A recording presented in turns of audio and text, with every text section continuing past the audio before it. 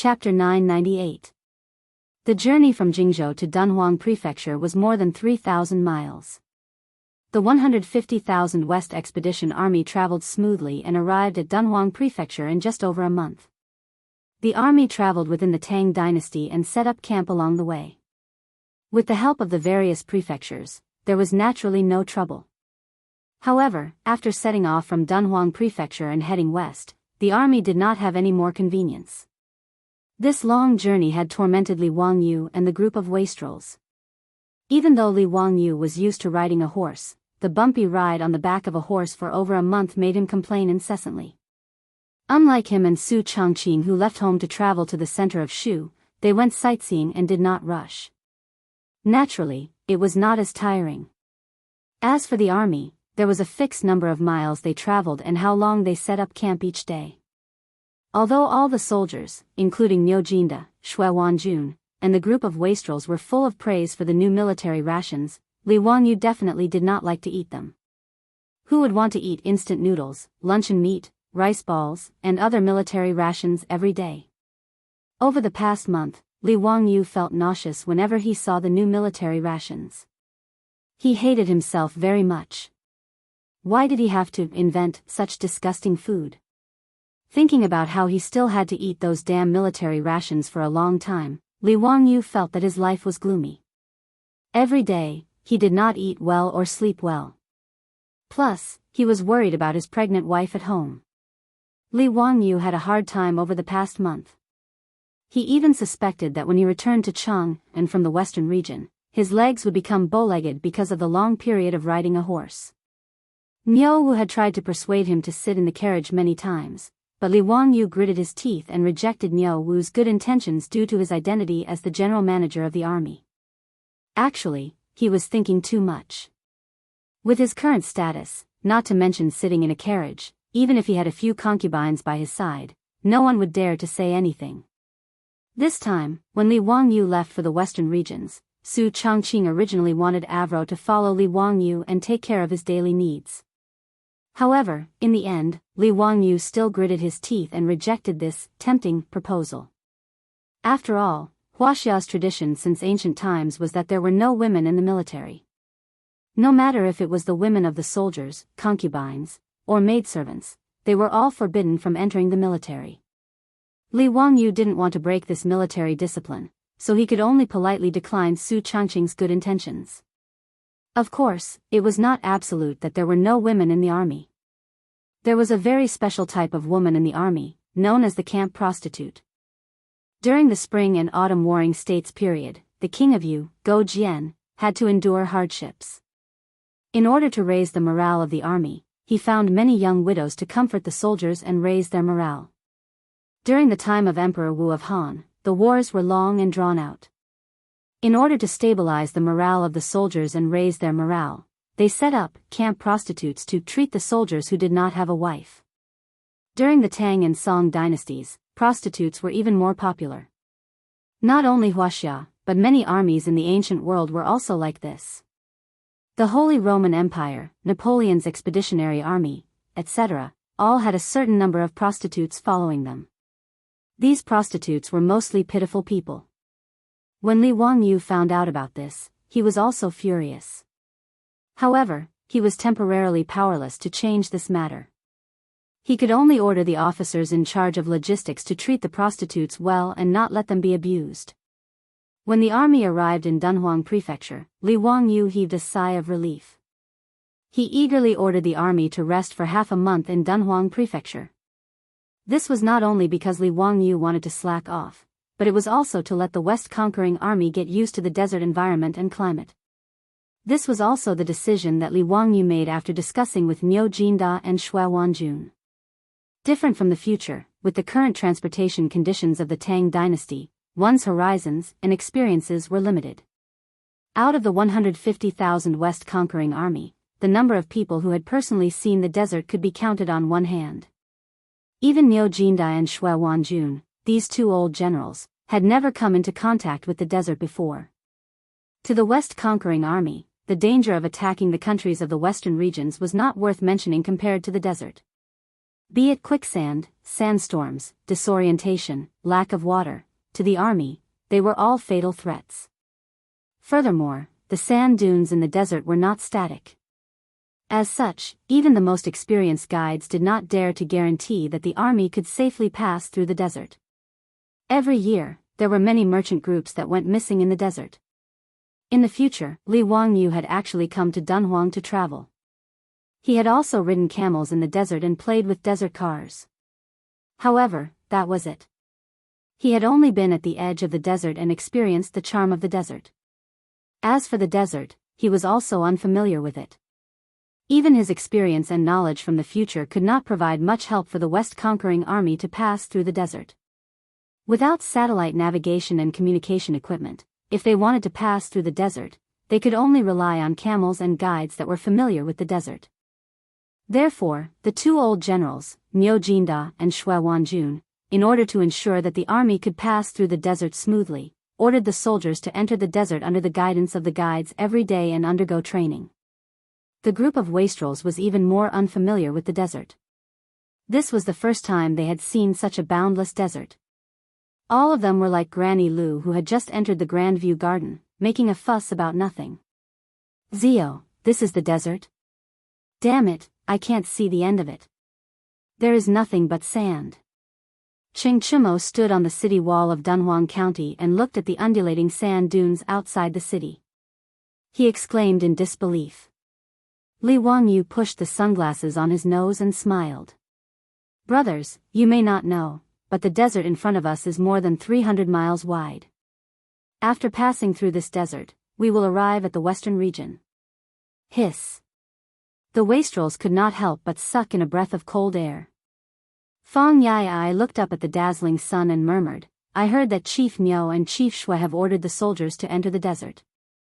They leave early and return late, so they can only travel 10 to 20 miles a day. Doesn't that mean that it will take at least half a month for the army to pass through the desert? There is not even a tree to be seen in the desert. If we walk 300 miles in the desert, won't we die from the sun?" Cheng Chumo and the others nodded silently. When they looked at the desert in front of them again, they felt a little annoyed. The iron armor on their bodies was hot to the touch after being exposed to the sun for a while. Furthermore, the climate in Dunhuang County was dry, so the amount of water they drank every day was much more than usual. However, once the army entered the desert, they would be short of water and could only rely on the camel caravans to maintain their lives. Just thinking about it made these wastrels who had not suffered much feel uncomfortable. When Li Wangyu heard the complaints of the wastrels, he suddenly remembered something. Chapter 999. Just as Fang Yai had complained, the hot weather of the desert and the intense sunlight was a big problem, but it was not hard to solve. First was the glaring sunlight. Although Li Wangyu had invented glass, with the low efficiency of handmade glass, he did not have the ability to give sunglasses to the 150,000 Western expedition soldiers. However, this was not difficult. He only needed to prepare black gauze and let the soldiers cover their eyes with a thin layer of gauze to effectively block the sunlight. As for the problem of sunscreen, he could only learn from the Arabs. Using white linen to make headscarves not only blocked the sun, but also the wind and sand. Li Wangyu noted down these two matters and prepared to look for Niu Jinda and Shui Wanjun, the two old generals, to prepare the black veils and headscarves for the soldiers. This would more or less solve some of the problems. However, the most important thing was the problem of the water that the army needed to enter the desert. Li Wangyu could not do anything about this. Other than letting the camel caravans bring more water, Li Wangyu could not do anything else to make water appear out of thin air. As a result, a very important problem became apparent. The number of camels that were prepared for the army was far from enough. In order to cooperate with the Western Expedition Army, Dunhuang Prefecture had already prepared 20 to 30,000 camels under the orders of Pai Lupi, as well as hundreds of experienced guides. One camel could carry 3 stones of goods. For the army to march for a day, they needed 1,000 camels to supply the supplies.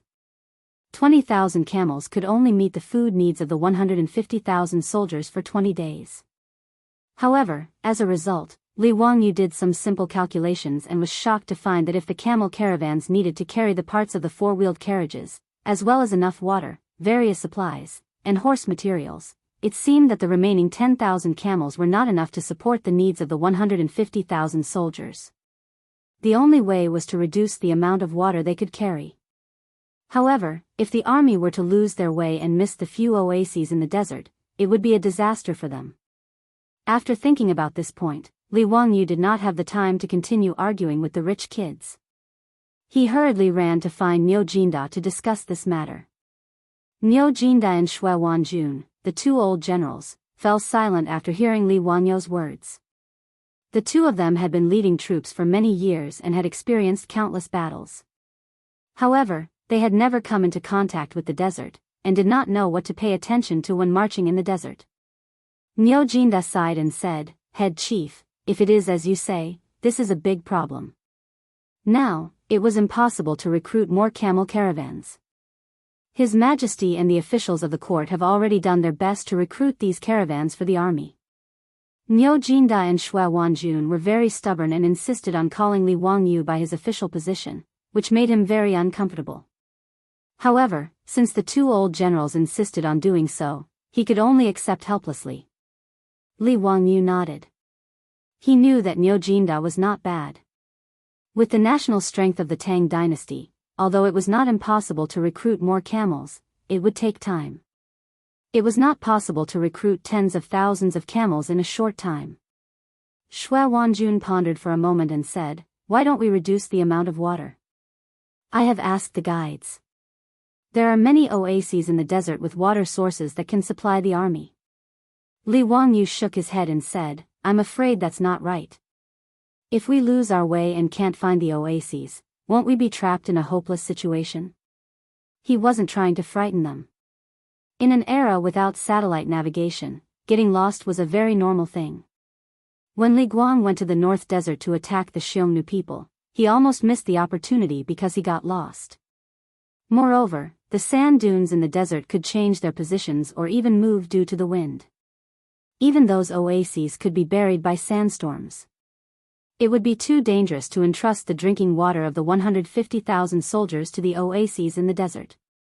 Moreover, even if the oases in the desert had water sources, the scale of the water source was limited. It would be very difficult to supply 150,000 people with drinking water. Shui Wanjun and Niu Jinda looked at each other and nodded silently. They knew that Li Wangyu was right. The three of them were silent for a while. Li Wangyu made up his mind and said, "Uncle Niu, Chief Manager Shui, it seems like we can only split up. Chief Manager Shui will lead 20,000 vanguard troops and 10,000 supply troops. I will lead 30,000 troops and another 20,000 supply troops. The remaining 30,000 troops and the supply troops will stay in Dunhuang County. After we cross the desert, the camel caravan will return. Uncle Niu will lead the rest of the army to cross the desert." The 150,000 Western Expedition Army only had 80,000 actual combat soldiers. The other 70,000 were supply troops, medical soldiers, and craftsmen in charge of logistics. He and Shui Wanjun only led 80,000 troops. The camel caravan would be enough to supply the army and there would not be any problems. Niu Jinda nodded and then shook his head. Chief Manager's suggestion of splitting up makes sense. I also agree. However, Chief Manager, please stay in Dunhuang County and lead the rear army. Chief Manager, please be at ease. With Chief Manager Shui and me, there will not be any problems. Li Wangyu had to admit that Niu Jinda's suggestion was too tempting. If they could stay in Dunhuang County, it would naturally be better than going to the desert to eat sand. However, temptation was just temptation. Li Wangyu could only grit his teeth and reject Niu Jinda's good intentions. As the chief manager of the Western Expedition Army, if he stayed in Dunhuang County and did not advance, it would be too embarrassing. Li Wangyu shook his head and smiled. Uncle Niu, let me lead the army. With the strength of the Western region countries, by the time I cross the desert, Chief Manager Shui might have already flattened Gaochang. When Niu Jinda heard him say that, he felt that it made sense. Whether it was Li Wangyu, Niu Jinda, or Shui Wanjun, the Western region expedition was more like an armed march. With the strength of the Tang army, flattening the western region was not difficult. Li Wangyu would not be so foolish to think that he could return to Chang'an after taking down Gaochang. Attacking Gaochang was just an excuse for the Tang dynasty to conquer the western region. After Gaochang was conquered by the Tang army, the army would definitely go around conquering Yutian, Chutsi, Wusan, and the other countries until they established the Anxi Protectorate. As for the excuse of conquering the western region countries, it was not a big deal. Just like the story of the big bad wolf and the little white rabbit, I told you not to wear a hat, was also a good excuse. In short, the weak were prey to the strong. Li Wangyu did not feel that there was anything wrong with using such a preposterous excuse to destroy the western region countries. After all, from a certain point of view, bringing the western region under the rule of the Tang dynasty was not necessarily a bad thing for the people of the western region countries. Furthermore, Li Wangyu was not a saint, so he did not have any psychological burden. He only wanted the army to quickly pass through the Teng'er Desert and conquer Gaochang. With Gaochang as the center, he would take down a large enough piece of land and establish a perfect supply line before returning to Chang'an. After the three of them finished their discussion, Niu Jinda and Xue Wanjun went to make preparations. A few days later, the Western Expedition Army that had rested enough started to move out toward the vast desert. Chapter 1000. Fang Yai shook the almost empty water sack in his hand and poured the last bit of water into his thirsty mouth. He then hung the water sack back on the camel's back while cursing. Motherf ****, the sun in this desert is really too poisonous. Zio, how long did the guide say it would take to reach the next oasis? Li Wangyu was also dispirited by the sun.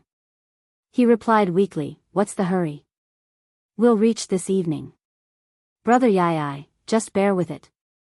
There's a fixed amount of water. That's right. We can't spoil this bastard. He's already drunk 2 sacks of water today.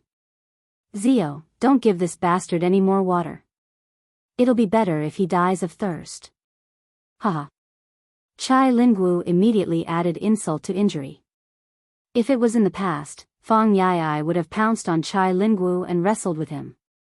However, at this moment, even someone as valiant as Fang Yai could only point his middle finger at Chai Lingwu to show his disdain. Li Wangyu looked back at the army that stretched for dozens of miles and then looked up at the scorching sun above his head. The weather in this desert was too hot. He and the group of wastrels were actually fine. After entering the desert, they had already changed their camels. However, the soldiers of the Tang dynasty could only dismount and walk. They pulled their beloved horses and trudged through the desert with great difficulty. There was nothing they could do about it. The feet of the horses were too small. Although they could barely walk in the desert, if they carried the soldiers on their backs, their stamina would be depleted too quickly.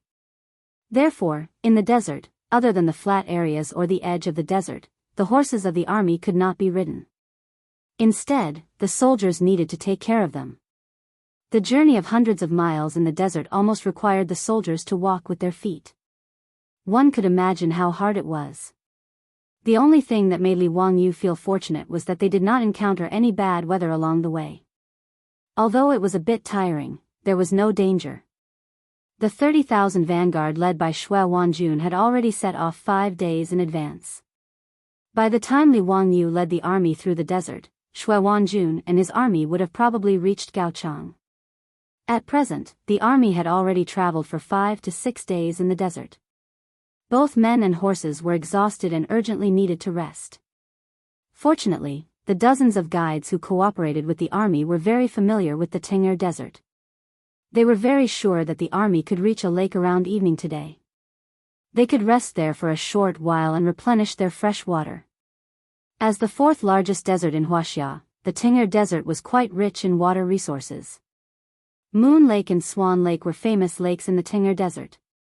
However, most of the lakes were grass lakes with no clear water. Only a small portion of the lakes had accumulated water, enough to supply the army with drinking water. Sure enough, the guides were very reliable. Before sunset, the army successfully arrived at an oasis in the desert. In the oasis, there was a small lake with an area of several hectares. However, the sight of it made the soldiers so excited that they were unable to control themselves. Some of the more impatient ones even took off their clothes and were about to jump into the lake.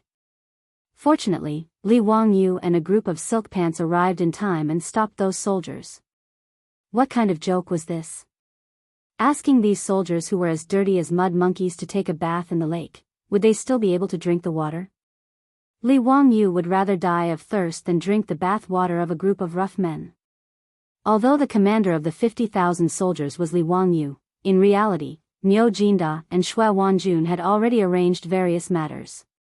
Whether it was marching or setting up camp, the generals would handle it. Li Wangyu did not need to worry about it. After the army set up camp around the lake, Li Wangyu's mood became much better. Around the lake was a rare desert meadow due to the existence of a water source. The area was quite large, about a few hectares. At this moment, the warhorses in the army were all released and allowed to move around in the meadow to look for food. Li Wangyu's heart ached for his horse, Sasha Luzi, so he asked Niu Wu to bring it over for him. He was prepared to take it for a walk. Lang Jun, why don't you rest? Leave Sasha Luzi to me, Niu Wu advised. No need.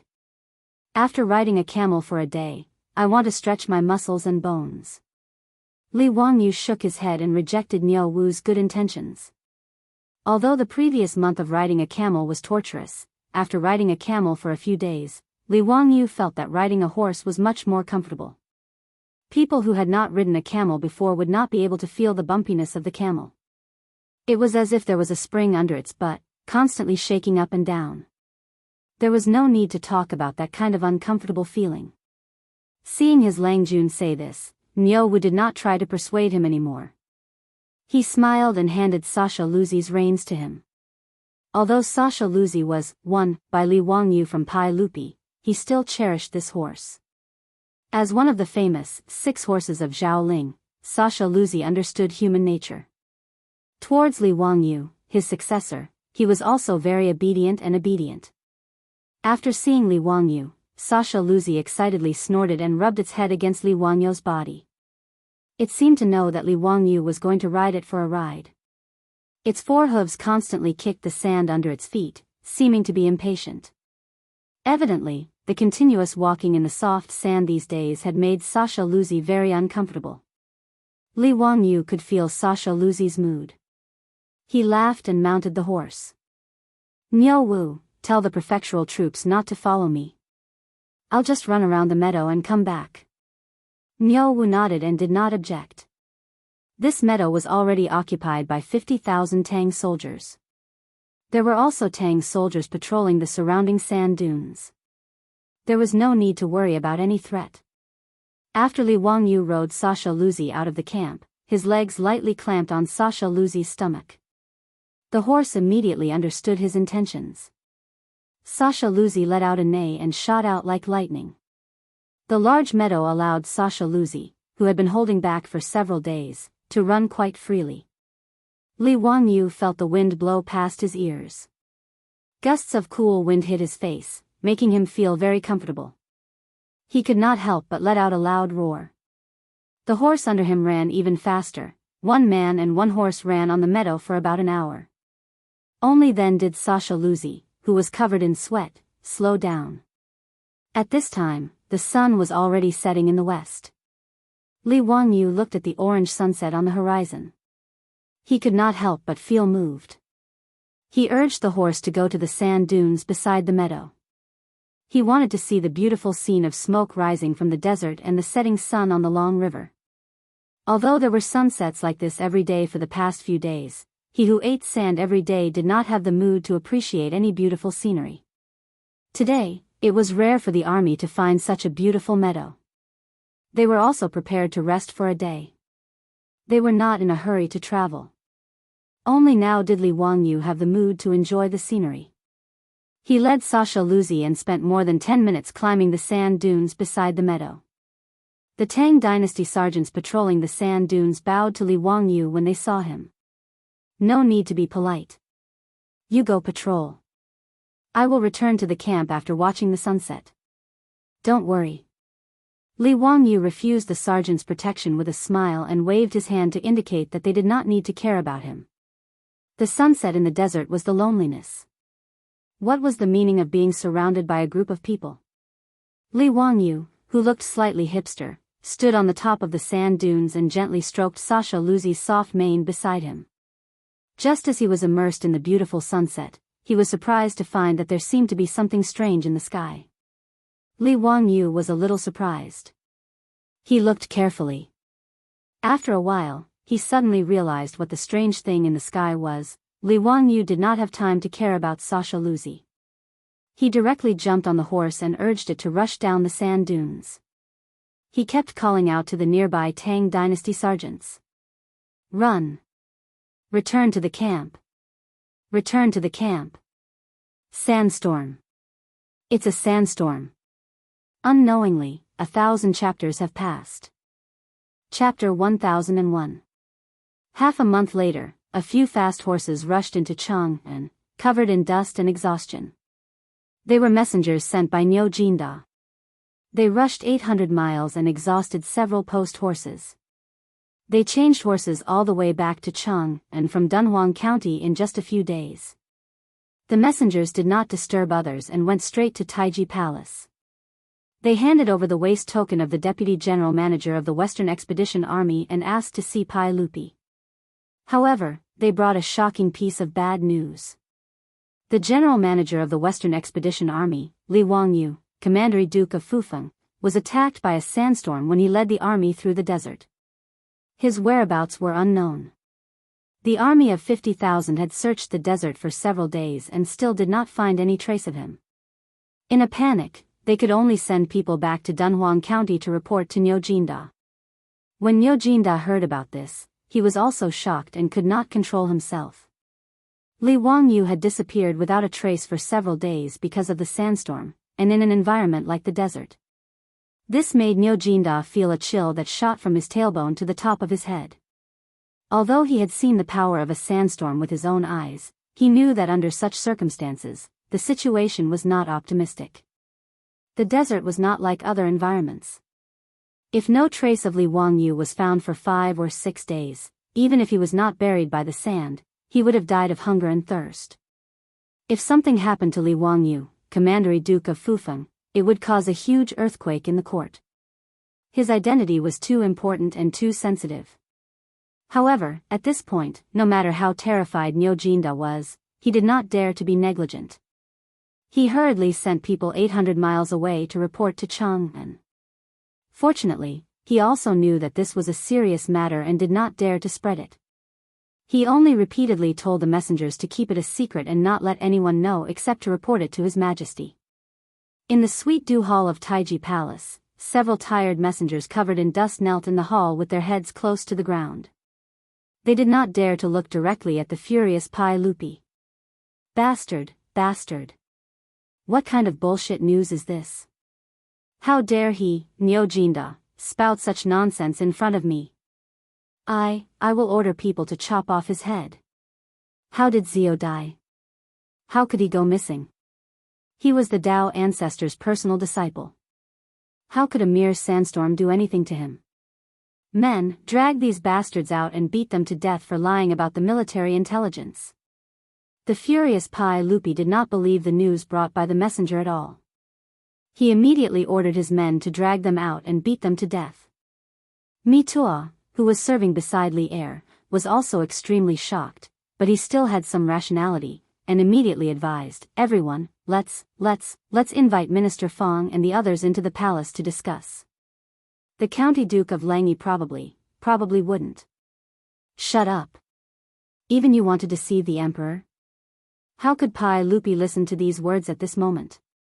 In a fit of rage, he reached out and slapped Mitua. Get out, all of you. Get out. I don't want to see you. Mitua covered his face and did not dare to say anything. He hurriedly ordered the palace maids and the trembling messengers to leave the Sweet Dew Hall. He hesitated for a moment, then stretched out his hand to summon a few eunuchs, asking them to immediately invite Fang Xianling, Zhang Sun Wuji, Gao Shilian, and the others into the palace. He also ordered people to arrange for the few messengers who were still in a state of panic to rest. If Li Wangyu really died in the desert, Jianghu city would really be in chaos. Looking at the palace maids hurriedly leaving, Tuo could not help but sigh. After Fang Xianling and the others entered the palace, they still did not know what had happened. After Tuo whispered what had happened, the three leaders of the imperial court all trembled. Tuo, is this true? How could this be possible? Zio had 50,000 soldiers to protect him.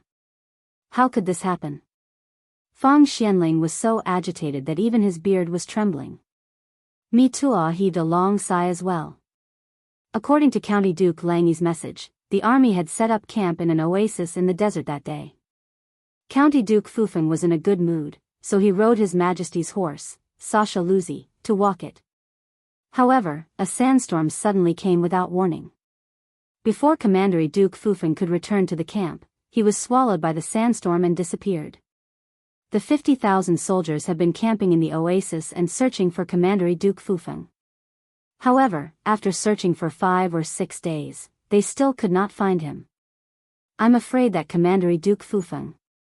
He did not finish his words, but everyone immediately understood what he meant. Everything pointed to disaster. Gao Shilian was also shocked. How could this happen? What is His Majesty's attitude now? Tuo smiled bitterly. His Majesty does not want to believe this and is furious. Just now, he almost ordered the messengers to be beaten to death. I took the initiative to invite the 3 ministers here so that you can comfort His Majesty. After all of you know the relationship between His Majesty and Commander Duke Fufeng. Sigh, 2 days ago, I heard His Majesty saying that when Commander Duke Fufeng wins and returns to the court, he will let him marry Princess Royal. Zhang Sun Wuji nodded. His Majesty and Zio have a deep relationship. This will be hard to accept.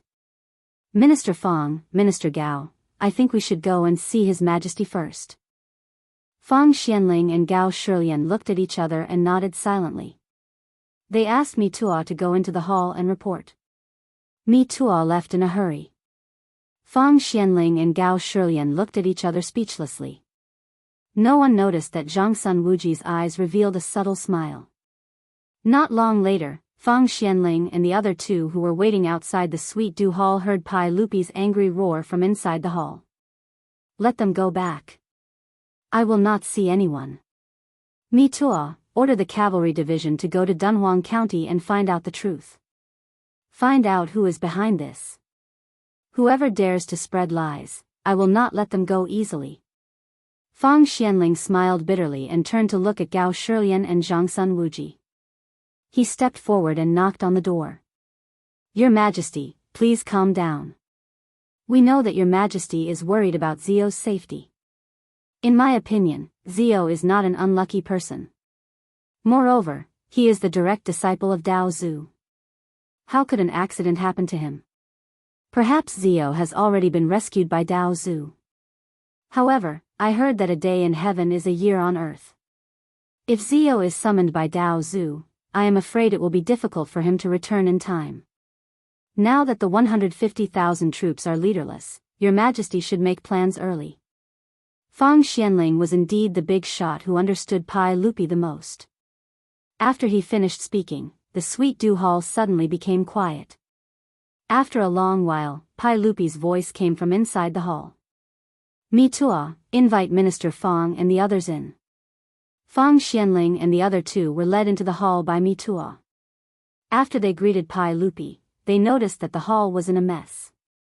Obviously, when Pai Lupi was angry, he vented his anger on the furnishings in the hall. Fang Xianling pretended not to see this and bowed to Pai Lupi. Your Majesty, please take care of your body. Zio should be fine. Yuan Tiangang is good at reading faces. He is also familiar with Zio. Your Majesty, why don't you summon Yuan Tiangang and ask him about Zio's situation? Pai Lupi was overjoyed. Minister Fang is right. How could I forget about Yuan Tiangang? Tuo, immediately summon Yuan Tiangang into the palace. Tuo did not dare to delay. He ran out of the Sweet Dew Hall and asked the servants to pass on the order. I need 30 chapters of water to cross the desert and 300 chapters of water to conquer the west. Wahahaha, you are dumbfounded. how can I let you guess my thoughts? Chapter 1002. After the heavenly grand ritual, Yuan Tiangang was left by Pai Lupi in Chang and city and became Pai Lupi's think tank for consultation. Informed by the chamberlain that Pai Lupi summoned him, Yuan Tiangang didn't dare to delay and immediately went to Taiji Palace. When he heard that Li Wangyu was missing in the desert and his life was unknown, he was also shocked. Yuan Tiangang, tell me, how is Zio's life? Pai Lupi couldn't wait to ask. Fang Xianling, who was beside him, secretly winked at Yuan Tiangang when Pai Lupi didn't notice, indicating that he should say something nice and not let Pai Lupi worry too much. Fang Xuanling's previous words were just to comfort Pai Lupi. In Fang Xuanling's opinion, she also felt that Li Wangyu's life was unpredictable. Yuan Tiangang hesitated for a moment and replied, Your Majesty, I have indeed seen Commander Duke Fufeng's face. Judging from his face, Commander Duke Fufeng is a man of great fortune, and he doesn't look like he will die young. I'm absolutely sure about this. Pai Lupi was overjoyed. Yuan Tiangang, you mean that Zio is fine? Well, Yuan Tiangang couldn't guarantee Pai Lupi. Although he was good at reading faces, he was only a man, not a god. He didn't dare to say anything about Li Wangyu's current situation. Your Majesty, I dare not say anything about Commander Duke Fufeng's current situation. But in my opinion, Commander Duke Fufeng should be a good man, and he should be fine. Yuan Tiangang could only answer ambiguously. However, Li Er believed his words and nodded. That's right. I also think that Zio should be fine. This scoundrel brat might be the same as last time, using an excuse to slack off. Me Tua, you personally lead the cavalry department to Dunhuang Commandery and find out for me. If that scoundrel Ziyu is really slacking off and finds an excuse to run away again, then capture him and bring him back for us. If you can't find him this time, you don't have to go back to Cheng and city. Do you hear me? Me Tua groaned inwardly, but he could only obediently kneel down and accept the order. Fang Xianling looked at Mido sympathetically and said to Pai Lupi, Your Majesty, the most important thing now is how to deal with the Western Expedition Army. If Ziyu is not found in a short time, the 150,000 troops will be like a group of dragons without a leader. Your Majesty, please make a decision as soon as possible. Pai Lupi frowned slightly and hesitated. Pai Lupi couldn't help but mutter to himself after the Western Punitive Expedition Army had lost 2 grand managers in succession. Could it be that this expedition to the west was really inauspicious? Ho Junji had been inexplicably burned to death by Luo Yi's son, and not even his bones remained. His most trusted nephew, Li Wangyu, had also encountered a sandstorm.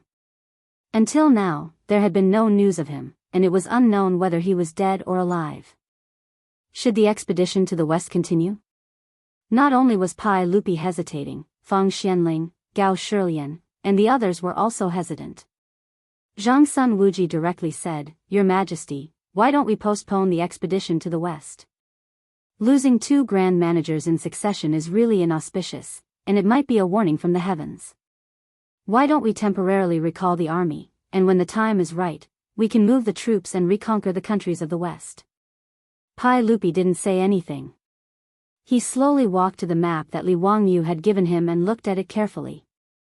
This map had always been hung in the Sweet Dew Hall, and Pai Lupi would look at it for a long time every day to construct his Tang dynasty map in his heart.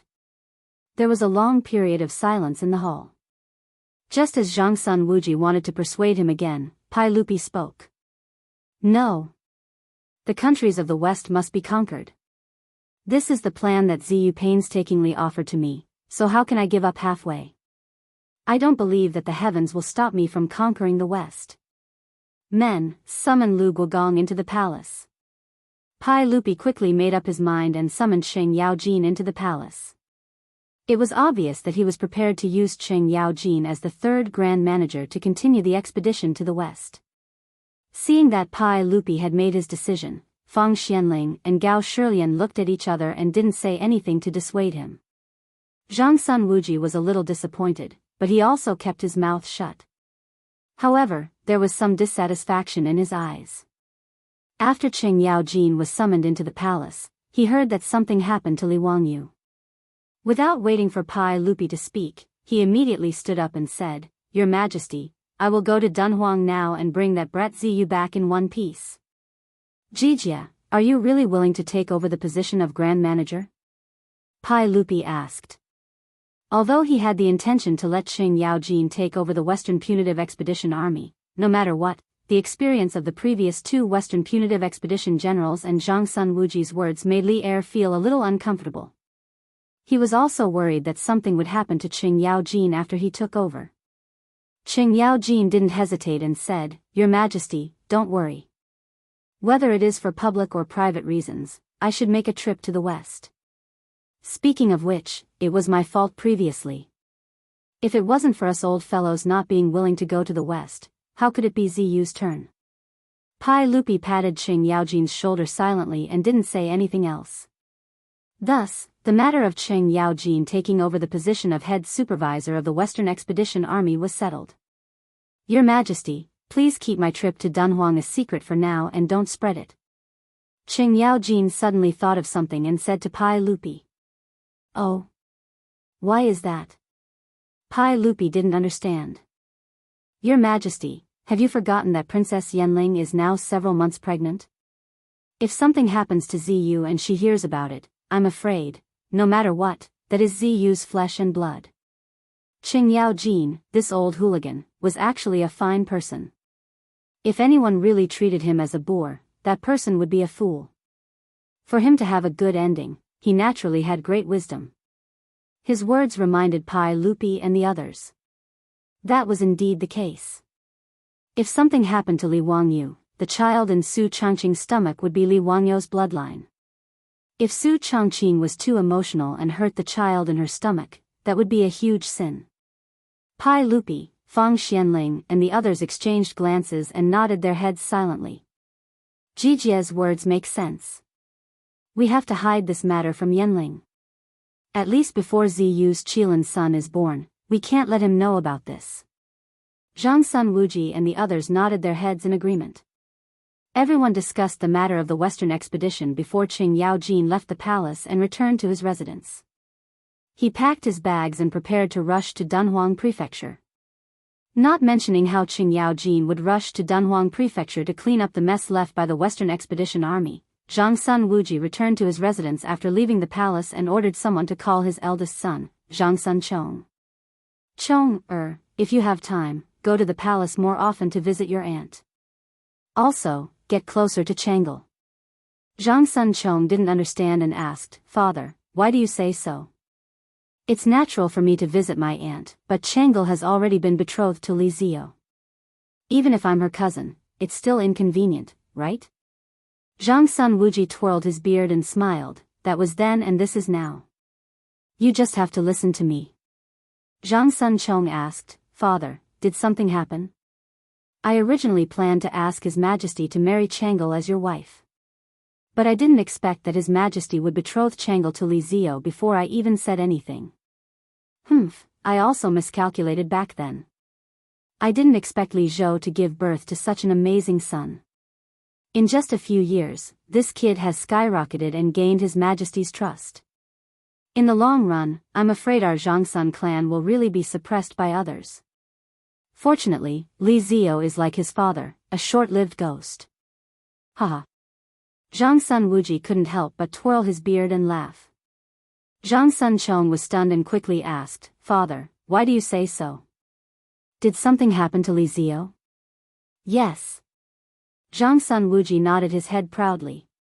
Obviously, he had already treated Li Wangyu as a dead man. Chapter 1003. Zhang Sun Wuji had always been a person with strong ambitions. However, he also understood that he did not have the ability to shake Li Tang's empire. Therefore, Zhang Sun Wuji had always been very careful in hiding his intentions in front of Pai Lupi. Pai Lupi indeed regarded Zhang Sun Wuji highly. Zhang Sun Wuji was ranked first among the 24 meritorious officials of the Lingyan Pavilion.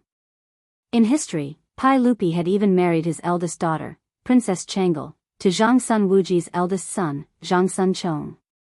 His favoritism towards Zhang Sun Wuji had already reached the extreme. However, it was clear that Zhang Wuji was not satisfied with being a powerful relative.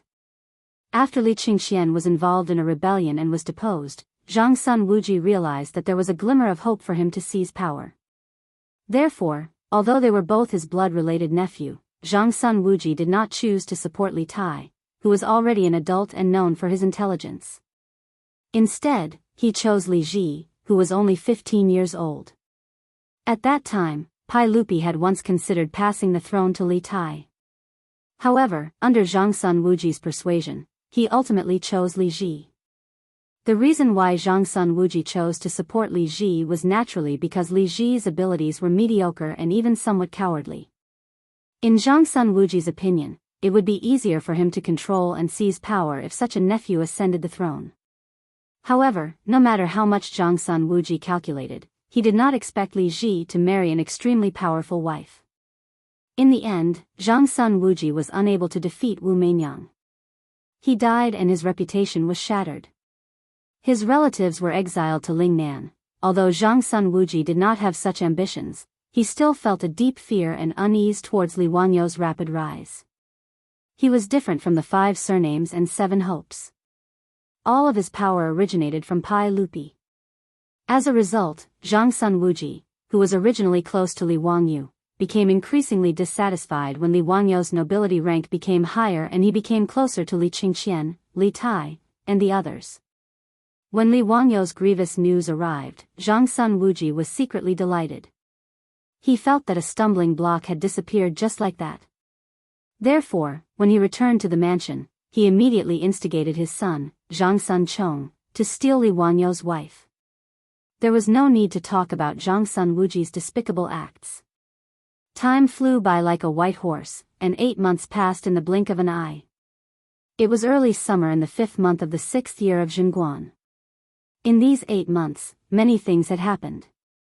After Qing Yaojin rushed to Dunhuang County to take over the Western Expedition Army, he immediately led the rear army into the desert to meet up with the 50,000 soldiers who were still in the desert oasis searching for Li Wangyou. Together with the hundreds of elite cavalry led by Mito, the 120,000 soldiers searched the desert for dozens of days. They almost razed the surrounding sand dunes to the ground, but they still couldn't find any trace of Li Wangyou. Helplessly, Qing Yaojin could only leave behind 10,000 soldiers to meet Tuo while he led the army to the west. With the demon king Qing Yaojin taking action, in addition to the Tang army's valiant fighting strength, there was naturally no suspense in the west expedition. When the Tang army appeared outside of Gaochang city, just like in history, the Gaochang king was scared to death, and his successor directly opened the city gates and surrendered. After the Tang army took down Gaochang city without bloodshed, they used Gaochang as the center and sent Niu Jinda and Shui Wanjun to attack everywhere. They continuously took down Xiuzi and other countries, and a large piece of land in the west region was included in the Tang dynasty's territory. However, the victory of the west expedition did not make Pai Lupi feel excited or happy. There was still no news of Li Wangyou.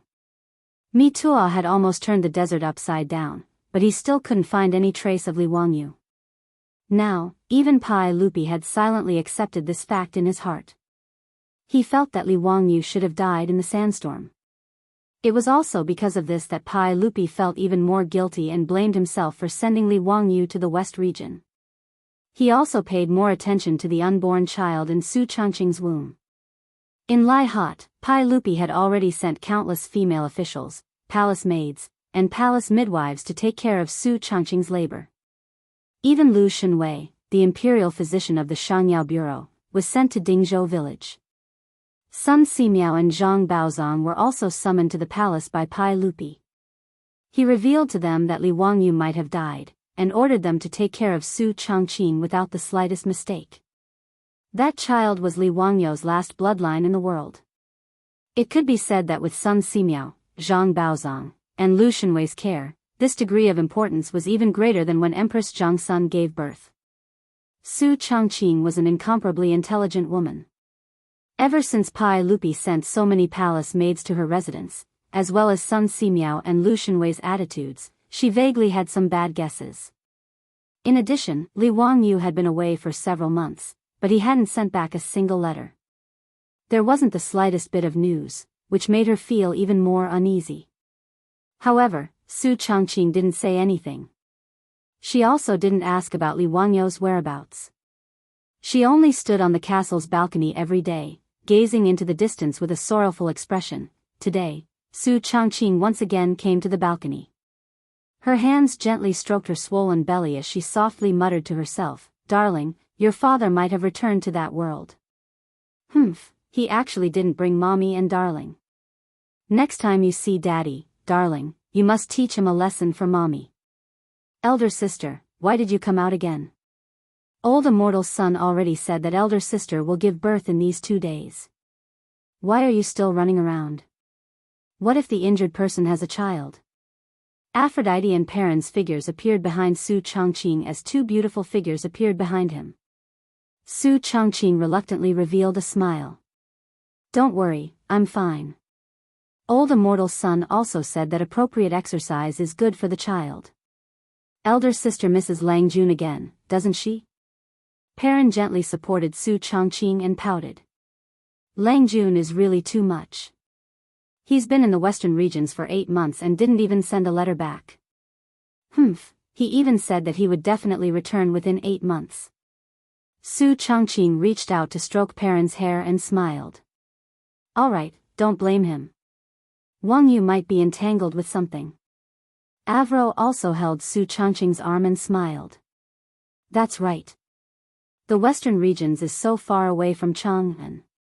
It took me an entire year to come to Chang'an with the caravan. Perrin, don't blame Lang Jun. Humph, both of you are speaking up for Lang Jun. I can't argue with you. Perrin smiled and stuck out her tongue. Elder sister, let's go back. Su Changqing nodded and looked up at the western regions again. Just as she was about to turn and leave, she suddenly clutched her belly and let out a soft cry. Avro and Perrin were startled. Elder sister, what's wrong? But the child kicked you again. A few drops of sweat rolled down Su Changqing's pretty face. She slowly shook her head. The amniotic fluid seems to have broken. Maybe the child is about to be born. These words shocked the 2 girls. After a long while, they let out a cry of surprise and hurriedly called for the palace maids. They carefully helped Su Changqing back to her room and ordered someone to immediately invite Sun Simiao and the others over. Sun Simiao and the others hurried over. After a round of diagnosis, the midwife in the palace also checked Su Changqing's body. Quick, immediately report to the palace that Princess Yanling is about to give birth. The news was immediately sent back to Taiji Palace. Pai Lupi and Empress Jiangsuan's imperial carriage, under the protection of a large group of imperial guards, quickly brought Chang'e, Li Qingxian, Li Tai, and the others to Dingzhou village Lai Hot. Is it a boy or a girl? Chapter 1004. The news that Su Changqing was about to give birth to a child soon spread throughout half of Chang'an. Including Yu Shinan, Gao Shilian, and Fang Xianling, who were all Li Wangyou's close elders, Ma Zhou, Yan Liben, these Li Wangyou's disciples, as well as Yuqi Jingda, these dukes and big shots who had always been on good terms with Li Wangyu. They also quickly set out, spurring their horses to follow behind Li Er's imperial carriages, rushing towards Dingzhou village. Li Wangyou's possible end, death, could be hidden from the people in Lai Hot, but it could not be hidden from the officials and generals in the court. Almost everyone knew that the child who was about to be born today might be Li Wangyou's posthumous child and would inherit Li Wangyou's title in the future. When Pai Lupi and Empress Jiangsun led everyone to Lai Hot, Su Changqing had already been sent to the delivery room by the midwives. The palace maids kept sending towels, hot water, and other utensils into the delivery room. The old butler Li Hang and Miao Yong were anxiously pacing back and forth outside. Seeing Pai Lupi and the others appear, Li Hang and Miao Yong were about to go forward and greet Pai Lupi, but Pai Lupi waved his hand and said, "Don't be so formal." Li Hang, how is Yanling now? Your Majesty, Old Immortal's son and Lu Fengyu have already diagnosed that the wife's body is fine and should be able to give birth smoothly. The midwives in the palace are assisting the wife. In the Tang mansions, the mistress and the young lady were all called wife by the servants. This form of address made Li Wangyu feel like he was being taken advantage of, Empress Zhongsun immediately said, "I'll go and see Changqing." Changle also pulled her mother's sleeve and said, "Mother, I also want to see sister." When Changle first met Li Wangyu, she was only a 7 or 8-year-old little girl. Now, 5 or 6 years had passed, and the little girl had grown into a young and beautiful girl. Li Wangyu traveled to the Tang dynasty and had a good appearance. He was very handsome and was not inferior to those young men in the later world. In addition, he shamelessly copied a lot of works, which made him even more charming. Even if Li Wangyu was not the Duke of Fufeng, he could still be called the national idol in the Tang dynasty and was the dream lover of countless girls. Changle was at the age of love. How could she not be attracted to Li Wangyu? As a result, her feelings for Li Wangyu had long changed from respect and worship to love and longing. She also avoided seeing Li Wangyu, her teacher, and Changle side. To Li wife's to be a wife. The little girl became shy and avoided to be a teacher. But in Changle's heart, she had already regarded Li Wangyu as her future husband. Back then, Li Wangyu had refused the marriage and even went as far as to be punished by Li Er. He had gone to Huayin County to become the county magistrate. This had made Changle depressed for a long time. She often hid in the palace and cried secretly. This was also the reason why Pai Lupi was so angry with Li Wangyu. His precious little cotton-padded jacket was actually crying because of this bastard Li Wangyu. He really deserved to die. Pai Lupi was an emperor, but first of all, he was a father. His good cabbage was despised by a pig. It was really annoying. Fortunately, in order to marry Su Changqing, Li Wangyu finally agreed to marry Changle, which satisfied Pai Lupi a lot. Changle was looking forward to Li Wangyu's grand wedding and joining the Lai Hot after he returned victorious from the western regions. Therefore, Changle had already changed her way of addressing Su Changqing as sister. She had already regarded herself as a member of the Lai Hot. But who would have thought that the heavens didn't fulfill people's wishes? Li Wangyu actually died in the desert. This made Pai Lupi feel sad. He also felt that he couldn't face his eldest daughter. Pai Lupi and Empress Zhongsun still didn't know about Li Wangyu's accident from Changle. They didn't know how to tell her this cruel truth. Changle's words made Empress Zhongsun hesitate for a moment. But she still nodded and agreed. She took her daughter's hand and went to the delivery room. In the delivery room, Su Changqing had already turned pale because of the prenatal pain. Her forehead was full of bean-sized sweat. Her long hair was wet and scattered on her forehead. Seeing her like this, Changle hurriedly went up. She carefully took the warm towel from Perrin's hand and carefully wiped Su Changqing. "Sister, is it hard to give birth?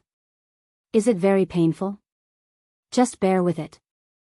I heard from my mother that it will be fine after the baby is born." Su Changqing reluctantly gave Changle a smile. "Changle, I'm fine." Changle slightly twisted the corner of her clothes. But Changle is a little afraid of pain. Will Changle be like this in the future? Without waiting for others to speak, Changle seemed to have made up her mind. But if it's for my husband, Changle is not afraid of pain. Her words made Su Changqing and Empress Zhongsun's faces turn dark at the same time. Neither of them spoke, nor were they in the mood to make fun of the little girl. Empress Zhongsun hesitated for a moment. After comforting Su Changqing with a few words, she took Changle out of the delivery room. Her eldest daughter was still looking forward to the future. As a mother, she felt more and more uncomfortable and didn't know what to do. Empress Zhongsun couldn't help thinking of what her brother said to her in the palace these days. Perhaps, for Changle's good, it was time to arrange a new marriage for her. Zhongsun Chong, as her nephew, seemed to be a good choice. While Empress Zhongsun was thinking absent-mindedly, Su Changqing's painful cry came from the delivery room, interrupting her thoughts. Pai Lupi and others also became nervous at this time. In the Tang dynasty, women giving birth was really like breaking through the gates of hell, and they couldn't be careless. Even Sun Simiao, just in case, had prepared an operating room in Lai Hot early. If Su Changqing had a difficult birth, they might have to do another caesarean section. Ma Zhou, Yan Liben, and other disciples, as well as Li Heng, Niu Yong, and others, were so nervous that they almost held their breaths. Fortunately, it didn't take long before a baby's loud cry came from the delivery room, which eased the tension of everyone a little.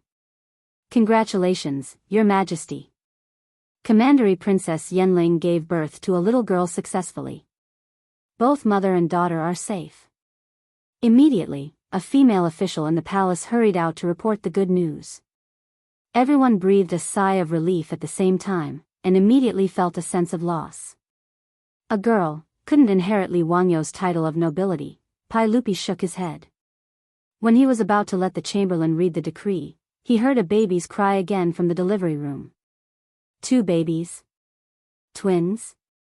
Immediately, a female official rushed out again. "Congratulations, Your Majesty. Commandery Princess Yanling gave birth to another Prince Xiaolang.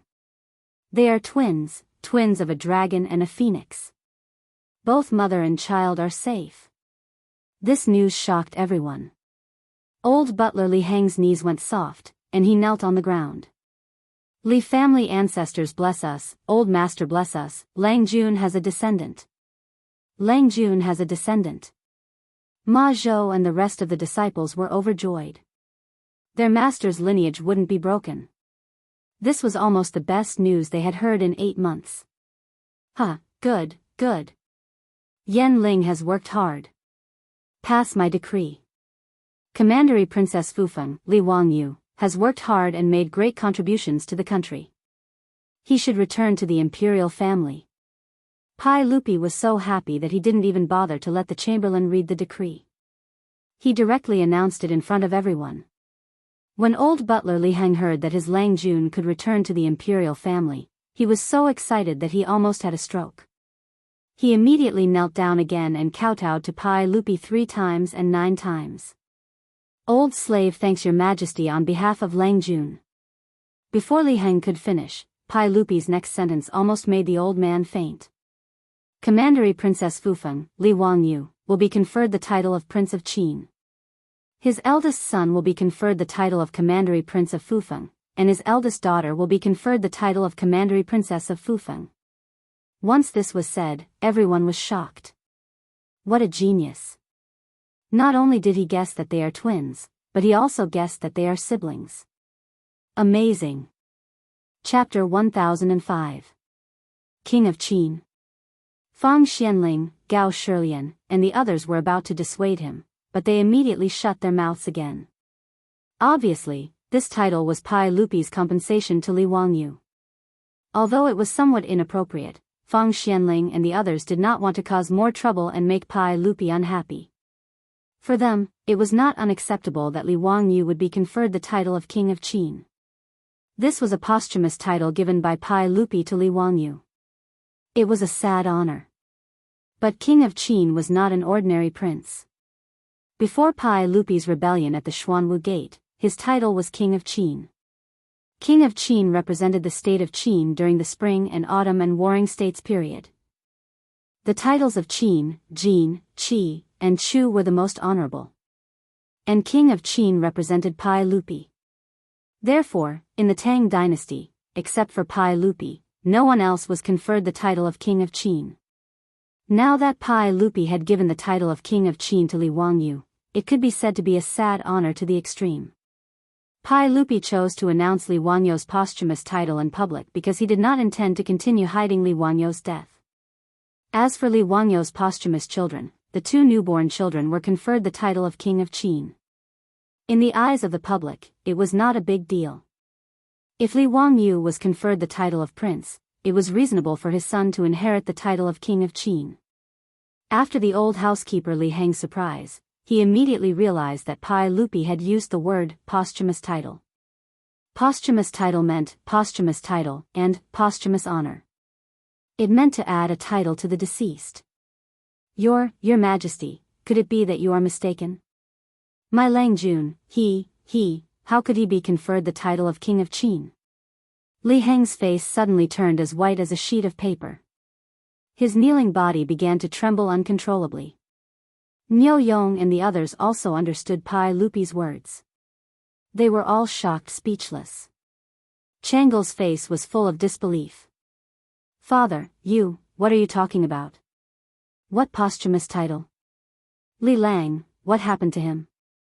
Empress Jiangsun sighed and reached out to hold her daughter. Changle, I'll explain it to you later. Mother, tell me clearly, what's going on? What's wrong with my husband? Changle was unwilling to listen to Empress Jiangsun. She pulled her and kept asking in a panic. Empress Jiangsun had no choice but to tell her daughter in a low voice about how Li Wangyu had encountered a sandstorm in the desert a few months ago. After hearing Empress Jiangsun's narration, Changle's body shook and she almost fainted. No, this is impossible. Mother, you must be lying to me. How did Li Lang die? It can't be.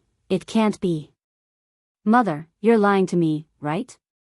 Empress Jiangsun knew that her daughter had long been deeply in love with Li Wangyu. It was hard for her to accept this cruel reality. She didn't argue with Changle and just pulled her into her arms.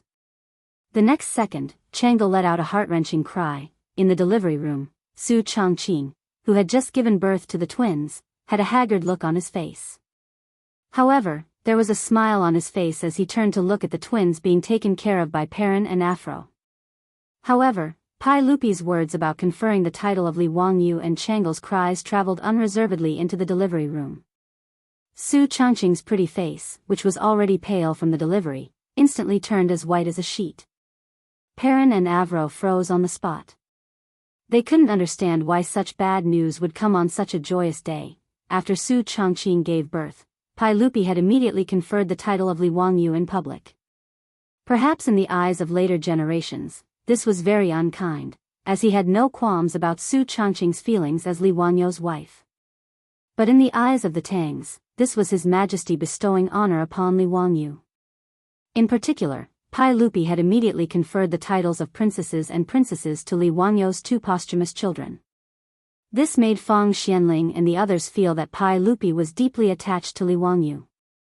However, Su Changqing's body had yet to recover from the pain of childbirth when she heard such bad news. Even though she was mentally prepared, she couldn't withstand the shock and directly fainted, causing Perrin and Avro to cry out in alarm. Fortunately, Sun Simiao and the others had been in the residence all this time and were well prepared. They immediately treated Su Changqing, allowing Su Changqing to slowly wake up again. After waking up again, Su Changqing showed the strong side of a strong woman. She stretched out her hand to summon Pei Lan and ordered, "Let Li Heng go and express his gratitude to His Majesty.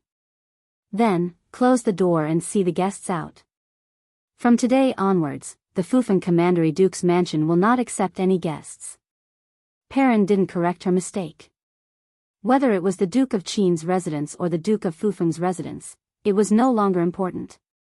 If Li Wangyu really wasn't around, what difference would it make to them? The Duke of Qin's residence also closed its doors from this day onwards. Apart from Ma Zhou and the others, Su Changqing refused to see anyone else. Su Changqing also handed over Lai Hat's businesses in Cheng and city to her female army to manage. She shut herself in and focused on raising her children. After the death of Li Wangyu, the Duke of Fufeng, who had been posthumously conferred the title of Duke of Qin, his posthumous children being conferred the titles of Duke of Fufeng and Princess of Fufeng naturally caused a great deal of discussion and uproar in Cheng and city. After confirming that Li Wangyu had died in the desert, the Wang clan of Taiyuan, the Jing clan of Xinjiang, and the other aristocratic families were just short of congratulating each other. These aristocratic families had suffered too many losses because of Li Wangyu. After Pai Lupi posthumously conferred the title of Duke on Li Wangyu, Zhang Sun Chong also ran to Taiji Palace more frequently. Since Li Wangyu had died, the marriage between Changle and Li Wangyu naturally came to an end. Zhang Sun Wuji had already prepared to formally propose marriage to Pai Lupi and his sister Empress Zhang Sun, hoping that Zhang Sun Chong would marry Changle. Pai Lupi and Empress Zhang Sun discussed in private and also felt that this marriage was not bad. In history, Changle married Zhang Sun Chong in the 7th year of Jingguan. However, Pai Lupi and Empress Zhang Sun did not expect that when they tactfully proposed this marriage to Changle, Changle vehemently opposed it. "Father, mother, what are you talking about? I am the princess consort of Qin. It was father who bestowed this marriage to Li Wangyu. How can you let me marry cousin? Changle, don't be ridiculous. Zio is no longer in this world. How can you marry him? No, I don't care. In this life, I am a member of the Duke of Qin's residence. In death, I am a ghost of the Duke of Qin's residence. Father, mother, please grant me my wish. I would rather die than marry someone else. Nonsense. How can you mess around with the important matter of marriage? Pai Lupi angrily slammed the table and reprimanded Changle while blowing his beard and glaring at her. Changle, who was always gentle and sweet, did not say a word. She directly knelt in front of Pai Lupi and Empress Zhongsun, but her expression was resolute. If father and mother insist on forcing me, then I would rather leave home and become a nun. Changle stubbornly straightened her neck. You. Pai Lupi was so angry that he was speechless for a long time. He stood up and flung his robe. Good, good. If you are so stubborn, then don't blame me for not taking into account our father-daughter relationship. Servants, take Changle back to the palace and guard her strictly. Don't let her take a step out of the palace. Empress Zhongsun saw that Pai Lupi was really angry and hurriedly mediated. Erlang, Changle is still young. Don't blame her. Alas, in fact, you can't blame Changle. Who would have thought that Zio would have such an unlucky life? Hearing Empress Zhongsun mention Li Wangyu, Pai Lupi could not help but feel his heart soften. He sighed deeply and sat back down. Changle, don't blame me for being cruel. I am doing this for your own good. If it were not for Zio. Alas, how could I dissuade you? You also know how much effort I and your mother put in to make that boy agree to marry you. Changle bowed down gracefully. Father, mother, please forgive me for being unfilial. Li Lang had also been ordered by his father to go on an expedition to the western regions. That was why he had fallen in the desert. Under such circumstances, if I marry someone else, where will Li Lang's reputation be? Where will the royal family's reputation be? Father and mother, please forgive your daughter's willfulness. I will not marry anyone except Li Lang in this life. I would rather keep chastity for Li Lang and never regret it. Father and mother, please grant my wish. Changle's words moved Pai Lupi and Empress Zhongsun a little. Hurry up. You say it's too fast. You want me to write a few chapters after giving birth. If I write slowly, you say I am too weak. I am too difficult. Why do you all ask where Li Wangyu went? Don't worry, it's definitely not a melodramatic plot like transmigrating back to the modern world or cultivating divine skills. However, some people have already guessed most of it. In addition, it is said that twins are unlucky in ancient times. That's just a rumor. Twin births of God and bear, auspicious and radiant, is a praise for twins. Emperor Xuanzong of the Tang dynasty, Li Longji's first wife, Wang clan, is a pair of dragon and phoenix twins. His brother, Wang Shi, also married Princess Qingyang. In Dream of the Red Chamber, there is also a drinking game, Daughters Are Happy, and their first child is a pair of twins. This shows that twins are definitely auspicious. Old Long will not make it up. In addition, names. What are the names of the twins? Useless naming. Chapter 1006. Pai Lupi wasn't a heartless person. He also felt guilty about Li Wangyu's death. That was why he conferred Li Wangyu the title of Prince of Qin and conferred the titles of Prince and Princess of Qin as compensation. Pai Lupi's heart softened when he heard his most beloved daughter cry like this. Among his many children, he loved Changle the most. Even as early as the 5th year of Zhengguan, after Li Wangyu agreed to marry Changle, he began to prepare a dowry for Changle. The scale was several times that of Pai Lupi's sister, Princess Yongjia. For this reason, Wei Zheng even wrote a memorial to ridicule Pai Lupi with the story of Emperor Ming of Han. However, Pai Lupi didn't care how Wei Zheng, the sheep nose, stomped his feet. He still did his own thing and prepared a large amount of dowry for Changle. It was also because he cared too much for Changle that he wanted to find another husband for Changle and find a new husband. Whether it was Pai Lupi or Empress Zhongsun, making such a choice was a normal decision for parents. However, Chang'el's resolute words made Pai Lupi reconsider Chang'el's opinion. As a mother, Empress Zhongsun naturally disagreed with Chang'el's words. Chang'el, do you want to be a widow for Zio for the rest of your life? Have no children and be alone for the rest of your life? No, I won't agree with you doing this. Mother, how can I have no children? Qin Wangfei just gave birth to a pair of dragon phoenix twins, aren't they my children? Nonsense. How can that be the same? After Pai Lupi calmed down, it was Empress Jiangsuan's turn to be anxious. She glared at Chang'el. I won't agree with you doing this. Maid Guanyin, I think Chang'el's words are reasonable. Sigh, now that Zio just passed away, it's really inappropriate for us to rush Chang'el to remarry. Pai Lupi pondered and persuaded Empress Zhongsun, if Chang'el is willing to remarry, then let her. Erlang. How can this be? Empress Jiangsuan's face suddenly became quite ugly. She never would have thought that her husband would actually allow their daughter to jump into the fire pit. Maid Guanyin, don't be impatient. Let me finish. Pai Lupi indicated for Empress Zhongsun to calm down. Chang'el, if you want to marry into the Duke of Qin's mansion, that's not impossible. However, you have to wait for 3 years. 3 years later, I will let Yan Ling come forward and represent the Duke of Qin's manor in our separation. At that time, your father and mother will choose a good man for you. Are you willing? Pai Lupi's idea was also very simple. Just as Chang'el had said, Li Wangyo's body had not yet turned cold, and he had broken off the engagement. What he had done was indeed a disgrace to the royal family. In this case, it was better to let Chang'el marry into the Lai Hot. After 3 years, Chang'el would be remarried to another man. In this way, he would be able to preserve the reputation of Li Wangyu and the imperial family, and would not delay his daughter's life. In any case, the emperor's daughter did not have to worry about marriage.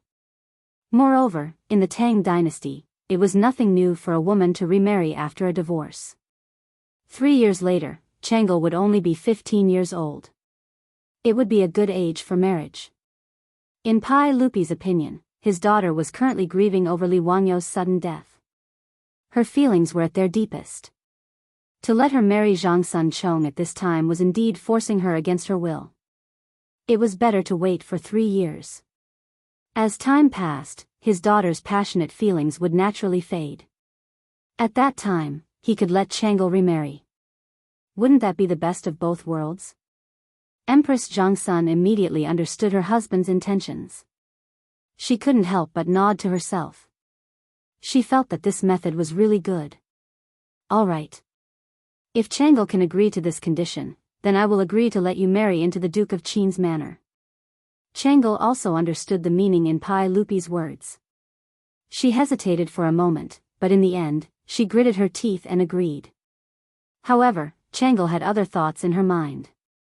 In her opinion, as long as she married into Lai Hot, whether or not she would divorce 3 years later was uncertain. Pai Lupi, Chang'el, and Chang'el each harbored their own thoughts. Just like this, the marriage was decided. When Su Chongqing learned of this matter, he didn't know whether to laugh or cry. Her husband, Li Wangyu, had perished in the desert. While the entire family was in mourning, Pai Lupi actually wanted Chang'el to marry into the Duke of Qin's manor and have her take her husband's place. What was this? A ghost marriage? To Su Chongqing, this matter was incomparably absurd.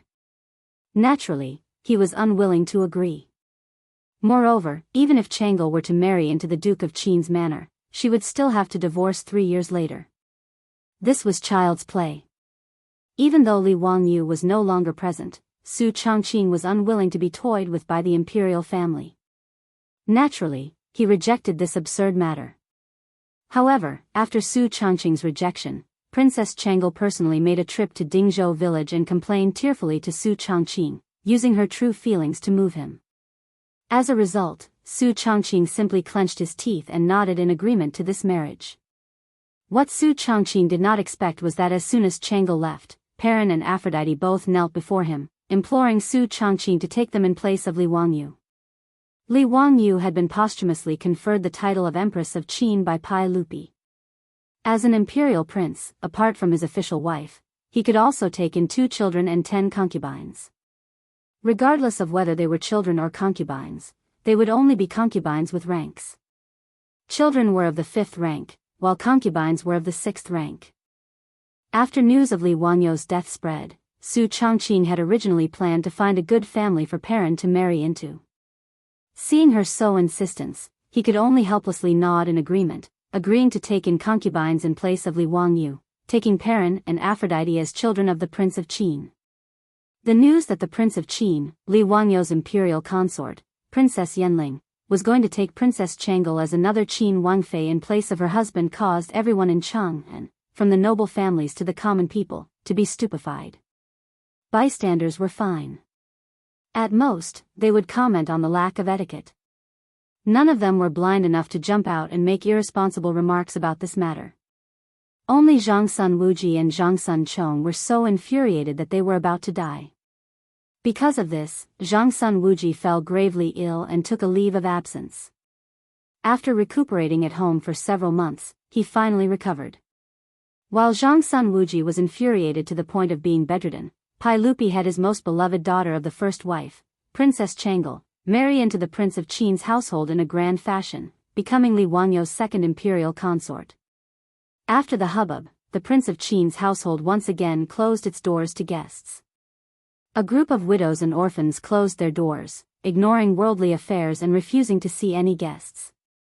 However, not long after, Li Wangyu's foreign disciple, the Prince of Persia, Balusi, came to bid farewell to his master's wife, Su Chongqing. He had studied abroad in the Tang dynasty for several years. Originally, he had no intention of returning to Persia.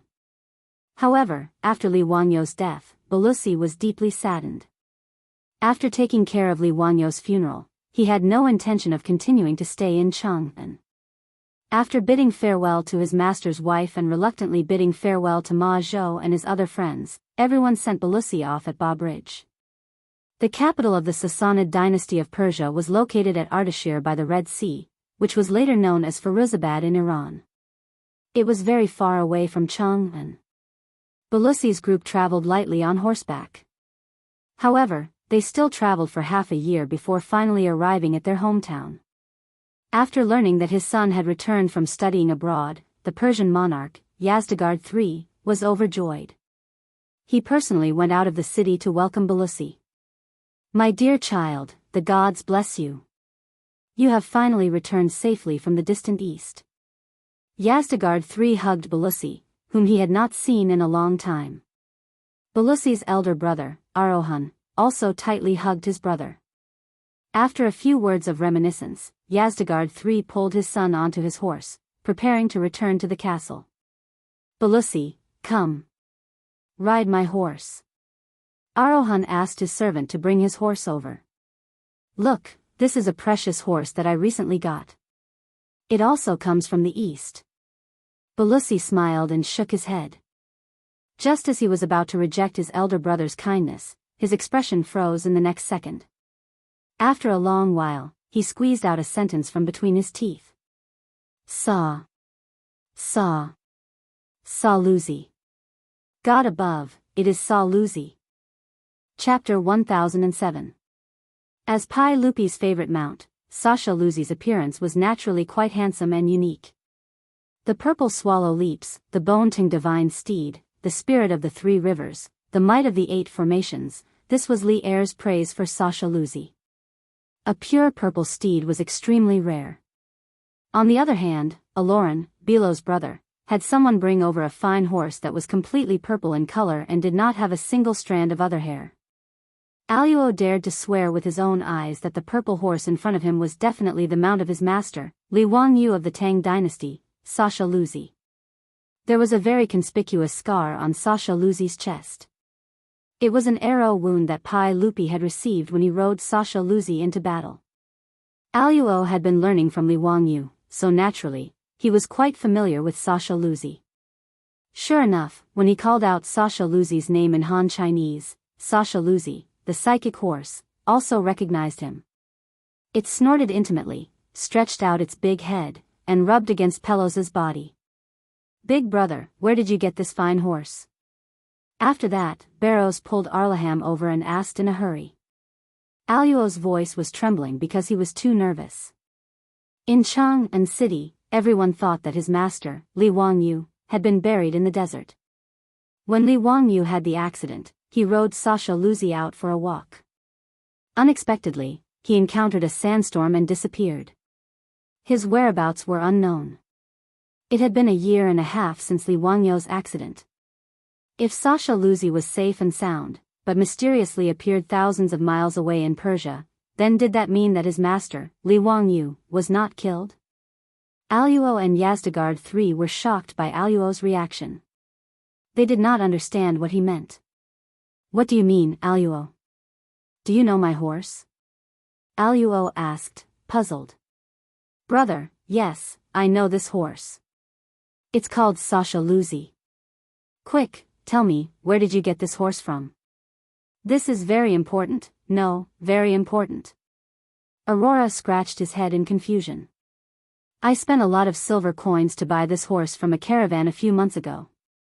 Berlussi quickly asked, "Is the caravan still in the city?" "Of course, the owner of the caravan is a citizen of Elam." Arahan nodded and gave an affirmative answer. Elan was the name of the Persian Sassanid dynasty. Barrows pulled Arlaham over and said, "Brother, take me to the owner of the caravan." Yazdegard III was bewildered by his son's reaction. "What happened, Barrows? Is there something wrong with this horse?" Facing his father's question, although Berlussi was extremely anxious, he could only patiently explain, "Father, this horse is called Saliuzi. It was originally the imperial horse of His Majesty, the Emperor of the Tang dynasty. Later, His Majesty bestowed it to my master, His Highness Duke of Qin of the Tang dynasty." "What?" Yazdegard III and Arlaham exclaimed at the same time and turned to look at Saliuzi in disbelief. "This horse is the imperial horse of His Majesty, the Emperor of the Tang dynasty? Which prince of the Tang dynasty is the Duke of Qin? He's your master? Then why would this fine horse appear in my Elan?" Yazdegard III and Arlaham were confused at this moment. Barrows's words made them even more confused. Barrows could only roughly explain the cause and effect of this matter to his father and brother. His Highness Duke of Qin led 150,000 troops into the desert and was unexpectedly attacked by a sandstorm. My master's whereabouts were unknown because of this, and everyone thought that he had fallen. But his mount appeared in Elan and was bought by brother. This means that my master may not have fallen in the desert. That's why I'm anxious to ask the owner of the caravan where he got Saliuzi." After hearing Barrows's explanation, Yazdegard III was also anxious. He also felt respect and admiration for the great Tang, a great power in the east. Otherwise, he would not have sent envoys to the Tang dynasty several times, and even sent his son Barrows to the Tang dynasty to study. In history, when the Sassanid dynasty was invaded by the Arabs, Yazdegard III had asked the great Tang for help 4 times in the 12th, 13th, 21st, and 22nd years. But because the Tang dynasty was too far away from Persia, Pailupi could only reject the request. Although it was now the 6th year of Jianghu, the 2 golden ages of the Persian Sassanid dynasty had passed. Because of the constant war with the Eastern Romans, the Persians had suffered greatly, and their economy had declined. The Arabs' hooves had already appeared at the southern border of the Sassanid dynasty. Yazdegard III was already worried about the situation of the Sassanid dynasty. Asking for help from the Tang dynasty in the east was already in Yazdegard III's mind. If he could use this opportunity to find the whereabouts of the Tang dynasty's Prince Qin, it would naturally be very beneficial for him to establish a good relationship with the Tang dynasty. Thinking of this, Yazdegard III immediately ordered Arohan, "This is no small matter. Arohan, immediately take Barrows to find the owner of the caravan. Make sure he tells us the origin of Saliuzi." Arohan also understood the importance of this matter and immediately nodded. He ordered Barrows to get on the horse and led dozens of soldiers to gallop into the city. The owner of the caravan who sold the horse to Arohan was also a rich man in the Sassanid dynasty. Unlike the Tang dynasty, the Persians did not focus on agriculture and ignored commerce, so his family had a lot of influence in the Sassanid dynasty. However, Arohan had received his father's order and did not care about the status of the owner. He directly led a group of Persian soldiers into the merchant's residence. That merchant had originally been hesitant to answer Arohan and Barrow's question directly. He only said that the horse was bought by the caravan from the western region and that he did not know its origin. It was not until Barrows was so angry that he pulled out a scimitar from the waist of the accompanying Persian soldiers and placed the shiny steel blade on the merchant's neck that the merchant was forced to tell the truth. After learning why Saliusi ended up in Persia, Bilas was so angry that he kicked the merchant to the ground and hurriedly returned to the palace to find his father, Yazdegerd III. "Father, please immediately send a messenger to Chang and to inform the emperor of the Tang dynasty. This matter cannot be delayed. I will immediately lead people to the western region to seek help from Lu Guogong of the Tang dynasty." Barrows did not care that he had just returned to his hometown and prepared to set off again. The distance from Ardashir in Persia to Gaochang was 7,000 to 8,000 miles. Moreover, there were no well-equipped relay stations along the way like in the Tang dynasty. No matter how fast they traveled, it would still take a month or two to get there. Barrows was worried about Li Wanyo's safety, so he did not care about his own fatigue. Yazdegerd III hugged his son and said, "My child, go. The gods will protect you and your master." Barrows knelt down on one knee and said goodbye to his father. Then, he led the people that Yazdegerd III had prepared for him and mounted Saliusi. They set off again toward the east. Amnesia? That's impossible. This old dragon is not writing a drama about Xiong Yao's bitter love. Amnesia, my ass. What system, cultivation, time travel, all of that is impossible. Chapter 1008. In human history, during the Cold Weapons era, the record holder for the fastest speed was the Mongol cavalry during Genghis Khan's era. The Mongol cavalry could maintain an average speed of 90 to 95 kilometers a day. When Huatsubing and Wei Qing chased the Xiongnu, they could reach 80 to 100 kilometers a day.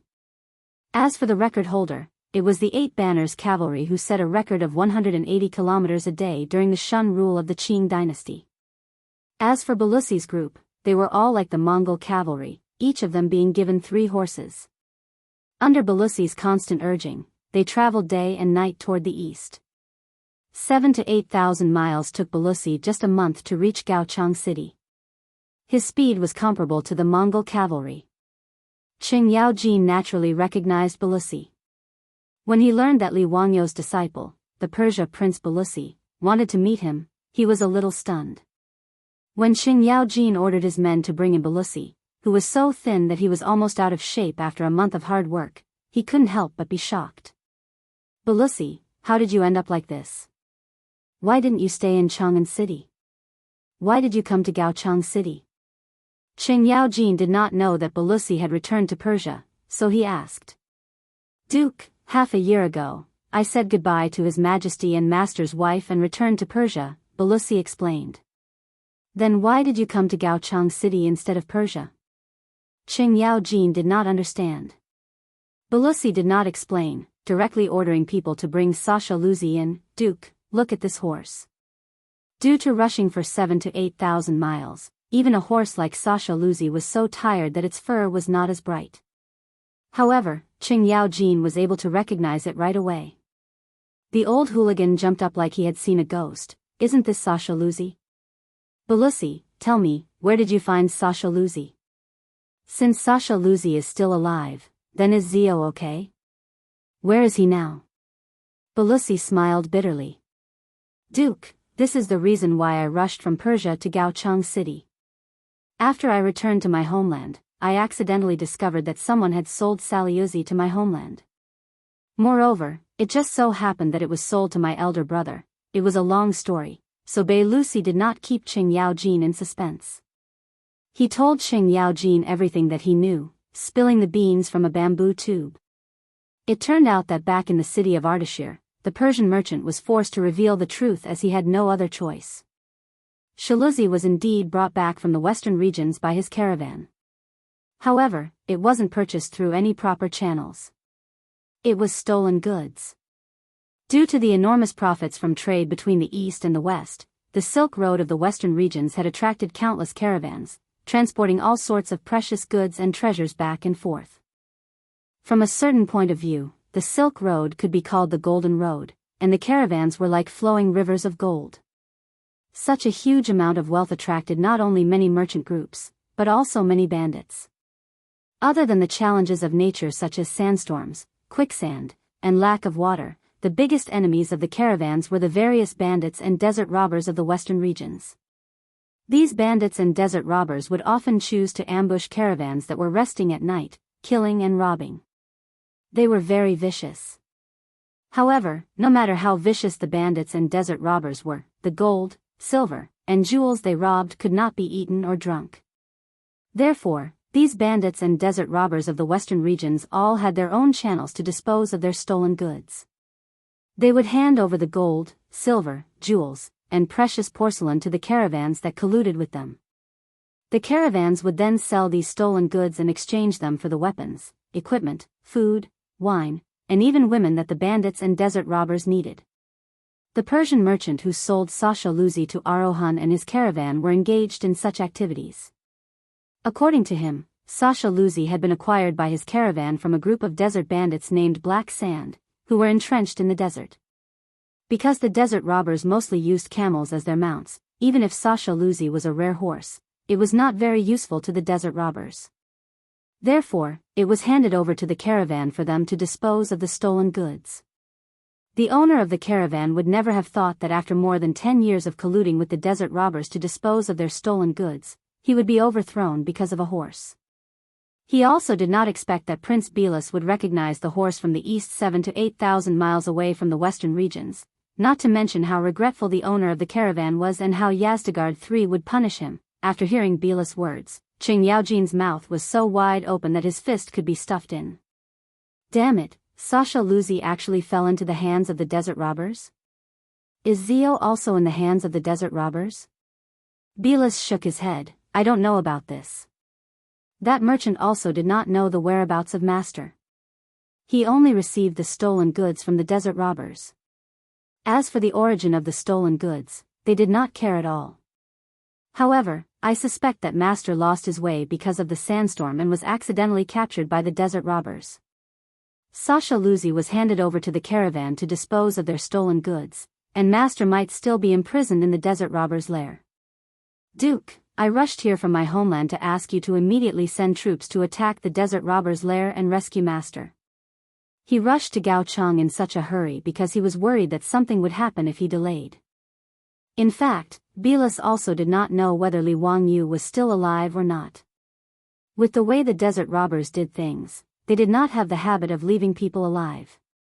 Moreover, it had been 15 to 16 months since Li Wangyu went missing. Even if Li Wangyu was still alive, he must have suffered a lot. Thinking of this, Bilas was secretly anxious. Qing Yaojin's face was fierce as if he was about to devour someone. He roared angrily, "Where is the lair of the Black Sand desert robbers? Bilas, do you know where it is?" Bilas nodded. That merchant did tell me. It is said that it is in the desert, in an oasis called Swan Lake. That is the lair of the desert robbers.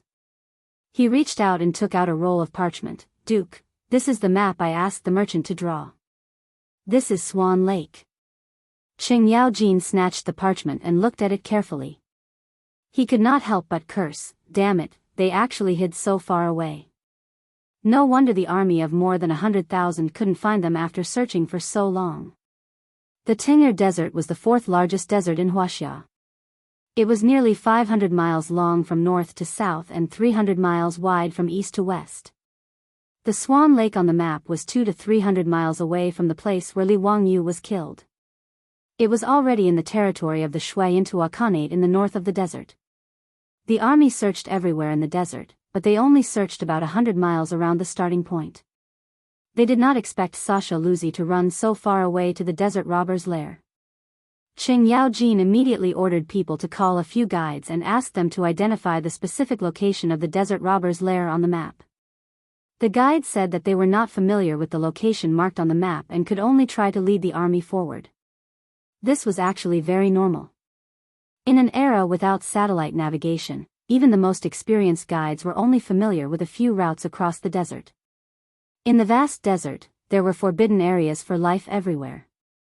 In addition, the desert robbers were rampant.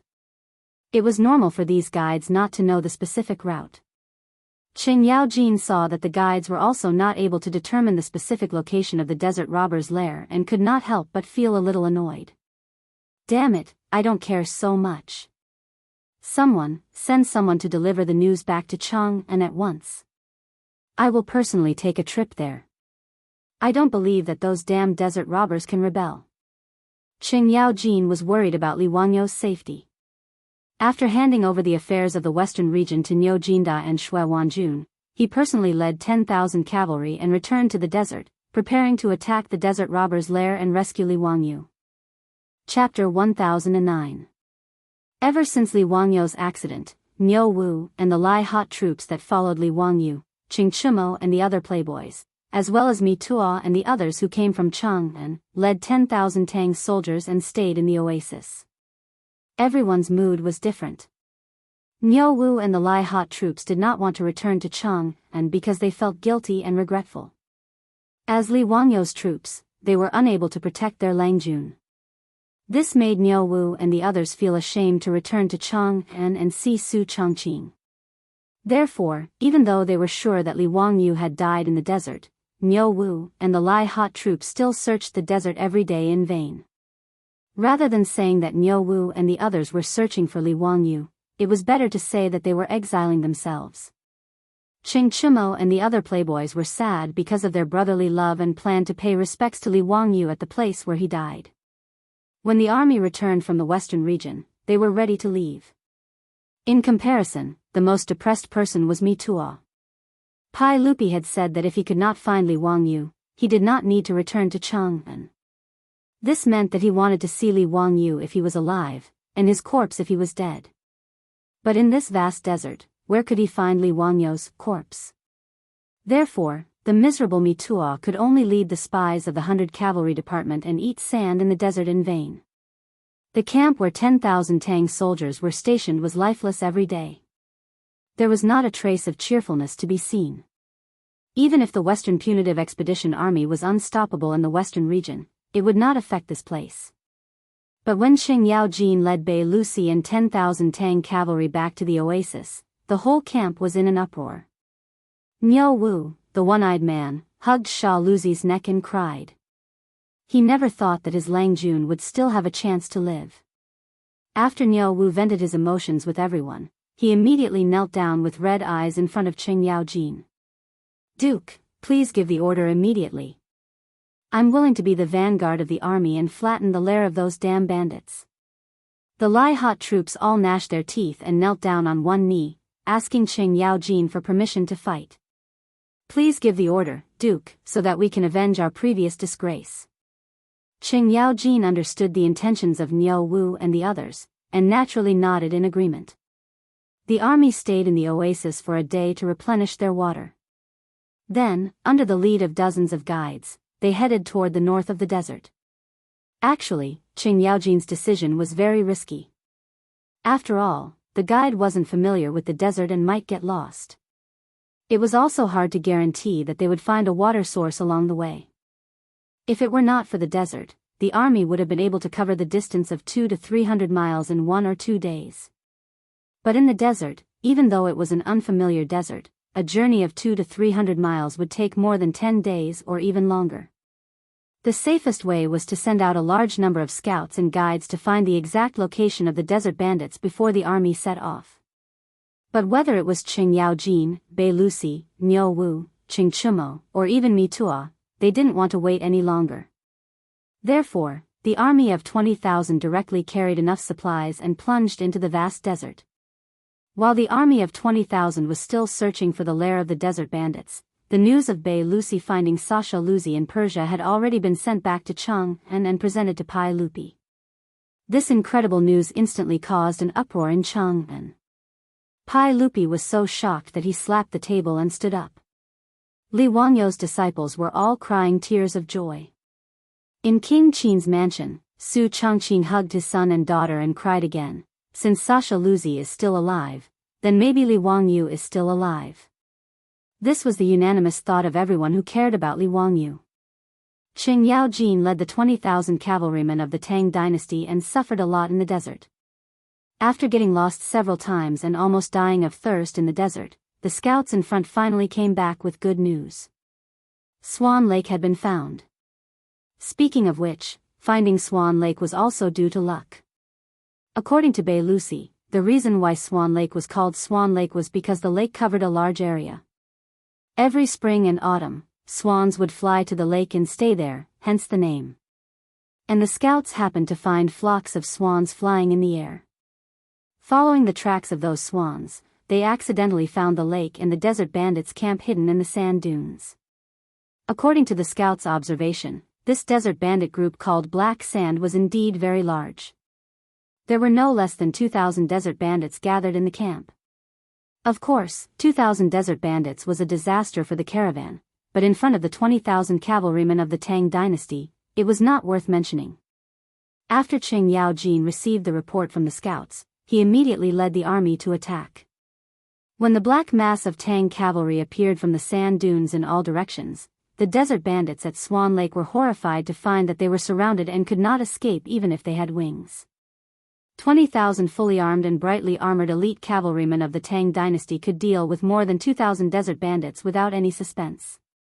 When the Tang cavalry rushed down from the sand dunes, the desert bandits even lost the will to resist and directly chose to raise their hands and surrender.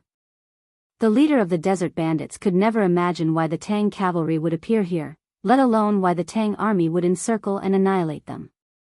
Niu Wu and the foppish lords immediately rushed into the bandits' lair and led their men to search inside and out, but they did not find any trace of Li Wangyu. This made everyone's heart turn cold. Could it be that Li Wangyu had really been murdered by these damn desert bandits? The Tang army dragged the leader of the desert bandits in front of Qing Yaojin like a dead dog. This great bandit who had rebuked the desert for more than 10 years no longer had the prestige of the past and kept kowtowing to Qing Yaojin to beg for mercy. "Spare my life, Lang Jun, spare my life. King B TCH, cut the crap. Let me ask you, do you know this horse? Where is its owner? Has he been harmed by you? If you dare to lie, I will immediately order my men to chop you into minced meat." Qing Yaojin grabbed the leader's collar and roared with a murderous look. The leader of the desert bandits looked up with fear and trepidation. When he saw Sha Luzi's appearance, he gasped. He finally understood the reason for today's disaster. "Lang Jun, spare my life. We did not harm the owner of this horse, we did not harm him. Du Fu, he is my wife's brother-in-law. How could I harm him?" Qing Yaojin's eyes opened like copper bells. "Nonsense, what Du Fu? Who is that?" It is the owner of this horse. Lang Jun, please understand, I dare not lie. If you do not believe me, you can summon my wife and ask her." In order to survive, the leader of the desert bandits kept kowtowing and begging for mercy. His intestines were now green with regret. He felt that Du Fu was actually a person that he could not help. Obviously, the Tang army that had surrounded his camp was here for this person. Qing Yaojin was a little suspicious and immediately ordered the soldiers to summon the wife of the bandit leader for questioning.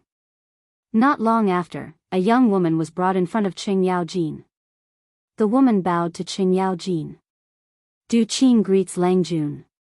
Let me ask you, are you the wife of this bandit?" The woman immediately shook her head and cried. "I dare to let Lang Jun know that I am not his wife. I was originally from Lizhou and my name is Du Qing. I was kidnapped by this group of bandits. In order to survive, I was forced to give myself to the bandits. I have been hoping day and night to be rescued from the sea of bitterness." When Qing Yaojin and the others heard this, they understood that this so-called wife of the leader was the wife of the bandit leader who was kidnapped. Niu Wu suddenly walked in front of the woman. "I feel that you look very familiar, as if I have seen you before." After the woman raised her eyes to look at Niu Wu, she immediately bowed again. "Lang Jun, did you forget that in Lizhou, you and Li Gong saved me and my father?" Niu Wu suddenly realized that the woman in front of him was the father and daughter that he and Li Wangyu had saved from Wu Shiqiang's two disappointing sons at Li's Ho restaurant. Little Miss Du, who is the Du Fu that the bandit was talking about? It is Li Gong. Li Gong was really not harmed by these bandits? Niu Wu asked the question that everyone was most concerned about. Du Qing immediately shook her head. No, I lied and said that he was my brother. Li Gong changed his name to Du Fu and these bandits did not know his identity. When she said this, everyone's spirits were lifted. Li Wangyu was really still alive. Niu Wu quickly asked, My Lang Jun, where is he now? Du Qing shook her head again. I also do not know. Chapter 10:10. Back to a year and a half ago, on a whim, Li Wangyu rode Sasha Luzi to the sand dune to watch the sunset in the desert, but he did not expect to be attacked by a sandstorm. This sandstorm was extremely fierce. Before Li Wangyu rode back to the camp, it had already swept over with the power to destroy the world. It was difficult for people who had not been to the desert and experienced a sandstorm to understand how powerful the sandstorm in the desert was. The man and the horse were immediately shrouded in the sandstorm. As far as the eye could see, there was only yellow sand in the sky. It was almost impossible to see the 5 fingers of one's hand and breathing became difficult. Li Wangyu was shocked, but he could only rely on his impression to urge Sasha Luzi to run in the direction of the camp. The violent wind carried a large amount of sand and stones, flying all over the sky. Li Wangyu only felt that his skin exposed outside his clothes was burned by the sand and stones. He wanted to call for help, but he could not open his mouth at all. Before Li Wangyu ran to a safe place, a fist-sized stone swept up by the wind hit his ribs hard. The severe pain made Li Wangyu's vision suddenly turn black and he fainted, lying softly on Sasha Luzi's body.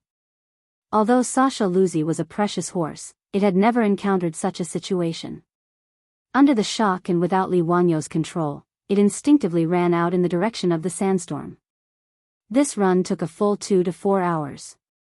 With Sasha Luzi's speed, when Li Wangyu woke up again, it was at least 70 to 80 miles away from the Tang camp. Li Wangyu naturally did not know this. After he woke up, he was about to straighten up, but he could not help but let out a muffled groan and quickly covered his ribs with his hands. The severe pain made him immediately realize that his ribs must have been broken when he was attacked by the sandstorm. But this was a small matter. As long as he returned to the camp, there would naturally be a military doctor with the army to deal with it. At this time, the sandstorm had passed, but the sky was already dark. Looking up, there was only a sky full of stars and a bright moon. What was worse was that Li Wangyu only went out to walk the horse. On Sasha Luzi's back, he didn't bring any food or water. Li Wangyu endured the intense pain in his ribs and urged the equally exhausted Sasha Luzi to climb up a nearby sand dune. With the help of the moonlight, Li Wangyu looked around, but his heart turned cold. Where was the Tang army's camp and the oasis in sight? Obviously, when he was unconscious, Sasha Luzi carried him and ran to some unknown place. He also did not know where the Tang army camp was. He couldn't help but shout, Is anyone there? Is anyone there? I'm here. There was silence all around. Apart from the sound of Feng Lu Zi's breathing, there was no other sound. Now that both men and horses were tired, Li Wangyu could only reluctantly drive Sasha Luzi down the sand dune. He found a place where there was no wind, endured the pain in his ribs and rolled down the horse's back. He planned to rest for the night and then find a way out. He was still hoping that after sunrise, Niu Wu and the other playboys would lead the army to find him. How could Li Wangyu expect that in the sandstorm, Sasha Luzi ran 70 to 80 miles in one breath? Moreover, the horse's hoof prints were completely covered by the sandstorm. Niu Wu and the others searched everywhere, but found nothing. This night, Li Wangyu was awakened by the cold several times. He curled up beside Sasha Luzi, relying on Sasha Luzi's body temperature to ensure that he would not freeze to death. As a person who had died once, Li Wangyu was more and more afraid of death. It was not that he was afraid of the consequences of death, but he was afraid that he would never see Su Changqing and his unborn child again. Relying on his strong will to live, Li Wangyu endured the pain and hunger. He survived this long night and welcomed the rising sun. Thirsty, hungry, and tired, he managed to climb onto Sasha Luzi's back and urged Sasha Luzi to quickly find the way back to the camp. In fact, Sasha Luzi's current situation was not much better than Li Wangyu's. Yesterday evening, because of fear, it ran 70 to 80 miles in the sand. Now, like Li Wangyu, it was thirsty and hungry. Therefore, even if Li Wangyu kept urging it on horseback, Sasha Luzi could only slowly walk on the sand with difficulty, looking for the way back to the camp. Li Wangyu did not know that the direction he and Sasha Luzi were walking in was exactly the opposite of the Tang army camp. One man and one horse were exhausted as they trudged through the desert with great difficulty. When the sun set in the west again, Li Wangyu could no longer hold on because of his injuries and the fact that he had not eaten or drunk water for an entire day. His body was limp as he lay on Sasha Luzi's body that was also swaying. His eyes were lifeless as he looked into the distance. Just before Li Wangyu was about to lose consciousness, he seemed to see a few blurry figures on the distant horizon. Li Wangyu's dry throat barely spat out a sentence, "Save me."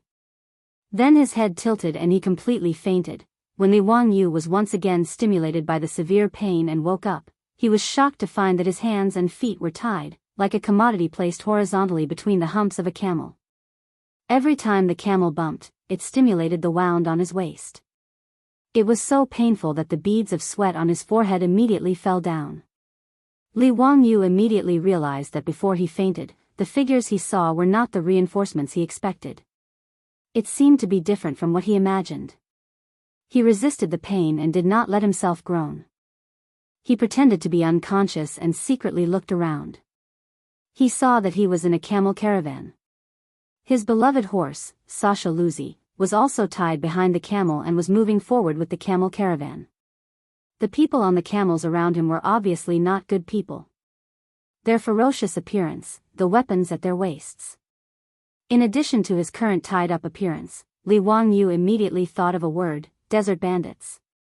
Li Wangyu could not help but secretly complain in his heart. He was too damn unlucky to fall into the hands of these vicious desert bandits. He was afraid that he would suffer. While he was thinking about how to get away, he heard someone talking in the camel caravan. "Big brother, this kid doesn't have a single copper coin on him. But this golden token should still be worth some money. In addition, his horse is a good horse. I estimate that it can be sold to those profiteers for a lot of money." Li Wangyu's heart skipped a beat. He knew that things were not good. The golden token that the man mentioned was most likely the goldfish talisman that represented his identity as a county duke of the Tang dynasty. His identity information was on it. If this group of desert bandits knew his true identity, he was afraid that it would be even more troublesome. Li Wangyu did not think that these lawless desert bandits would treat him with courtesy just because he was the county duke of the Tang dynasty. Before he led the army into the desert, he had heard about these desert bandits from the guides in Dunhuang County. Not only were they not afraid of the government army, but even the officials of the Tang dynasty had been attacked and kidnapped by them. Anyway, if the Tang army wanted to encircle them, they would retreat to the vast desert. As long as they could not find their nest, even the Tang army would find it difficult to exterminate them in the desert. While Li Wangyu was worried, he heard the man continue to say, "Big brother, what is written on this golden token?" "Damn it, you're asking me, but who am I supposed to ask? Do you want me to tie you up and bring back a poor man to teach you how to read?" When Li Wangyu heard this, he suddenly felt relieved. Thanks to the poor education level of the Tang dynasty, illiterates were everywhere. It seemed that it was not without benefits. A group of desert bandits actually did not have a single literate person. This saved him a lot of trouble. Chapter 10-11. Just as Li Wangyu was rejoicing that the group of desert bandits were all illiterate, the conversation between the desert bandits made his chrysanthemum tighten. "Big brother, why do you want to bring this kid back? Why don't you just kill him?" The desert bandit who spoke before spoke again. The bandit leader spat at that person. "Bah, what do you know?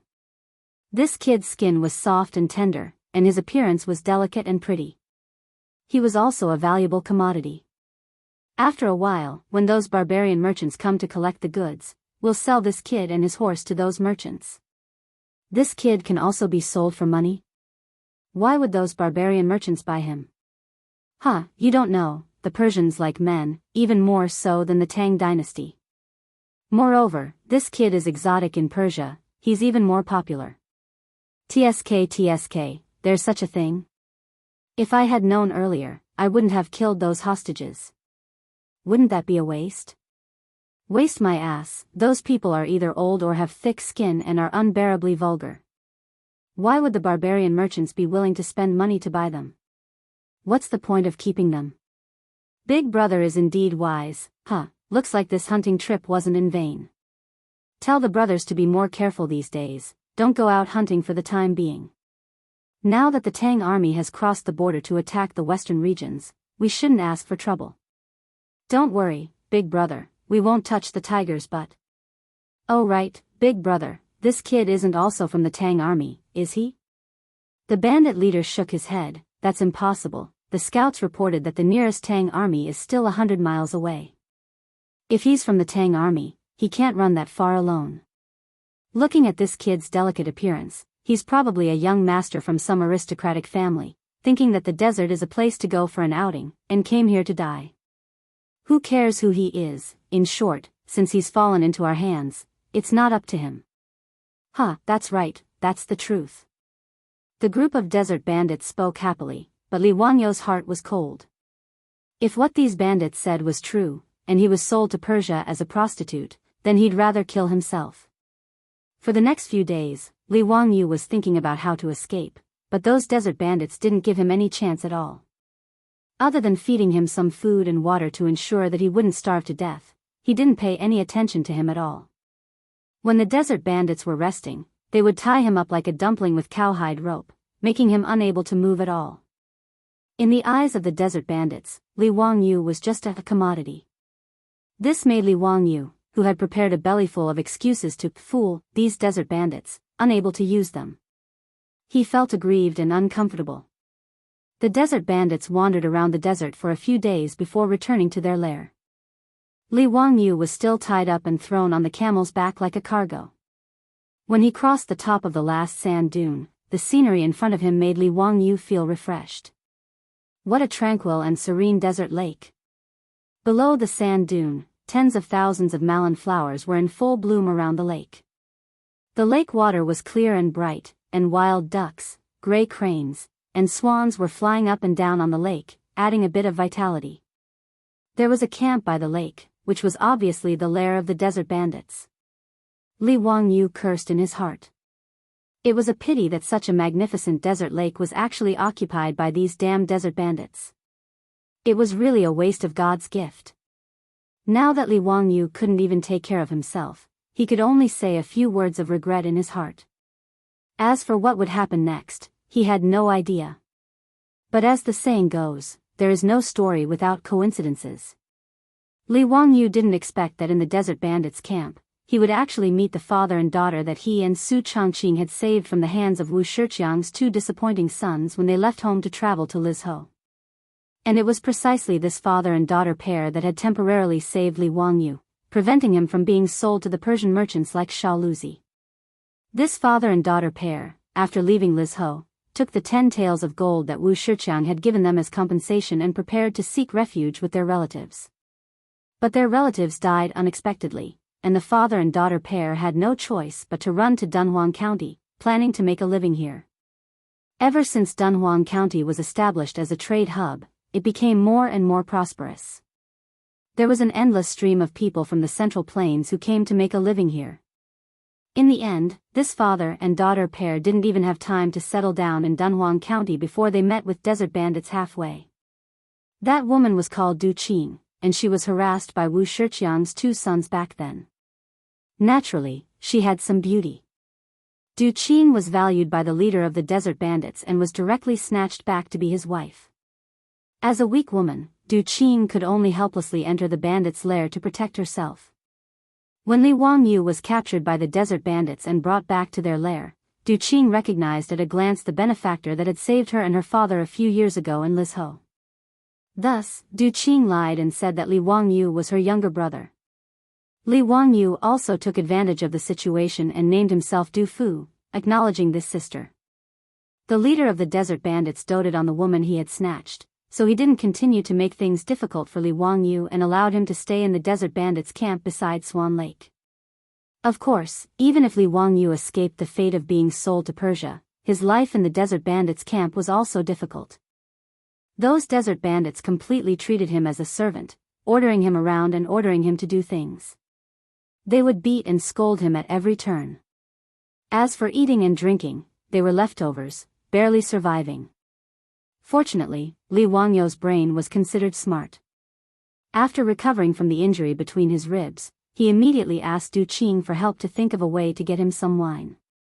There were many wild grapes beside Swan Lake. Li Wangyu picked some and tried to make wine with them. After confirming that the wine was good, Li Wangyu asked Du Qing to give the wine to the leader of the desert bandits to taste. He said that he knew how to make wine and was willing to make these good wines for the desert bandits. The desert bandits naturally loved wine. After tasting such good wine, they were naturally overjoyed. Thus, Li Wangyu's life in the desert bandits' lair finally improved after being captured for a few months. The leader of the desert bandits specially ordered people to prepare a house for him to live in and make wine. At the same time, he didn't have to eat and eat. At least he could see some meat. And those desert bandits didn't punch and kick him at every turn. Li Wangyu's personal safety was finally guaranteed. But how could Li Wangyu be willing to give up like this? He was still worried about his unborn child and his wife, Su Changqing. At every moment, his mind was not thinking about how to escape from the hands of the desert bandits. In this matter, Du Qing couldn't help at all. She didn't have any freedom to speak of. She was just a captive that was being toyed with by the leader of the desert bandits. And to escape from the hands of more than 2,000 desert bandits in the vast desert was easier said than done. This desert, to Li Wangyu, was an island prison with nowhere to escape. Even if he risked his life to escape from the desert bandits' lair, he couldn't guarantee that he would be able to cross the desert and find his way home. Under such helplessness, Li Wangyu was trapped in the desert bandits' lair for more than a year. Until one day, when he went out to collect wild grapes as usual, he chanced upon something. Finally, he found a glimmer of hope to escape from the desert bandits' lair. Chapter 10-12. Li Wangyu did not expect that there would be rubber grass in the desert bandits' lair, Swan Lake. In fact, he did not know about rubber grass. After all, not many people in later generations had seen this kind of thing. Even the name rubber grass, Li Wangyu occasionally saw it when surfing the internet. It was not until that day when he collected wild grapes and brought them back to the desert bandits' camp to prepare wine that he noticed that the corner of his clothes was rubbed with some milky white gelatinous substance. He wanted to wipe it with his hand, but found that the gelatinous substance had solidified.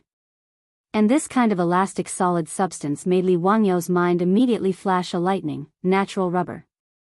In the desert bandits' camp, of course, natural rubber would not appear inexplicably.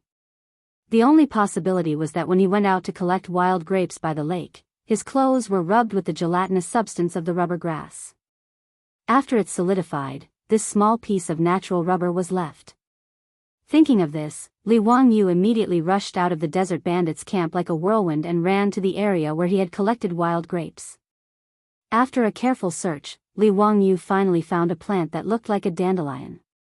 One of the stem veins had been broken, and there was also a milky white elastic gelatinous substance on it. Li Wangyu was overjoyed. After confirming the appearance of the rubber grass, he searched around and found a lot of rubber grass. This unexpected surprise suddenly gave Li Wangyu hope of escape. He had been caught by the desert bandits for a year. His wife in Cheng and should have already given birth to his child. The idea of going home was always stimulating him, almost driving him crazy. Li Wangyu took the opportunity to make wine for the desert bandits and secretly collected a lot of saltpeter, sulfur, and charcoal to make some explosives. He even thought of using these explosives to threaten the desert bandit leader in exchange for a chance to escape. But when he calmed down, he had no choice but to give up this almost suicidal idea. In any case, as long as he was alive, there was hope to go home. The unexpected discovery of the rubber grass immediately reminded Li Wangyu of the sand boat that he and Su Changqing had come up with when the army was crossing the desert. When Su Changqing was traveling in North America, he had seen people playing with this strange thing called a sand boat in the desert. Simply put, a sand boat was like a sailboat sailing in the desert. Its structure was also very simple. The lower part was a wooden board with 4 rubber wheels, and above it was a sail supported by a movable mast. Piloting a sand boat was like piloting a sailboat, using the wind to propel the sand boat to move quickly in the desert. With the help of the wind, the sand boat could even reach a speed of 80 kilometers per hour in the desert. In the end, Li Wangyu did not choose to use the sand boats as a tool for the army to cross the desert. However, because they did not have rubber tires, they could only give up. Now that he had found rubber grass in the desert robbers' camp, it meant that he could collect natural rubber to make tires and use the sand boat as a tool to escape the desert robbers' camp. As long as he grasped the right timing, even if those desert bandits died of exhaustion, they would not be able to catch up to him. After all, when a camel ran, its fastest speed was only about 40 kilometers per hour, and it did not last long. As long as there was wind, the sand boat could travel with the wind and quickly escape. Now, there were only 2 problems that needed to be solved. The first was how to collect rubber to make tires. The second was that he did not know how to operate a sail, so he needed to slowly figure it out. However, these 2 problems were not difficult. First, he did not need the inflatable tires of the future. He only needed to make 4 elastic solid tires. Although natural rubber that had not been treated was not resistant to aging, this did not affect Li Wangyu. He made the tires only for escaping and did not need to use them for a long time. The only way he could think of was to make a few tire molds, and then collect rubber grass glue every day and inject it into the molds to let it solidify into natural rubber. When the glue filled the molds, the result would be a round natural rubber tire. Although the tire made this way would definitely be very weak in terms of strength and durability, Li Wangyu did not care so much. As for learning how to operate a sail, he had also thought of a way. Swan Lake covered a large area and there was a large amount of fish resources in the lake. However, these desert bandits were lazy people. Otherwise, they would not rely on robbery for a living. Therefore, they naturally would not do something like fishing. Therefore, Li Wangyu asked Du Qing to help plead with the desert bandit leader. He was willing to go into the lake to fish for the desert bandits to improve their meals. Naturally, the desert bandits would not refuse such a thing. In any case, Swan Lake was surrounded by a vast desert, so there was no need to worry about Li Wangyu escaping with the boat. The desert bandit leader happily agreed to Li Wangyu's request. He also asked the artisans they had captured in the camp to build a small boat according to Li Wangyu's request. Unlike the traditional boat of the Tang dynasty, Li Wangyu asked the artisans to install a sail on the boat. His goal was very simple. He wanted to use the opportunity of helping the desert bandits fish to practice how to operate a sail. Li Wangyu had never touched a sail before. When he first started practicing, the sailboat was not obedient at all and kept spinning in the water. This made the desert bandits treat it as a joke. They pointed at it and made fun of it. He did not care about the desert bandits' mockery. Every day, he repeatedly went to the lake to practice steering the boat. He also collected rubber grass by the lake and injected it into the tire mold. After practicing for almost half a year, Li Wangyu's ability to operate a sail had reached the point of perfection. The 4 rubber tires had also been completed. The conditions for escaping were finally ripe. He originally wanted to take Du Qing and his daughter with him to escape. However, after Du Qing learned of his escape plan, he shook his head and refused. "Duke, if you take me and my father, you will have 2 more burdens. We may not be able to escape from the hands of the desert bandits. I am willing to stay behind and cover for Duke and wait here for Duke to lead the army to save me." Li Wangyu knew that Du Qing's words were not wrong. If the sand boat carried 3 people, its speed would inevitably be slowed down a lot. Moreover, they would have to prepare food and water for 3 people, which would be heavier. Du Qing's father was also missing a leg. If he wanted to escape with them, it would be very inconvenient. Li Wangyu was not a hypocritical person. He immediately promised Du Qing, "Qingmiang, don't worry. I, Li Wangyu, swear to the heavens that after I successfully escape back to the Tang dynasty, I will immediately lead the army to eliminate the desert bandits and rescue Qingmiang. If I violate this oath, may I be struck by lightning and die a horrible death." Du Qing quickly bowed and said, "Duke, you are too serious. I naturally believe in Duke." Therefore, Li Wangyu finally chose to escape alone. But neither he nor Du Qing could have expected that less than 10 days after Li Wangyu successfully escaped from the desert bandits' camp, Qing Yaojin, that old scoundrel, would lead the great Tang iron cavalry, like divine soldiers descending from the heavens, swiftly exterminating the desert bandits and rescuing Du Qing and his daughter. In other words, if Li Wangyu had continued to stay in the desert bandits' camp, he would have been rescued and could return to Chang and to see his wife and child. However, fate made fools of people. Li Wangyu did not expect that because he had escaped 10 days earlier, he had escaped from the wolf's mouth and entered the tiger's den. Chapter 10:13. When Li Wangyu was ready, he used the excuse of going out to fish as an excuse and drove the small sailboat, which was very unusual in the eyes of the desert bandits, down the lake as usual. However, this time, the desert robber who was in charge of keeping watch at the bandit camp was shocked to find that Li Wangyu had actually steered the sailboat straight past Swan Lake and landed on the opposite shore. This kind of thing was naturally absolutely forbidden. The desert bandits immediately blew their copper whistles and loudly warned their companions in the desert bandits' camp. Not long after, hundreds of camels rushed out of the desert bandits' camp, went around Swan Lake, and rushed straight to the opposite shore. Li Wangyu also knew that his whereabouts would be exposed immediately, but he did not panic. He had carefully calculated that from the time the desert bandits rushed out of the camp to the time they drove the camels to the other side of the lake, it would take at least half an hour. And this time was enough for him to assemble the sand boat and escape with the help of the wind. After familiarizing himself with the sail, it became easy to drive the sand boat.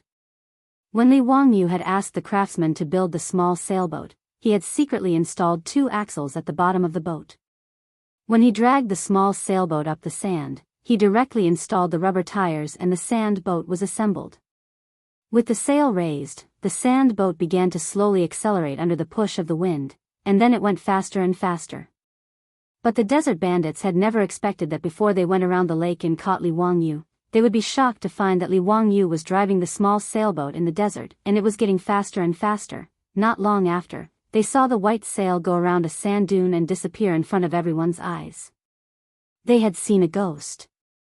A boat could travel in the desert? Many of the desert bandits rubbed their eyes hard, wondering if they were hallucinating. The scene in front of them had completely overturned the 3 views of the desert bandits. Some of the superstitious desert bandits had even turned over and got off their camels, and began to kowtow in the direction of Li Wangyu's sand boat. Other than the gods in heaven, they could not imagine who else could drive a boat in the desert, and at such a fast speed, as if the sand had turned into flowing water.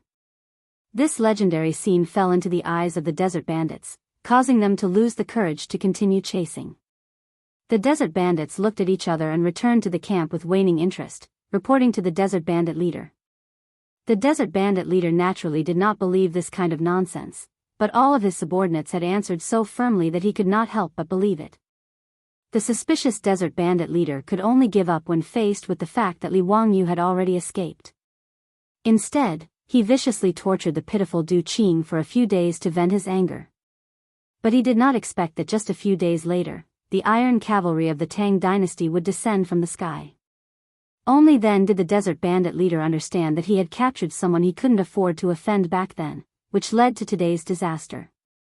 It was too late for regrets. When he learned that the young man who used the pseudonym Du Fu and was almost sold to Persia as a prostitute was actually His Highness Duke of Qin of the Tang dynasty, the desert bandit leader's vision suddenly darkened, and he almost fainted from fear. When Qing Yaojin, the foppish lords, Niu Wu and the others learned from Du Qing that Li Wangyu had actually driven a small boat and escaped from the desert bandits' lair several days ago, all of them were so shocked that their mouths were wide open. "Little Miss Du, are you sure you're not talking nonsense? That kid Zio really took a boat and escaped in the desert?" Qing Chumo's face was full of shock. Qing Yaojin's face was also full of disbelief. How is this possible? I've lived all my life, but I've never heard of a boat that can sail out of water. Could it be that Dao Zio really has immortal magic? Du Qing nodded with certainty. I also don't know how His Highness Duke of Qin did it, but this is the truth. I dare not lie. Qing Yao Jin and the others looked at each other. Although they didn't believe it in their hearts, they could only accept this fact. Bastard, tell me clearly, where did His Highness Duke of Qin go? Qing Yao Jin couldn't get anything out of Du Qing, so he vented his anger on the desert bandit leader. The horsewhip in his hand struck the desert bandit leader's face with a crisp crack. Immediately after, a line of blood blossomed on the bandit leader's face. The bandit leader howled in pain, but he didn't even dare to wipe the blood off his face. He kowtowed and begged for mercy. Spare me, Lang Jun, spare me. I really don't know where His Highness Duke of Qin went. However, when His Highness Duke of Qin sailed the boat with immortal magic, the wind blew from the south. I reckon that His Highness Duke of Qin went to the Mabe Desert. He didn't dare to lie now. In order to survive, he naturally didn't hide anything. When Li Wangyu escaped from the desert bandit camp, he probably would have returned safely to the Tang dynasty if he had headed south. Unfortunately, although in the eyes of Pai Lupi and the other disciples, Li Wangyu was nothing more than an ordinary person from the future. At the very least, Li Wangyu didn't know how to survive in the wilderness or how to use the stars in the sky to determine one's position. Therefore, even though Li Wangyu had been captured and imprisoned in the desert bandit camp for more than a year, he still didn't know where exactly the bandit camp was. Therefore, when he escaped that day, he didn't deliberately choose the direction of the wind. And when he chose to escape, the wind blew from the south. Li Wangyu's sand boat sailed with the wind, and the direction he left in was indeed the north. Qing Yao Jin raised his head and looked towards the north, his expression uncertain. North of Swan Lake was the territory of the Shui-Intua Khanate. Strictly speaking, including Swan Lake, it was under the influence of the Shui-Intua Khanate. If Li Wangyu really went to the Shui-Intua Khanate, then it would be troublesome. At the very least, Qing Yao Jin couldn't lead 20,000 troops to the Shui-Intua Khanate to find Li Wangyu. Mi Tuo also saw Qing Yao Jin's hesitation and immediately said, Lu Guogong, I'm afraid we can only quickly report this matter to His Majesty and ask His Majesty to send an envoy to ask Shui-Intua to help find Qin Wang. Qing Yao Jin pondered for a moment and nodded in agreement with Mi Tuo's suggestion. The army rested for a day at Swan Lake. Qing Yao Jin ordered people to burn down the desert bandit camp and escorted the bandits back to the Tang dynasty. Actually, with the temperament of Niu Wu and the other playboys, they couldn't wait to chop off the heads of all the desert bandits. However, Qing Yao Jin stopped them. A year ago, if Li Wangyu wasn't accidentally captured by the desert bandits, he might have died in the desert with Sha Luzi. From this point of view, these desert bandits could be considered meritorious. It was also because of this that Qing Yao Jin spared the lives of these desert bandits. Of course, although they could avoid death, they couldn't escape punishment. These desert bandits would definitely be exiled to hard labor. To a certain extent, it could be said that they were better off dead. Not to mention how Qing Yao Jin would deal with these desert bandits. When the news was sent back to Cheng and City, Pai Lupi was overjoyed again. Although they hadn't found Li Wangyu, at least they could confirm that Li Wangyu was still alive. Pai Lupi immediately ordered Tang Jian's son, Tang Songling, to set off immediately to Shui-Intua. He ordered the Shui-Intua Khanate to send people to search for Li Wangyu in the North Desert and safely send him back to the Tang dynasty. Currently, the relationship between Shui-Intua and the Tang dynasty could be considered harmonious. In the third year of Zhenguan, Pai Lupi conferred the title of Zhenju Pika Khan to the leader of Shui-Intua. Therefore, in the eyes of the emperor and the ministers of the Tang dynasty, Shui-Intua would definitely not refuse the request of the Tang dynasty. However, Pai Lupi and the ministers didn't know that when Tang Songling, the assistant minister of the Ministry of Rites, was ordered to set off from Cheng and City to the North Desert, the Shui-Intua Khanate was also searching for Li Wangyu everywhere. My frozen shoulder caused my arm to be really sore yesterday. I didn't have the heart to write and didn't update for a day. I'm really sorry. Chapter 10-14. Li Wangyou's escape from the desert bandits' lair on the sand boat was rather smooth. In order to successfully escape and avoid the pursuit of the desert bandits, Li Wangyou specifically chose a windy day. After the sand boat's sails were filled with wind, it propelled the sand boat towards the north at an unparalleled speed. With an average speed of 50 to 60 kilometers per hour, the sand boat ran wildly across the desert for 4 to 5 hours. When the sun was setting in the west, Li Wangyou was pleasantly surprised to find that he had actually run out of the desert and entered a vast grassland. In fact, the desert bandits' lair was very close to the Jianghu Khanate in the north, and the speed of the sand boat was so fast that it only took half a day for Li Wangyou to leave the desert area. Suddenly entering the grassland where cattle and sheep could be seen in the wind from the vast desert, Li Wangyou could not help but feel refreshed. He could not help but roar a few times to vent his excitement. As long as he left the desert, he would be able to find the way home. The sand boat was powered by the sails and had solid rubber tires. Therefore, even on the grassland, it was still able to move at high speed under the power of the wind. However, the sky was getting dark. Li Wangyou did not dare to wander around in the dark in this unfamiliar grassland. He simply lowered the sails and stopped the sand boat, preparing to spend the night here. When dawn came tomorrow, he would think of a way to find a place with signs of human habitation and inquire about the way back to Chang'an.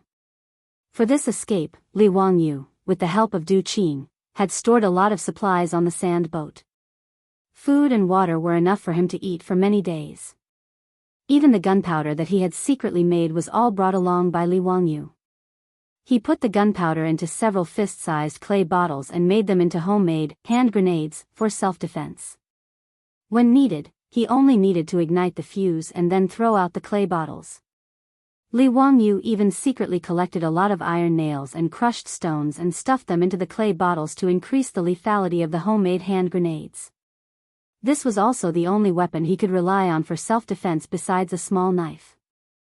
After Li Wangyou parked the sand boat, he immediately lit a bonfire to drive away the wild beasts that might appear at night. After casually eating some dry rations and drinking a few mouthfuls of the wild grape wine that he had brewed himself, Li Wangyou felt a deep sense of fatigue. He had just escaped from the desert bandits and driven the sand boat for more than half a day. He was already exhausted and his eyelids were heavy. After adding more fuel to the bonfire, Li Wangyou climbed back into the sand boat, curled up in the small sand boat, and fell asleep. In his dream, he seemed to have returned to Dingzhou village. His beautiful boss was holding his child and welcoming his return with a smile like a flower at the entrance of the village. Li Wangyou shuddered and woke up from his dream, as if his sixth sense was warning him. Outside the sand boat, the grassland was so quiet that it made Li Wangyou's heart beat faster. The sound of insects and birds seemed to have been silenced by someone in an instant and could not be heard at all. Li Wangyou suddenly sat up and looked around. Then, his body stiffened as if he had been electrocuted. On the dark grassland outside the sand boat, there were balls of green ghost fire that appeared out of nowhere. These ghost fire that seemed to have appeared from hell made Li Wangyou's hair stand on end. Immediately, Li Wangyou's back was covered in a layer of white sweat. What surrounded the sand boat was not ghost fire, but a pair of ferocious eyes of wild wolves. Looking around, there were at least 50 wolves that formed a pack. It was unknown when they had silently surrounded the sand boat. If not for the fact that Li Wangyou's bonfire had not yet been extinguished, which made the pack of wolves slightly afraid, the pack of wolves would have already swarmed up and devoured Li Wangyou. Li Wangyou's subconscious reaction was to immediately pull up the sails of the sand boat and escape with the help of the wind. But when Li Wangyou carefully raised the sails without alerting the pack of wolves, his heart became even colder. The raised sails hung weakly on the mast, not moving in the slightest by the wind. Li Wangyou then noticed that the wind on the grassland had stopped at some point. His heart almost jumped out of his throat. After silently cursing in his heart, he grabbed a few pottery bottles and took out a match, ready to fight with his life. Li Wangyou did not have the slightest confidence that a few homemade grenades would be able to scare away the pack of wolves. Even if he was given an assault rifle from the future, he would not dare to say that he could escape from the wolves. Facing a pack of hungry wolves on the grassland, the strength of an individual was too insignificant. Not to mention him, even if that old hooligan Qing Yaojin came, he would still have to kneel. Li Wangyu only felt desolate in his heart. It was not easy to escape from the desert bandit's lair, but he had sent himself into the wolf's mouth. The bonfire was still burning weakly. Li Wangyu shrank into the sand boat, not daring to breathe too loudly for fear of alerting the pack of wolves. And the pack of wolves seemed to be afraid of the flickering flames. They only surrounded the sand boat but did not launch an attack. Both sides were in a stalemate. Time passed by minute by minute. The bonfire burning beside the sand boat was clearly getting weaker due to the lack of fuel. It was about to go out. Li Wangyu secretly gritted his teeth. He silently gripped the bomb and knife in his hand, ready to fight to the death. But just as he took out a match, with the determination to drag a few wolves down with him, and was about to ignite the bomb, Li Wangyu was shocked to find that the flame of the match in his hand began to flicker. He was stunned for a few seconds before he reacted. The wind was blowing. Li Wangyu looked up at the mast above his head. He was pleasantly surprised to find that the originally soft and drooping sail was now slightly bulging. The sand boat below him was now making a slight creaking sound and began to sway slightly. Heaven never bars one's way. Li Wangyu was silently cursing heaven in his heart before, but now he wished he could give heaven a thumbs up. The weather on the grassland changed very quickly. The wind slowly became stronger and stronger, and the frequency of the sand boat swaying also became faster. Li Wangyu no longer hesitated. He quickly grabbed 2 clay pots, put them on the match, lit the fuse, and immediately threw them to the left and right. He now needed to buy some time for himself to escape. After all, the sand boat was not a car. Using the wind to propel it also needed a certain amount of time to accelerate. When the 2 homemade grenades exploded in the middle of the wolf pack without warning, the sudden loud explosion, the sudden burst of fire in the dark night, and the miserable howls of the injured wolves, all of these startled the wolves that were eyeing them covetously. The wolf pack that was originally quietly surrounding the sand boat like hunters, ready to attack at any time, suddenly became chaotic because of the impact of the 2 bombs. Li Wangyu did not hesitate. He immediately jumped off the sand boat and pushed the sand boat with all his strength. This sand boat used to escape, because of the limited conditions, could be said to be quite rough. Under the dual effect of Li Wangyu's hard push and the sail, the sand boat swayed a few times. Finally, it slowly moved forward and gradually accelerated. Li Wangyu pushed the sand boat for 2 steps and then jumped back into the sand boat again. At this moment, the grassland was still dark. He did not care where the wind would take him. As long as he could escape from the wolf pack, he would be thankful.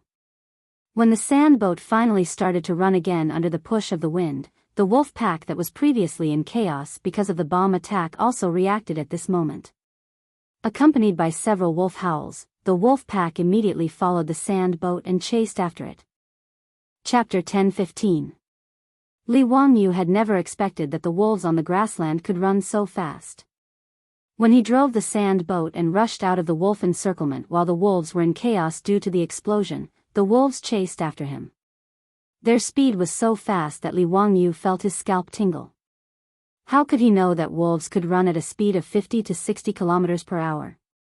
What was even more frightening was that wolves had excellent endurance and could maintain a high-speed running state for more than 20 kilometers. Although the wind was blowing on the grassland, the wind was not strong. Under the push of the wind, the sand boat was not slow, but it could not get rid of the wolves. At this time, the sky was already turning white. With the help of the faint light, Li Wangyu looked at the wolves behind the sand boat that were getting closer and closer. He could not help but secretly complain. The only thing that could stop the wolves now was the homemade grenades in his arms. However, these grenades were only made from materials that he had secretly collected from the desert bandits' camp. The number of grenades was quite limited. In order to break out of the encirclement, he threw out 2 grenades. Now he only had 4 or 5 grenades left. Seeing the wolves getting closer and closer, he could even clearly see the saliva hanging from the sharp fangs in the wild wolves' mouths. Li Wangyu did not care so much. He lit a grenade with a match and threw it at the wolves behind him again. After a loud bang, 5 or 6 wild wolves that were closest to him were directly thrown away by the explosion. But the rest of the wolves were only in chaos for a while. Their eyes were fierce and they chased even more closely. Li Wangyu was also excited at this moment. He fiercely lit another grenade and threw it out. He roared, "Bastards, you want to eat my meat? Come on. Come on. Let's see who will die first." After throwing out several grenades in succession, until there was only one grenade left, the wolves finally stopped chasing so closely. After killing more than a dozen wild wolves in a row, even the ferocious wolves had a trace of fear. But even so, the wolves still did not intend to give up. They only slightly distanced themselves from the sand boat and stayed far behind. Li Wangyu finally heaved a sigh of relief when he saw that the wolves were no longer approaching. At this moment, he felt his legs go soft. He leaned against the mast of the sand boat and sat down. As long as the wolves didn't chase too closely, Li Wangyu was confident that he could escape the wolves' pursuit. After all, the sand boat wouldn't get tired. As long as there was wind, it could keep running. No matter how ferocious the wolves were, they were still made of flesh and blood. Even if he could run for a long time, the wolves would not be able to bear it and would have to give up on chasing him. However, Li Wangyu had overlooked one point, and that was the weight of the sand boat. The sand boat under his feet was just a modified version of a small sailboat. The craftsmen in the desert bandit camp were asked to install the axle at the bottom of the ship. It was only a wooden axle made by the craftsmen themselves. It was already a miracle that such a simple sand boat could carry Li Wangyu across the vast desert. At this moment, the sand boat continued to move at high speed on the grassland under the push of the wind. The wooden axle could no longer hold on. When the sky began to brighten, Li Wangyu rejoiced that he had managed to escape. But then, the sand boat beneath him emitted a light cracking sound. The wooden axle broke. The sand boat that was moving at high speed immediately capsized. Caught off guard, Li Wangyu was directly thrown out. The violent impact almost made Li Wangyu faint. Fortunately, the grassland soil was soft. Coupled with the thick pasture as a buffer, he didn't suffer too serious injuries. Li Wangyu was dizzy from the fall. It took him a long time to react to what had happened. He turned his head to look at the broken axle and the overturned sand boat. After cursing in his heart, he grabbed the last grenade. The sand boat overturned. There was no possibility of escape. The only thing he could do was to wait for the wolves to pounce on him and ignite the grenade. It was better than being bitten to death by a group of wolves. The wolves naturally wouldn't let go of such a good opportunity. They immediately rushed toward Li Wangyu. Looking at the wolves getting closer and closer, Li Wangyu was silent. He took out a fire roll from his arms and stared at the wolves getting closer and closer. Seeing the wolves rushing toward him like lightning, Li Wangyu could even vaguely smell the stench of the wolves. "Wife, see you in the next life. Take care of our children." Li Wangyu glared at them. The veins on his neck bulged. After a roar, he was about to ignite the grenade in his hand and die together with the wolves. At this moment, the sound of something breaking through the air could be heard. In the next second, the few wild wolves that were running at the front fell to the ground headfirst. And on their bodies, there were a few quivering arrows stuck in their bodies. Li Wangyu was pleasantly surprised. He turned his head to look and saw 7 or 8 horses galloping over. There were several riders on the horses. They were drawing their bows and shooting arrows at the wolves. "I'm saved." When this thought popped up in Li Wangyu's mind, his originally tense mind relaxed. After that, his entire body was filled with pain and extreme fatigue. Li Wangyu's vision couldn't help but turn black before he fainted. When he opened his eyes again and came to his senses, he realized that he was in a tent. The injuries he had suffered from the overturned sand boat had also been carefully bandaged with medicine. To be able to escape from the jaws of a wolf, Li Wangyu was extremely grateful to the person who had saved him. But even now, he still didn't know who had saved him. Before he fainted, he vaguely saw that the person who had saved him wasn't dressed like a Tang. He was probably a nomad from the grassland. Li Wangyu drove the sand boat out of the desert. After entering the vast grassland, he wondered if he had run to the grassland of Inner Mongolia. Now, it seemed that he was right. He recalled that in the early years of the Tang dynasty, Mabe still belonged to the Shui Yintua Khanate. So, the person who had saved him should be someone from Shui Yintua. Thinking of this, Li Wangyu couldn't help but feel happy. After all, in the early years of the Tang dynasty, Shui Yintua had a good relationship with the Tang dynasty. The leader of Shui Yintua was a barbarian. He often offered horses, cows, sheep, camels, and minks as tribute to the Tang dynasty. If he had run to the territory of Shui Yintua, it would be easy for the barbarian to ask for help from Shui Yintua and return to the Tang dynasty. While he was thinking about these things, the tent lit up. Someone opened the tent and walked in. Li Wangyu immediately struggled to get up and thank the person. "Thank you for saving me. I'm a Tang. My surname is Wangyu. How should I address you?" He didn't dare to report his identity directly, so he was still cautious. Although the other party had saved him and bandaged his wounds, Li Wangyu still had some reservations because he was in an unfamiliar environment. The person who had come was a capable middle-aged man. Just by looking at his hairstyle, Li Wangyu could confirm that his previous guess was correct. Shave hairstyle, which was characterized by shaving all or part of the hair on the top of the head, leaving only a small amount of hair on the temples or the forehead. This was the traditional hairstyle of the Tiela people. And Shui Yintua was a Khanate formed by the Tiela people. Seeing that Li Wangyu had woken up, the middle-aged Tiela man was also happy. He quickly went forward to support Li Wangyu and motioned him not to get up in case his wounds reopened. However, the first thing he said made Li Wangyu gloomy. Chapter 10:16. And, yen at yen %, and. Li Wangyu couldn't understand a single word from the Tiela man, which made him depressed. There was still a long way to go to promote Mandarin. The two sides couldn't communicate with each other because of the language barrier. Li Wangyu suddenly thought of something. Why didn't Su Changqing encounter any language barrier when he transmigrated to the Tang dynasty? After all, his soul had transmigrated to the Tang dynasty and inherited the memories of the original owner of the body. However, Su Changqing's physical body had transmigrated to the Tang dynasty. Why could he understand the language of the Tang people?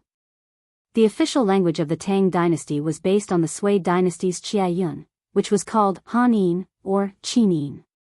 The difference between the Mandarin of the Middle Ages and the Mandarin of the future was almost like a foreign language. However, Su Changqing didn't have any language barrier when he transmigrated. This was very interesting. Did transmigration come with a translation system? While Li Wangyu's imagination was running wild, the Tiela man saw that the two of them were like chickens and ducks, unable to communicate at all. He stood up, lifted the tent flap, and walked out. Not long after, the middle-aged Tiela man brought back a young Tiela man. "Honorable guest, the Huertas welcome you." The young Tiela man could speak fluent Hanin, which made Li Wangyu overjoyed. "You can speak Hanin? That's great. I'm a Tang person, surnamed Li, and my name is Wangyu. Thank you for saving me." Li Wangyu struggled to get up again and saluted the two Tiela men. The young Tiela man quickly helped him up, his eyes shining with admiration and respect. "Honorable guest, please don't be so polite. It's our honor to be able to help you. You're a true warrior. Even the strongest warrior of the Tiela people might not be able to kill so many wolves on your own." Without waiting for Li Wangyu to speak, he continued excitedly, "I brought some people to follow the direction of the wolf pack, and actually found a total of 26 wild wolf corpses. I've already brought all the wolf corpses back, and I'm getting someone to help you make the wolf skins." Hearing this, Li Wangyu couldn't help but open his mouth wide, not knowing how to answer. Could it be that the Tiela people thought that he had killed those wolves with his bare hands? This was a huge misunderstanding. His guess was correct. When he was about to lose his life to the wolves, it was the Tiela tribesmen of the Huer tribe who had descended from the heavens and saved him. After the Tiela people killed a few wolves, the wolves immediately retreated. The wolves on the grassland were always cunning. They would never fight against the Tiela people in groups. They would only attack the herdsmen, cattle, and sheep that were left behind. After saving Li Wangyu, some of the Tiela tribesmen followed the direction of the wolf pack for a while. To their surprise, they found 26 dead wolves that had been killed by the explosion. When they brought the wolf corpses back to the tribe, it immediately caused an uproar.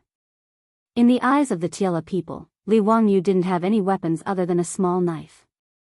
However, he was actually able to kill so many wolves single-handedly under such circumstances. This naturally attracted the admiration of the Hure tribesmen. It was also because of this beautiful misunderstanding that the unconscious Li Wangyu was treated as the most honorable guest by the Hure tribe, who believed in the wolf totem. He also received the best treatment and care. The Tiela people who had never seen the power of firearms would never have thought that someone could use gunpowder to kill so many wolves. The young Tiela people's faces were full of admiration. They didn't even give Li Wangyu a chance to speak as they kept talking. 26 wolf skins are worth a lot of money. It's a pity that many of the skins were badly damaged and even burned by the fire. They'll depreciate a lot. Li Wangyu rolled his eyes in his heart. Wasn't this nonsense?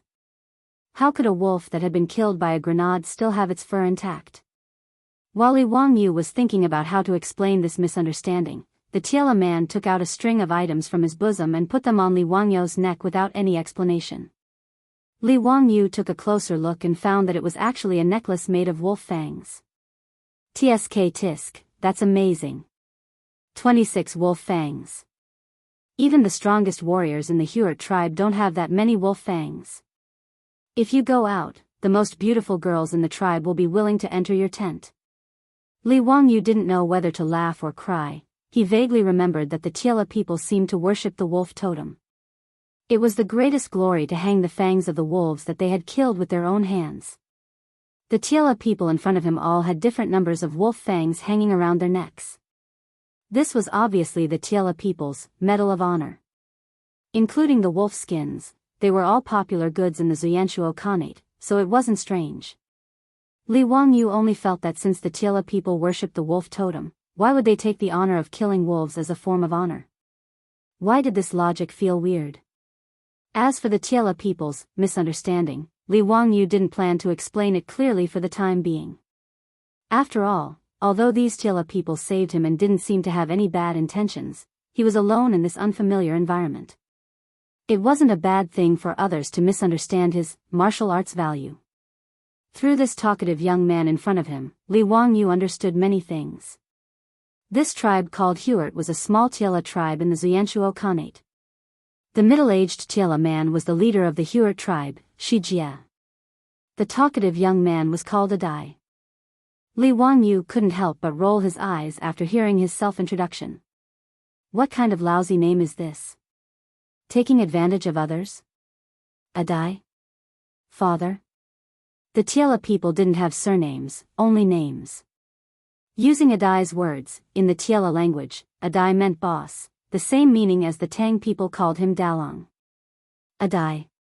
Li Wangyu hesitated, but still didn't want to be taken advantage of by Adai, so he smiled and said, "Why don't I call you Dalong?" "Sure." Gui didn't have any objections as he nodded his head in agreement. "Li Wangyu, we have also towed your car back. However, we didn't find the animal that pulled the carriage. It was probably eaten by the wolves or ran away. But it's okay, our Hure tribe has plenty of horses. Shijia will give you 2 good horses later." He and the other Tiela people all thought that Li Wangyu's sand boat was a strangely shaped carriage. Li Wangyu didn't know how to explain what a sand boat was, so he could only smile and thank Adai. It was a good thing that the sand boat could be found. Presumably, the Hure tribe also had craftsmen who could help him repair the damaged sand boat. On the grassland, as long as there was wind, the sand boat could travel faster and more easily than riding a horse. It was indeed a good means of transportation. The chief of the Hure tribe, Shijia, asked Adai to tell Li Wangyu that he could rest assured and recuperate in the tribe. The Hure tribe welcomed a distinguished guest like Li Wangyu. Li Wangyu thanked Chief Shijia again and accepted the Tiela people's hospitality. No matter how anxious he was and how much he wanted to rush back to Chang'an, falling from the high-speed sand boat did indeed cause him serious injuries. He needed time to heal. While the three of them were chatting, the tent flap was opened again. A young lady from the Huart tribe walked in with a ceramic bowl. After exchanging a few words with her, Ah Gui placed the bowl in front of Li Wangyu. "This is my younger sister, Yeruo. She personally cooked the meat soup for you. Quick, try it." Li Wangyu smiled and thanked him. He didn't stand on ceremony and picked up the bowl. He was indeed starving. After smelling the aroma of the food, he drooled even more. He couldn't wait to put a spoonful of meat soup into his mouth. In the next second, Li Wangyu couldn't help but frown. Chapter 10:17. Li Wangyu did not expect that the bowl of meat soup in his hand, which smelled so tempting, did not have any taste of salt. The meat soup without salt was not only not delicious, but also had a strong smell of blood in it. Even though Li Wangyu had suffered a lot in the desert robbers' camp in the past year, eating plain tea and even leftovers, he still found it hard to swallow such a bowl of meat soup. But facing Chief Shi, Ah Gui, and Yeruo's expectant eyes, Li Wangyu could only pinch his nose, resist the feeling of nausea, and gulp down the bowl of meat soup. After Yeruo left happily with the empty bowl in her hand, Li Wangyu asked Addie weakly, "Dalang, why didn't you put any salt in the meat soup? Is it a habit of the Tiela people?" Ah Gui nodded naturally. "Salt? Why should we put salt? When we Tiela people eat, we never put salt. Only you Tangs need to eat salt. You will get sick if you don't eat salt, but we Tiela people are not like that." Then, Agui patted his head in hindsight. "Aya, I forgot that you are a Tang, you need to eat salt. But we don't have any salt in our tribe. What should we do?" Li Wangyu held his forehead and was speechless. He remembered that he seemed to have read a saying in the later generations. It was said that the grassland people did not eat salt. Of course, people could not eat salt. The grassland people were not supermen who could not absorb the substances that were indispensable to human physiology from salt. The grassland people did not eat salt because they used beef and mutton as their staple food. When they processed the food, they would cook it with blood and animal milk, which contained more salt than plants. Therefore, they could absorb the salt that the human body needed. Of course, the grassland people did not eat salt. One of the important reasons was that there was almost no salt in the grassland. Although in the later generations, including Inner Mongolia, there were all kinds of mineral salt and lake salt, at least in the Tang dynasty, there was almost no salt in the grassland. All the salt had to be transported from the central plains, so the price was naturally high. It was not something that ordinary herdsmen could afford. In this way, it was not strange that the grassland people developed the habit of not eating salt. However, not to mention whether this was enough to satisfy the physiological needs of the human body, just the taste of the cooked food was hard for Li Wangyu to accept. Salt was the most important of all flavors. Without salt as a seasoning, the food tasted like wax and was hard to swallow. However, since the Huart tribe didn't have any salt, Li Wangyu could only endure. After all, he was the one who needed help and was saved by the Huart tribe. How could he ask for more? If there was no salt, then there was no salt. He just had to bear with it. Li Wangyu estimated that the injuries on his body should be more or less healed after recuperating for about half a month. At that time, he would bid farewell to the Huart tribe and embark on his journey home. As for the Huart tribe, Li Wangyu planned to send someone to the Jianghu Khanate again after he returned to Chang'an and send them a generous gift to express his gratitude. Seeing that Li Wangyu was silent, Di continued, "Li Wangyu, don't be anxious. In a few days, it will be the day of the big market. At that time, I will go in exchange for some salt." The talkative Di continued to talk to himself. "However, the salt in the grassland is too expensive. A sheep can only be exchanged for a small bag of salt. Bah, those damn profiteers should be eaten by wolves." When Li Wangyu heard this, he was stunned and asked, "Is the salt in the grassland that expensive?" "Yes, it is that expensive. A sheep for a bag of salt," Di said as he used his hand to measure the size of the bag. Li Wangyu did not expect that the salt in the grassland would be so expensive.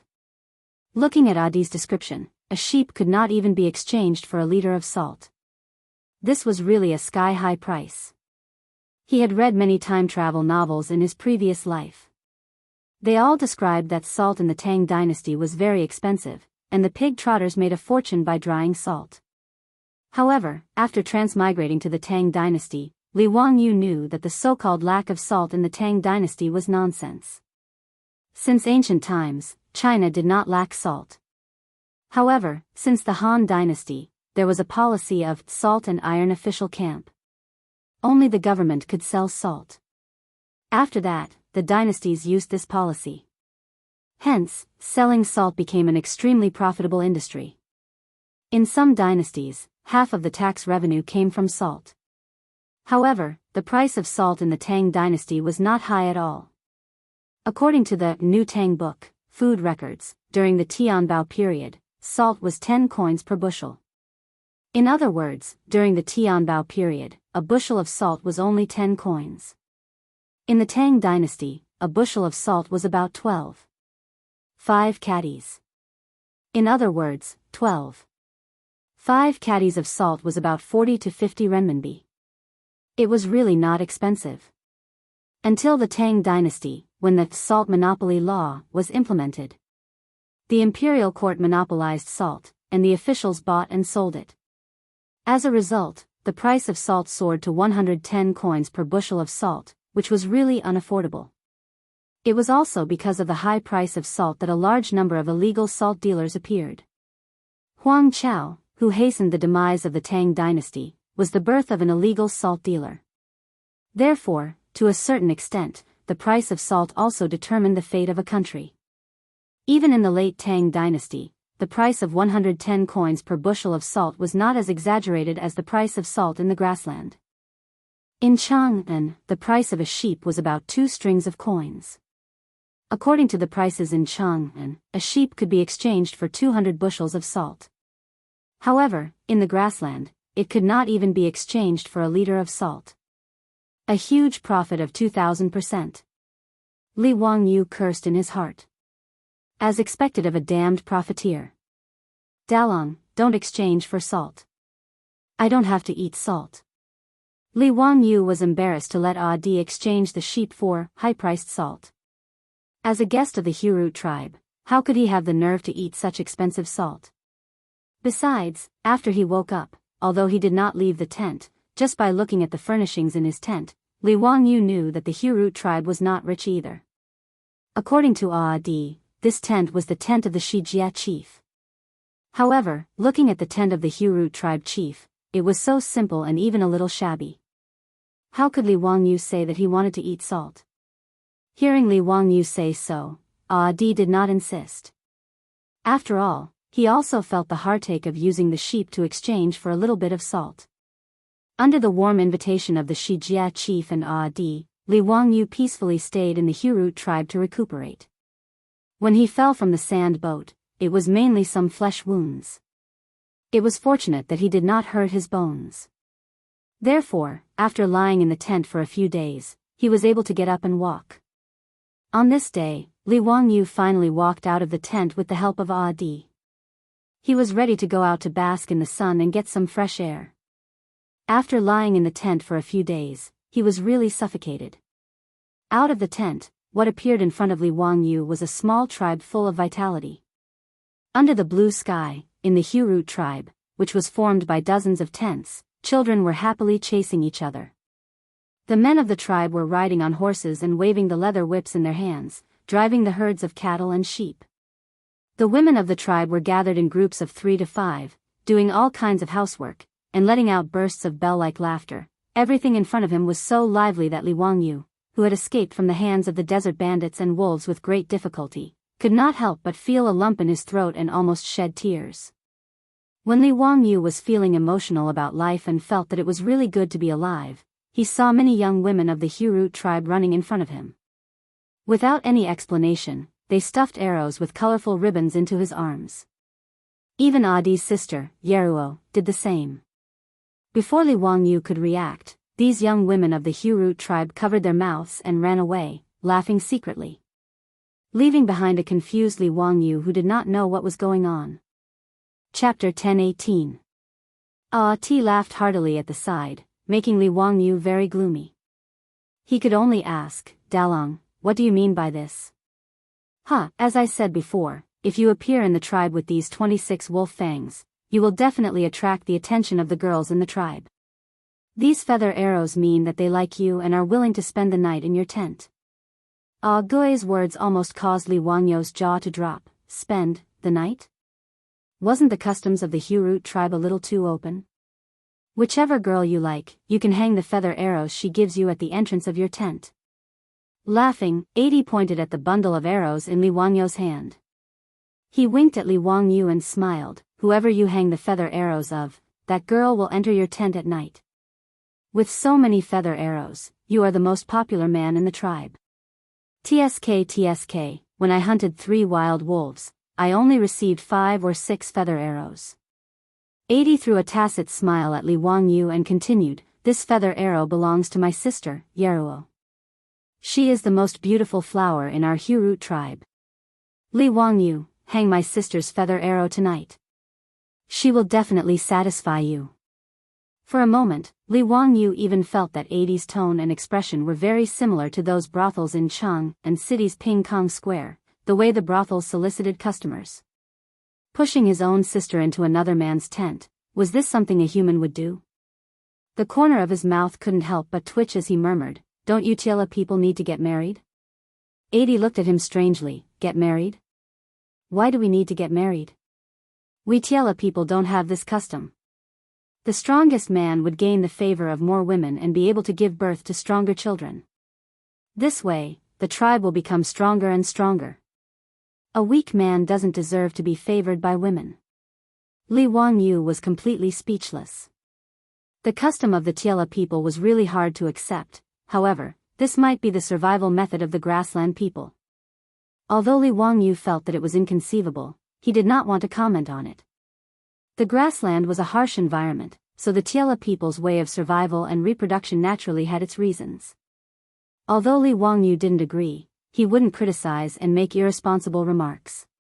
He couldn't help but lower his head to look at the pile of arrows in his hand. Li Wangyu wasn't some kind of loose xiahue who could sit still in his bed. If he said that he wasn't moved by this kind of good thing where a girl took the initiative to hook up with him, then he would be lying to himself. However, all he cared about now was his wife in Chang and city and their newborn child. He was not in the mood to sow and fertilize on the grassland. What's more, Li Wangyu wasn't a promiscuous person. Although apart from Su Chongqing, he still had Avro, the blonde girl from Europe, to accompany him. However, it didn't mean that he would only think with his lower body like a stallion. To Li Wangyu, being able to grow old with Su Chongqing and Avro in this life was already the greatest satisfaction in life. Of course, Li Wangyu didn't know that during this period of time when he was captured by the desert bandits, Su Chongqing had actually taken in a wife on behalf of his husband, and had married another wife for him and a new concubine. He would probably have a headache over this when he returned to Chang and city. As for whether this fellow would be secretly delighted, that was unknown. Li Wangyu didn't hang those arrows at the entrance of his tent, which made the ladies of the Hurut tribe very disappointed. When Adi's sister Yeruo delivered food to Li Wangyu, her eyes were full of resentment, as though she felt that Li Wangyu didn't understand her feelings. In this regard, Li Wangyu could only pretend to be an ostrich and pretend that he didn't see anything. The ladies of the Hurut tribe were as passionate as fire, but Li Wangyu could only secretly apologize in his heart. He recuperated in the Hurut tribe in peace, and after a few days, his injuries were mostly healed. At least, he could move around without hindrance. One day, Adi ran over excitedly to find Li Wangyu. Li Wangyu, I've found someone to fix that carriage of yours. Let's go, quickly bring me to try it out. Don't try to trick me. Can that carriage really run without being pulled by animals? Li Wangyu's sand boat had overturned because the wooden axle of the carriage had broken. Adi and the others had dragged the damaged boat back. Although the Tiela people were nomads of the grasslands, they also had carriages. Moreover, because the wheels of their carriages were very tall, the Tiela people were also called tall carriages by the Han people. Repairing a broken axle was a piece of cake for the Tiela people. Adi knew from Li Wangyu that the sand boat could run at high speed without being pulled by animals. Naturally, he didn't believe it. Therefore, when the sand boat was repaired, he couldn't wait to find Li Wangyu. He wanted to see if Li Wangyu was bragging. Li Wangyu had long been bored to the point that his bones were itching. Although his injuries hadn't fully healed, it didn't affect him from operating the sail. Therefore, when he heard Adi's words, he immediately became interested. When the sail on the sand boat was raised and filled with wind, the sand boat started to glide on the grasslands. Including Adi, all the onlookers of the Huru tribe who came to watch the show were so shocked that their eyeballs dropped to the ground. There were even some elderly herdsmen who were trembling and kneeling on the ground, kowtowing towards the sand boat. In the eyes of the Tiela people, this sand boat was simply a divine tool. Li Wangyu must be a god in the heavens to be able to drive the sand boat like this. Even Adi and the Shijia chief felt their knees go soft and had the urge to kowtow. Adi even immediately filled in the blanks in his mind. No wonder Li Wangyu could kill so many wild wolves with his bare hands. Moreover, the fur of the wild wolves was full of burn marks. Only a god could do such an unimaginable thing. Li Wangyu would never have thought that the crowd would be able to fill in so many absurd things just by driving the sand boat around the tribe. He skillfully operated the sand boat and drew a circle on the grassland. He stopped the sand boat in front of Adi and laughed. "Dalong, do you believe my words now? Do you want to try sitting on it?" Adi turned his head and looked at the Shijia chief. He was very nervous and uneasy. He asked Li Wangyu carefully, Can I? Li Wangyu stretched out his arm and pulled Adi onto the sand boat. After Adi boarded the sand boat, he was so nervous that he didn't even know where to put his hands. His whole body was stiff and he couldn't stand still. Including the Shijia chief and Adi's sister Yeruo, all the surrounding Tiela people were looking at Adi with envy. What kind of honor was it to be able to board a god's chariot? Li Wangyu didn't know that the people of the Huru tribe thought of him as a god. After instructing Adi to help him stand steadily, he raised the sail again and drove the sand boat to speed away. In the Huru tribe, some young herdsmen immediately jumped on their horses and started chasing after the sand boat as if they wanted to race with it. However, the wind on the grassland was quite strong today. The sails of the sand boat were filled with wind, pushing the sand boat faster and faster. It didn't take long for Li Wangyu to drive the sand boat out of the vision of the horsemen and out of their sight. This made the people of the Huru tribe even more certain that Li Wangyu was a god. He didn't need animal power, but even the fastest horse couldn't catch up with him. Other than a god, who else could do it? A group of unruly Tiela people pulled on the reins of their horses and dismounted. They then kowtowed in the direction of the sand boat. "You can say that I'm weak, but you can't say that I'm weak. This is a matter of principle." Chapter 10:19. With Adi on the sand boat, Li Wangyu didn't have to worry about losing his way. Therefore, he drove the sand boat carefreely and dashed across the grassland at lightning speed. In his later life, he had never traveled to the grassland. Now that he was about to return home, he was in a good mood and was intoxicated by the beautiful grassland in front of him. Chile Chuan, under the Yin mountain. The sky was like a dome, covering the wilderness. The sky was vast, the wilderness was boundless. Cattle and sheep could be seen when the wind blew through the grass. A Chile song described the magnificent scenery of the grassland. Li Wangyu suddenly roared, releasing all the depression, longing and sorrow that he had felt in the past 1.5 years. After venting for a while, Li Wangyu felt extremely happy. After the initial hesitation and fear, Adi slowly got used to the unparalleled speed of the sand boat. Now that he saw Li Wangyu roaring, he couldn't help but roar as well. The two looked at each other and smiled. Adi finally recovered and didn't revere Li Wangyu as a god like before. Adi used the Tiela language to sing a song of the Tiela people. Although Li Wangyu couldn't understand the simple and resounding melody, he could feel the content of Adi's song. Grassland, fine horses, cattle and sheep, blue sky, white clouds, Li Wangyu drove the sand boat and ran on the grassland for more than an hour. Only when the sand boat reached the vicinity of a lake did he lower the sail and stop the sand boat by the lake. When he and Adai went out, they didn't bring a water bag. Now that they felt thirsty, they prepared to go to the lake to drink. Today's rivers and lakes were all natural and pollution-free water sources. Even if it was a small stream that could be found everywhere, Li Wangyu believed that the quality of the water source would be far better than the sweet and pure water from the porters of nature, in his later life. Therefore, when he saw a lake, he prepared to drink some lake water to quench his thirst. However, Li Wangyu also felt that it was strange that such a large lake didn't have any birds or animals. From what he had seen and heard along the way, whether it was the desert or the grassland, as long as there was a water source, there would always be birds and all kinds of animals. However, he couldn't be bothered to find out what was going on, so he walked towards the lake on his own. When Ajia saw that Li Wangyu actually wanted to drink water by the lake, he couldn't help but reveal a strange smile. However, he didn't say anything. He only looked at Li Wangyu's figure with anticipation. Li Wangyu didn't have eyes on the back of his head, so he naturally couldn't see that mischievous smile on Agui's face. He walked to the lakeside, squatted down, and scooped up a handful of clear lake water with both hands and sent it into his mouth.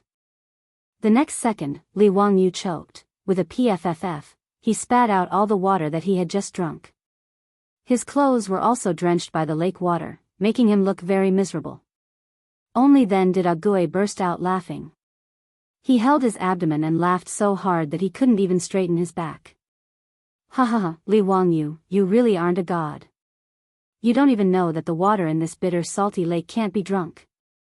Agui finally confirmed that Li Wangyu was a living human. He laughed so hard that tears came out of his eyes. Even the children in the tribe know that this bitter salty lake can't be drunk. Didn't you see that even birds don't come to drink this lake water? Huh, I'm dying of laughter. Li Wangyu wiped his mouth angrily and glared at Agui. Dalong, you actually didn't remind me. That's too much. The lake water that he drank just now was bitter, astringent, and salty. It was just like the seawater that he accidentally choked on when he was swimming by the sea in his previous life. It was completely inedible. No wonder there weren't any birds resting in this lake. It turned out that this lake was actually a saltwater lake. It wasn't strange that there were saltwater lakes in the prairie. Li Wangyu stood up angrily and shook off the water stains on his hands. Just as he was about to complain about Agui, this rascal, his body suddenly stiffened. He then turned his head and looked at the lake in front of him again. Saltwater lake? Salt? He suddenly clapped his hands. Ha, Agui, your tribe is going to be rich. Salt, this is salt. If sea salt could be obtained by drying and boiling seawater, then the same method could also be used to obtain natural lake salt. Salt on the prairie was so expensive. If the Hurut tribe learned how to make salt, would they still be afraid of not being able to make a fortune? Although the people of the prairie originally didn't eat salt, Li Wangyu believed that it was only because salt on the prairie was too expensive. If the price of salt could be cheaper, he didn't believe that the Tiela people wouldn't like food with salt. Li Wangyu originally thought that after returning to Chang'an, he would order people to send some money to the Hurut tribe. However, it was better to teach a man how to fish than to give him a fish. No matter how much money was sent, it wouldn't be as good as the wealth that the Hurut tribe could create themselves. After hearing Li Wangyu's words, Agui frowned. He didn't understand what Li Wangyu meant. Li Wangyu, what are you talking about? What salt? How can the water of this bitter salty lake be salt? Li Wangyu couldn't be bothered to explain to him. Instead of wasting half a day of saliva, he would rather extract salt from the lake and then tell them how to make salt. He quickly walked back to the sand boat and raised the sails. He let Agui lead the way and returned to the Hurut tribe. After returning to the tribe, he instructed Agui to bring a few tribesmen to catch a carriage and make another trip to the salty lake. He would use a large clay pot to bring back a carriage of water from the salty lake. Agui didn't know what was going on, but after hearing Li Wangyu say that he could make salt for the tribe, he didn't waste any more time and led the tribesmen to set off.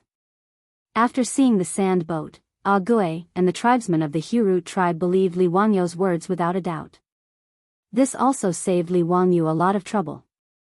After Gui led the tribesmen to retrieve the water from the salty lake, Li Wangyu immediately began to arrange for him to boil salt. Actually, Li Wangyu didn't know how to boil salt, but he understood the general principle of boiling salt and drying salt. It was to use high temperature or sunlight to evaporate the water in the water, allowing the salt to continuously condense. After the water evaporated, what was left was solid salt. Actually, boiling salt wasn't suitable to be done on the grassland. The yield was low, the cost was high, and it also required a large amount of fuel. As there were few trees on the grassland, what they lacked the most was fuel. To extract salt from the salty lake, the best way was to dry the salt. Luckily, Li Wangyu was only going to demonstrate to Chief Shi Jia and Gui. He told them that salt could be collected from the salty lake, so the method of boiling salt was the fastest and most convenient method. Gui and the others didn't know what Li Wangyu was going to do, but they still followed his instructions. They set up the stove, raised the fire, placed the iron pot, poured the salty lake water into it and started to boil it. This cooking took almost 6 hours. The tribesmen who were watching changed batch after batch. Everyone's curiosity turned into whispers. They discussed with each other softly, feeling that Li Wangyu's actions were really baffling. Can salt be produced by boiling the water? Who has heard of this before? Shoo, lower your voice. I heard that the immortals of the Central Plains can turn stone into gold. Boiling water to produce salt might also be a kind of magic. Yes, it might be so. Look at Li Wangyu's carriage. He doesn't even use cows and horses, and it runs so fast. If he isn't a god, then what is he? Then why haven't I seen the salt yet? It has been boiling for almost 6 hours. Maybe we aren't sincere enough. Don't talk anymore. Just as everyone was discussing, Gui, who had been following Li Wangyu's instructions and was standing beside the pot, stirring the salty water with a wooden stick, suddenly said, Li Wangyu, come and take a look. Why is there a white crystal in the pot? Li Wangyu quickly went forward and looked over. He couldn't help but laugh. The salty water in the pot had almost evaporated, and the salt had started to crystallize into salt particles. Those white crystals, without a doubt, were salt. Chapter 10:20. Li Wangyu couldn't care less about the heat as he dipped his finger into some white crystals and put them into his mouth. Immediately, Li Wangyu revealed a joyful expression. It was indeed salt. Chief Shi Jia and Di imitated Li Wangyu impatiently and dipped their fingers into the boiling hot salt and put them into their mouths. Ba, ba. Di was very greedy as he grabbed too much salt. He was so salty that he kept spitting saliva. However, his face was filled with joy. Salt. It's really salt. Li Wangyu, this is really salt. I can guarantee that this is exactly the same as the salt sold by those damn merchants in the market. Chief Shi Jia was also so excited that he danced with joy as he shouted in a language that Li Wangyu couldn't understand. Following Chief Shi Jia's words, the Hurut tribe was in an uproar. The crowd of onlookers all crowded towards the stove where the salt was being boiled. Li Wangyu was so scared that he quickly dodged to the side, afraid that he would be pushed into the iron pot by the crowd and be forced to perform a tragic act of stewing himself in the iron pot. Actually, the salt that was boiled from the salty lake water wasn't suitable to be eaten directly. Because the lake water contained various impurities, it still needed to be filtered and precipitated with clean water.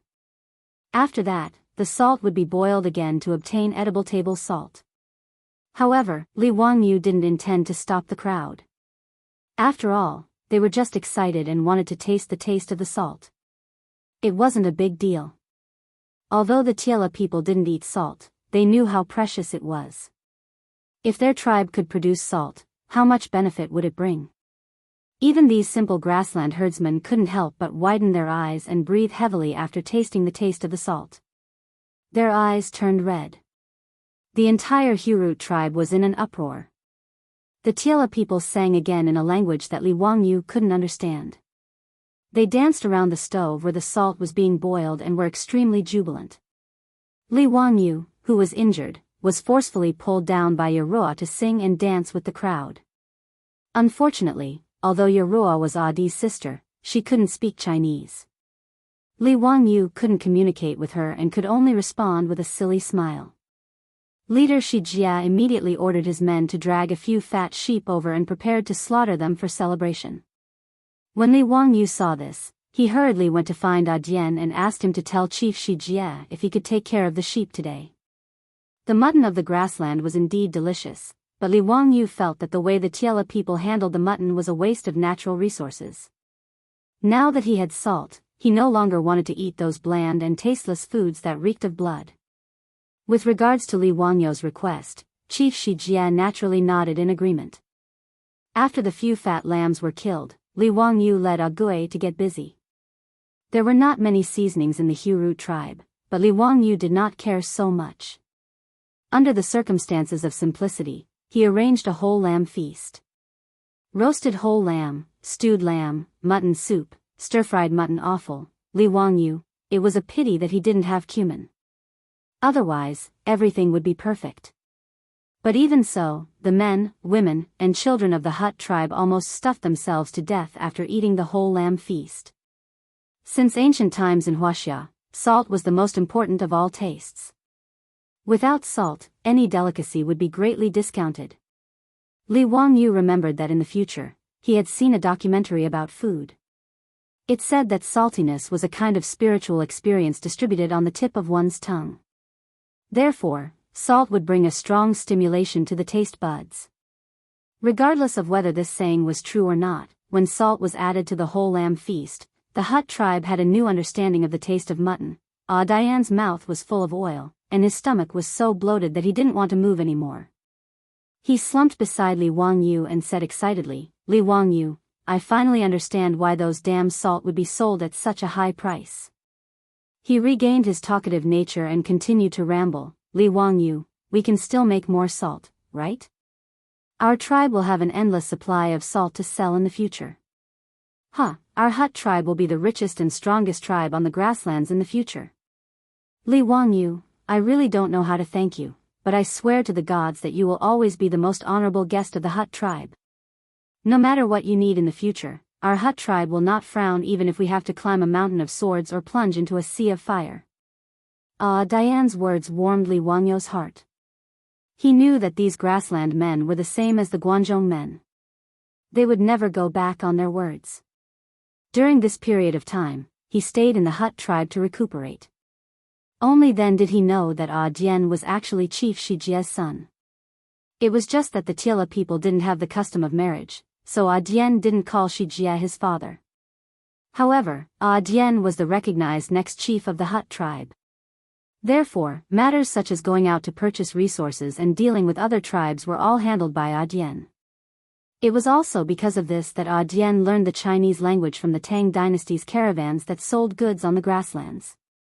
Therefore, what Dian said just now also represented the will of Chief Shi Jia and the Hut tribe to a certain extent. Li Wangyu patted Dian's shoulder gratefully, although he didn't feel that he needed the Hut tribe to repay him. The great success of cooking salt made the Hut tribe even more convinced of Li Wangyu's words. Li Wangyu also prepared to teach Dian how to dry salt before he left. Dian led the strong young men in the tribe and all followed Li Wangyu to the side of the saltwater lake. In order to dry salt, they still had a lot of work to do. As there was no lime on the grasslands, Li Wangyu also couldn't make volcanic ash to replace cement. Therefore, in order to dry salt on the grasslands, they had to move stones and build evaporation and crystallization ponds to dry salt. This wasn't a small project. During this period of time, Li Wangyu, Dian and the rest directly moved their tents to the side of the saltwater lake. They ate and lived here. Li Wangyu's injuries had basically healed. He was also in a hurry to go home, so he could only urge Dian and the rest to finish the project as soon as possible. After teaching Dian and the rest how to dry salt, Li Wangyu prepared to contact the officials of the Jianghu Khanate and ask them to escort him back to the Tang dynasty. When Li Wangyu led Dian and the rest to the saltwater lake, the Hut tribe also became busy. The women in the tribe were busy tying up sheepskin, cowhide and other things and moving them onto the tribe's horse carriages. The grassland bazaar was about to start. According to the usual practice, the Hut tribe would set off to the bazaar to sell their goods and exchange them for various necessities. Originally, it was Dian who brought people to the bazaar. However, now that Dian was busy beside the saltwater lake, Chief Shijia prepared to personally go to the bazaar to complete the transaction. The last time Li Wangyu cooked salt, he produced a total of 7 to 8 caddies of salt. Chief Shijia also prepared to bring all of it, intending to test if the salt produced by his tribe had a market. After everything was ready, Chief Shijia led people and drove the horse carriages to participate in the bazaar over 200 li away. But no one would have expected that his departure would bring a calamity to the Hurut tribe. Chapter 10:21. Li Wangyu and 80 led the hundreds of young men of the Hurut tribe and busied themselves beside the saltwater lake for nearly a week. Beside the saltwater lake, the evaporation pond and crystallization pond, which were built by piling stones to dry the salt, had begun to take shape. It wasn't easy to build these 2 small saltwater ponds. Every day, the young men of the Hurut tribe had to ride horses to the Gobi Desert, which was dozens of miles away, to find stones of suitable size, and then use horses to transport them back. After a certain amount of polishing and cutting, they were pieced together seamlessly. The work was very hard, but none of the men of the Hurut tribe, including 80, the future leader of the tribe, complained. No matter how much they sweated, these Chila people's faces were always brimming with smiles. Every time they rested, 80, the chatterbox, would pester Li Wangyu and chatter about his beautiful vision for the future. Li Wangyu, how much do you think we should sell our salt? How about a scoop of salt for a sheep? It will definitely anger those damn profiteers to death. Dalong, from now on, your tribe will have as many sheep as the clouds in the sky, Li Wangyu also hoped that the simple and honest Hurut tribe would have better days. He laughed heartily and patted 80's shoulder. 80 also laughed heartily. Just as he was about to say something, he saw a fast horse galloping towards them from the grassland. Li Wangyu found the middle-aged Tiela man on the horse's back familiar. He should be from the Hurut tribe. However, his current appearance, which was covered in blood, gave Li Wangyu a fright. Before the man, who was covered in blood, could reach 80, his body tilted and he fell from the horse's back. Li Wangyu just noticed that the man's body was covered with bloody wounds. Blood had already dyed the clothes of this middle-aged Tiela man and the horse he was sitting on. 80 and the others rushed forward and held the man, preparing to save him. However, the man only had time to say a few words to 80 and the others before he stopped breathing due to his severe injuries. Li Wangyu couldn't understand the Tai La language, so he didn't know what they were talking about. However, the reaction of Dai and the others gave him another shock. Including Adhii, all of the Tiela people showed grief and indignation after hearing the words of the person who came. With a furious roar, 80 pulled out the knife on his waist and roared at Tai Lu. All the Tiela people's eyes turned bloodshot. After calling for their mounts, they immediately leapt onto their horses and charged out. Li Wangyu hurriedly shouted at 80, Dalong, what happened? Our tribe was attacked and we suffered heavy casualties. After Di threw down these words, he didn't have time to care about Li Wangyu anymore. Gnashing his teeth, he led the group of strong youths from the tribe and galloped towards the direction of the tribe. Hearing this, Li Wangyu's expression changed drastically. After being stunned for a few seconds, he hurriedly ran towards his sand boat, raised the sail, and chased after Dian and the others. In order to build the salt drying pond next to the saltwater lake, Di took away almost all of the strong youths in the tribe. Now that the Hurut tribe was in the camp, almost all of them were women and children. Now that they were attacked, how could they have the ability to protect themselves? Even Li Wangyu couldn't help but tremble at the terrifying consequences. He didn't dare to imagine it. However, according to his understanding during this period of time, although the Hurut tribe was a small tribe, there weren't any threats within a radius of 200 to 300 li. Although the Xianshuo Khanate was a loose grassland Khanate, ever since the Eastern Turks were defeated by the Tang dynasty, the Xianshuo Khanate had prospered under the rule of their leader, the barbarian Khanate. Although the Tiela tribes weren't rich and even had to pay heavy taxes to the Khanate to let their youths join the Khanate's army, at the very least, the Tiela tribes weren't allowed to kill each other. Now that it was the 6th year of Jingguan, the Jianghu Khanate had 200,000 elite soldiers. It could be said that the Jianghu Khanate was at its peak. Under such circumstances, how could the Hurut tribe still be attacked? Who would have the guts to attack a Tiela tribe on the grassland? Weren't they afraid of the Jianghu Khanate's revenge? Could it be that the desert bandits had followed them all the way here? Li Wangyu shook his head, feeling that this was impossible. No matter how fierce the desert bandits were, they only relied on the desert environment to stir up trouble. Even if they had the guts to leave the desert and enter the grassland to attack a tribe, they wouldn't dare. Li Wangyu couldn't think of a reason, so he couldn't be bothered to think about it. He could only focus on driving the sand boat to catch up with Ague and the others. Actually, he also knew that he didn't have the strength to truss a chicken. Even if he followed Ague and the others back, he probably wouldn't be of much help. He might even be a burden. However, the Hurut tribe had saved his life. How could he turn a blind eye to such a dangerous situation? Li Wangyu touched the clay grenade in his pocket and calmed down slightly. After all, he wasn't completely helpless against the enemy. Unfortunately, this was the last one he had left. When Ague and the group of Tiela tribesmen rushed back to the Hurut tribe anxiously, what appeared in front of them was a miserable scene with smoke rising everywhere and dilapidated walls. The culprits who had attacked the tribe had already disappeared, but the Hurut tribe was dead silent. The tribe that used to be lively and cheerful was now like hell on earth. Countless corpses of the tribesmen were lying everywhere, blood flowing like a river. Ague looked at the scene in front of him, his hair standing on end and his eyes almost popping out of their sockets. He looked up to the sky and let out a miserable howl like a wolf. His voice was filled with anger, sorrow, pain and regret. The group of Tiela tribesmen were also heartbroken. They roared and jumped off their horses, looking for traces of their loved ones among the dilapidated walls. Li Wangyu stared blankly at the scene in front of him, his body trembling uncontrollably. The Hurut tribe had a total of 369 people. Excluding the 127 people who followed Ague to build the salt-drying pond at the saltwater lake, the remaining 242 people, including the tribe leader, the children, and the women, were all killed. Li Wangyu was like a walking corpse, walking helplessly in hell on earth. He stared blankly at Ague, who was carrying his sister Yeruo's corpse and walking over.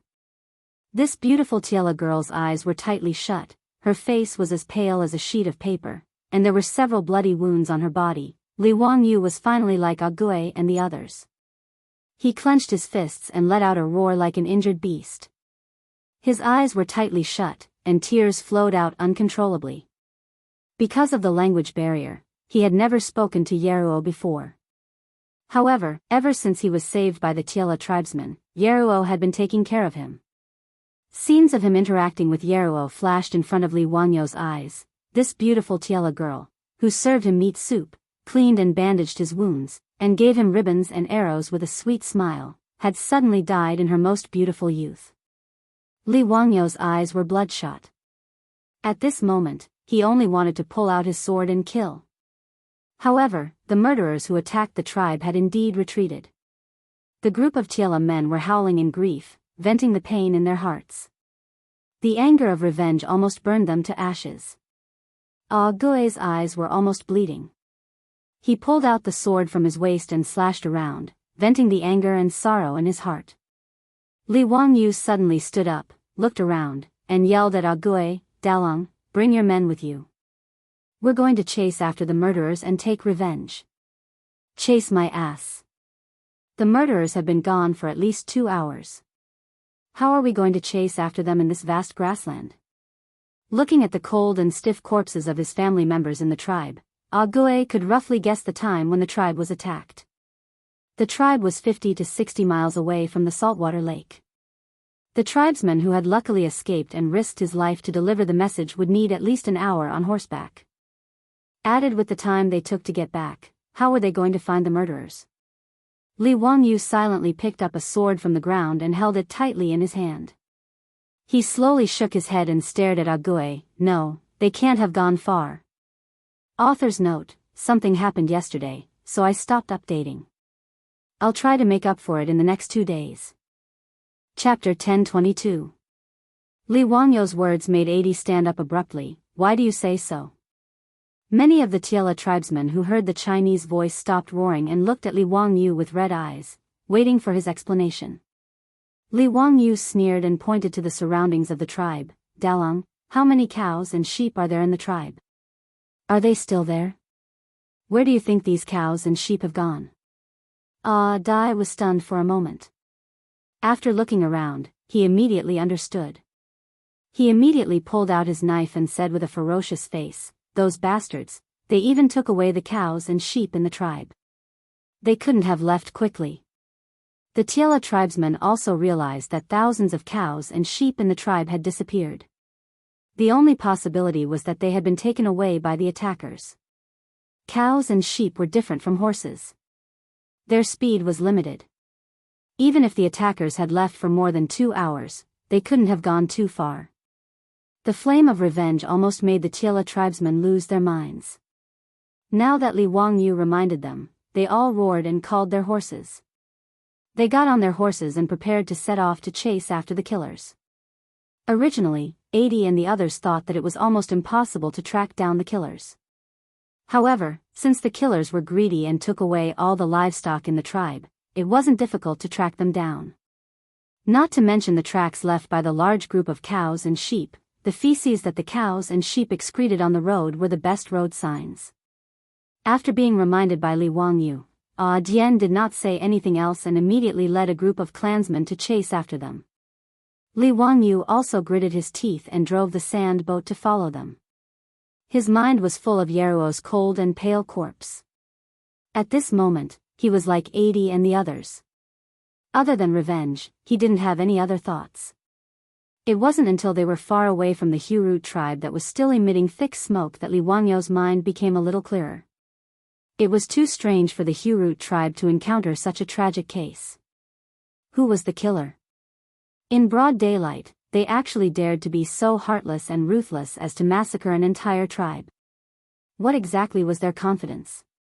Furthermore, all the cattle and sheep of the Hurut tribe had been driven away, which meant that the murderer was not afraid of being discovered at all. He was completely fearless and did not worry about the revenge and pursuit of the surviving members of the Hurut tribe at all. Looking at the direction in which Jia and the others were chasing, they were also heading towards the hinterland of the Jianghu Khanate and not towards the border region. Could it be that the murderer who attacked the Hurut tribe was a noble of the Jianghu Khanate? When Li Wangyu thought of this, he hurriedly drove the sand boat to chase after Dian and told his thoughts loudly to Dian. Dai ceaselessly waved his whip, urging the horse beneath him to speed up, and his eyes were like a hawk as he stared into the distance. In response to Li Wangyou's words, he didn't even turn his head as he replied coldly, "No matter who the murderer is, the Hurut tribe will not rest until they are dead. Even if the barbarian Khan is in front of me, I will make him pay with his life. Even if all of us die in battle, we will not back down even half a step." After Dian finished speaking, he hesitated for a moment before turning his head to look at Li Wangyu. "Li Wangyu, your injuries have basically healed. This matter has nothing to do with you, so don't follow me anymore. Quickly leave and return to the Tang dynasty. The Hurut tribe will never forget you as a friend." Li Wangyu glared at him. "Scram. Yeruo is your sister, and she is also my sister. I, Li Wangyu, will definitely avenge her. If you dare to make me leave again, do you believe that I will fall out with you right now?" It was not that Li Wangyu wanted to be brave, he also knew that Dian's words were out of good intentions. However, if he left just like that, he was afraid that he would never be able to forgive himself in this lifetime, let alone feel at ease. No matter how much he missed Su Chongqing and his child, there were things that a man should and should not do. The Hurut tribe was almost wiped out. If he did not care and turned around to leave, even he would despise himself. Dian stared deeply at Li Wangyu, nodded heavily, and did not say anything else. He continued to urge the horse to gallop forward. After 127 horses galloped on the grassland for more than an hour, Dian finally saw a troop in front of him. A troop of 500 to 600 people, driving thousands of cows and sheep, casually galloping on the grassland. Without a doubt, these were the murderers who attacked the Hurut tribe. The eyes of the Tiela people instantly turned red as blood, and they waved their whips even more vigorously, looking like they were about to charge forward and fight their enemies to the death. However, when Li Wangyu saw the murderers who massacred the Hurut tribe, he could not help but feel his heart skip a beat. Those murderers were indeed from the Jianghu Khanate. More importantly, these 500 to 600 people were all armored soldiers. Although the Jianghu Khanate was a grassland tribe, its army was like the Tang dynasty of the Central Plains. They all wore armor, but the style and quality of the armor were different. Li Wangyu secretly clenched his fist, but in his heart, he had already made up his mind to die. 127 Tiela people, plus a weakling like him, against 500 to 600 armored cavalrymen, it was basically a dead end. No matter how tough Adian and the other Tiela people were, at the end of the day, they were just herdsmen. No matter how valiant they were, how could they fight against 500 to 600 armored soldiers by themselves? But even so, Li Wangyu didn't have the thought of running away in his heart. He just silently touched the grenade in his arms, thinking about how many people he could drag down to die with him before his last breath. Chongqing. See you in the next life, take care of our child. Li Wangyu silently said goodbye to his wife again in his heart. He resolutely gripped the hand that was controlling the sail, and followed closely beside Adian. Over 100 horses of the Hurut tribe galloped over, causing a huge commotion. When the Jianghu cavalrymen who had massacred the Hurut tribe realized that someone was chasing after them, they did not panic at all. Instead, they stopped moving forward, jumped off their horses, and formed a battle formation, waiting calmly for Adian and the others to come closer. Li Wangyu, who was on the sand boat, naturally understood this abnormal behavior, but he couldn't help but feel suspicious. The Hurut tribe came for revenge. Although these murderers had the advantage in numbers, what was the meaning of dismounting and forming a battle formation? Could it be that these Jianghu cavalrymen were so arrogant that they thought they could defeat Adian and the other herdsmen by dismounting? If that was the case, they might still have a chance to live today. However, Li Wangyu did not expect that when Adian led the cavalrymen to a distance of 1 mile from the cavalrymen, he suddenly pulled the reins and stretched out his right hand, indicating for everyone to stop. Li Wangyu was puzzled, so he asked, "Dalong, why did you stop?" Even though he had never been in a battle formation, he knew the principle of finishing in one go. Since the other party had already dismounted, how could they let go of such a good opportunity? At this moment, shouldn't they charge forward and use the speed and charging force of the cavalrymen to defeat their opponents in one go? Dian did not reply, but jumped off his horse and pulled out his saber. Those Tiela people also jumped off their horses, pulled out their weapons, and silently stood behind Dian, forming a battle formation. Li Wangyu, since you don't want to leave, then you are my brother. Today, you and I are going to die together. It's a fortunate thing. Stand by my side and we'll charge together. Li Wangyu was completely dumbfounded. What was going on? Chapter 1023. Cavalry getting off their horses and forming a battle formation? Li Wangyu was dumbfounded by the scene in front of him. His brain, which had been filled with blood due to the rush of blood, quickly calmed down. Following which, he thought back to the Battle of Shuayantua in history. In the 15th year of Zhongguan, Pai Lupi ordered Minister of War Li Ji to lead 150,000 troops to attack Mabe.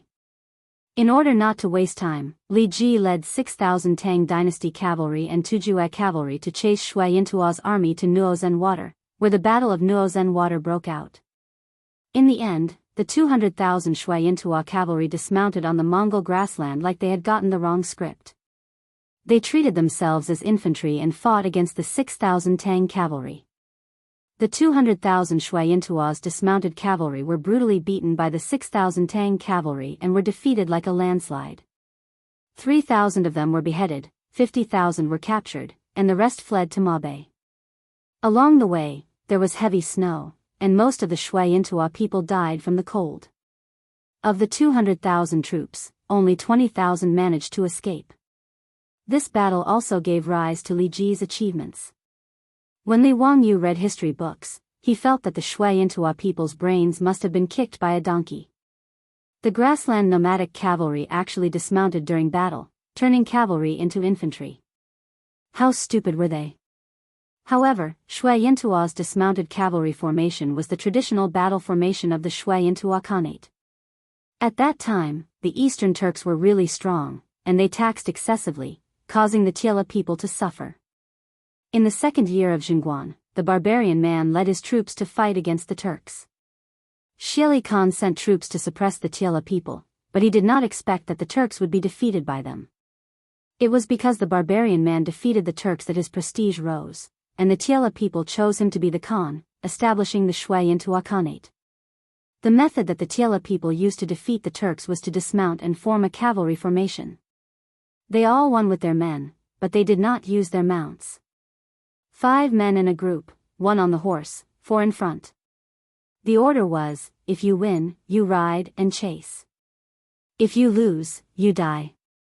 Shui Yintua's strategy was to form a group of 5. One of them would be in charge of the 5 horses, while the other 4 would fight on foot. If they won, they would pursue on horseback. If they lost, they would retreat on horseback. To Shui Yintua's cavalry, horses were only a means of transportation and not a fighting force. To the people of the grassland, this was a wonder. However, such a dismounted cavalry formation was able to defeat the Turkic cavalry who were at the peak of their power. Whether it was the cavalry of the Eastern Turks or the Western Turks, Shui Yintua would always use this move. Moreover, he would win every battle. This made Shui Yintua's people even more superstitious about dismounted cavalry. It was not until the 15th year of Zhengguan that Shui Yintua's dismounted cavalry formation was taught a lesson by the iron cavalry of the Tang dynasty that this strange tactic died out. Li Wangyu recalled the history of the Tang dynasty and immediately understood why those Shui Yintua cavalry dismounted and formed a formation, and why Dian and the other Tiela people also dismounted. Was there something wrong with his head? One must know that cavalry was the most invincible army in the era of cold weapons. Giving up on being a cavalry with plus 100 combat power and jumping off the back of a horse to become a foot soldier, this was simply crazy. Immediately, he jumped down from the sand boat, grabbed Dian and roared, "Dalong, wait! You can't fight like that. This is just courting death. Quickly get on the horse, I have a way to defeat them."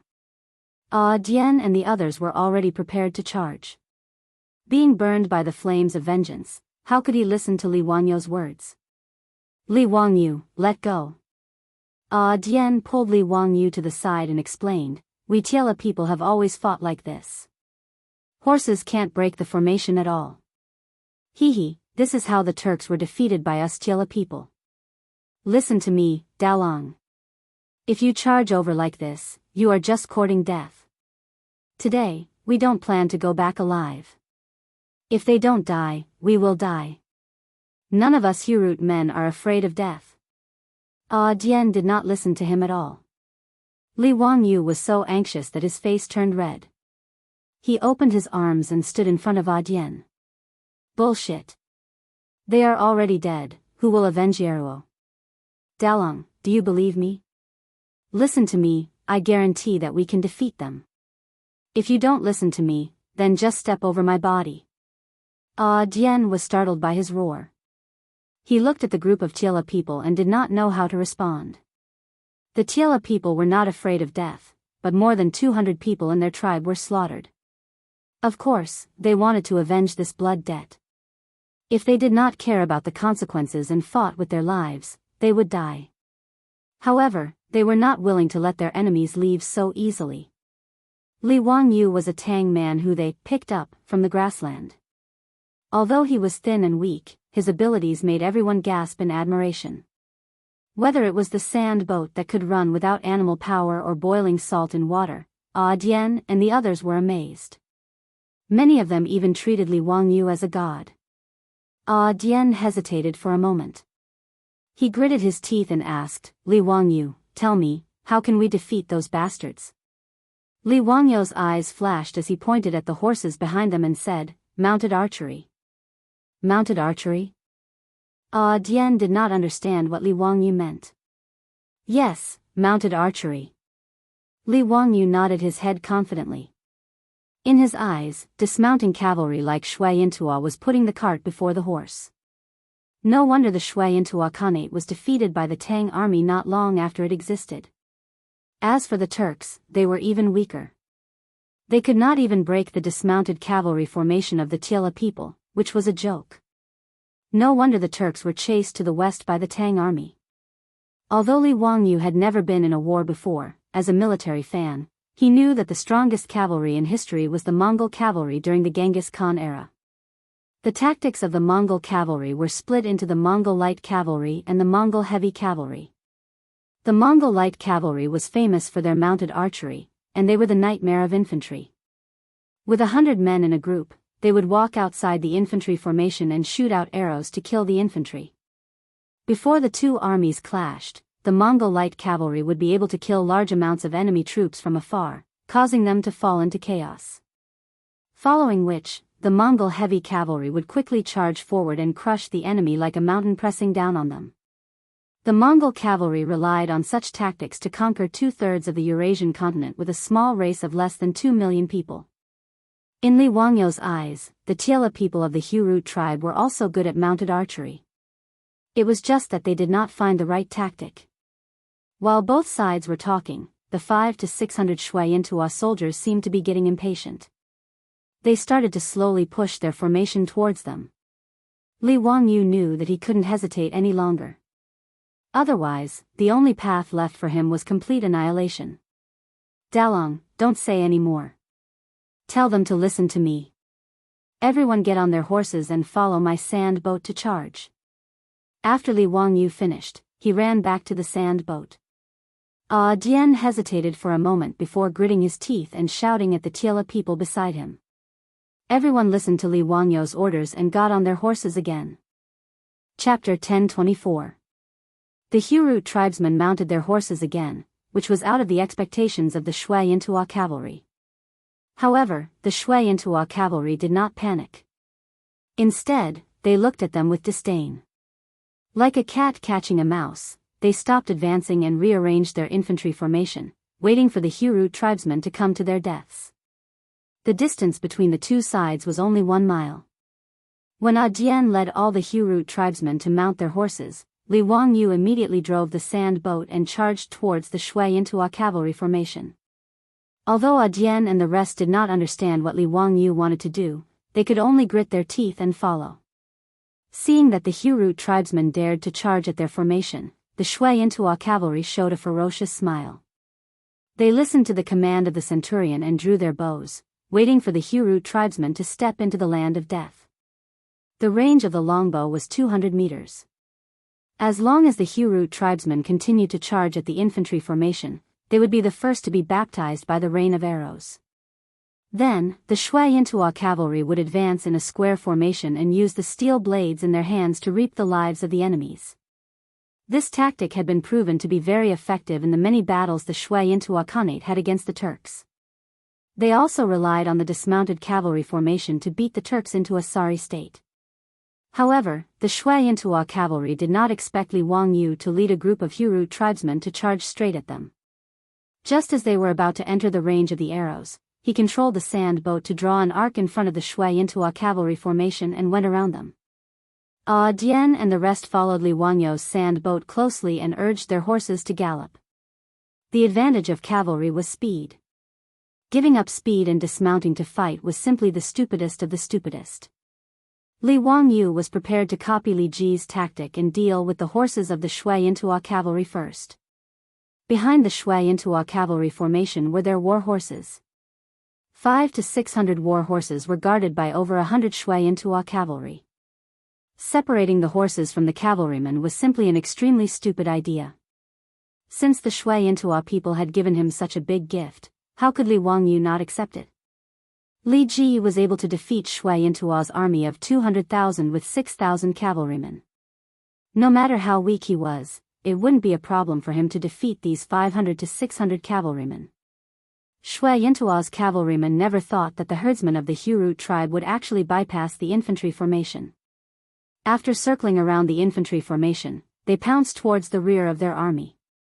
They immediately panicked. The centurions commanding the infantry formation were shocked when they saw this situation.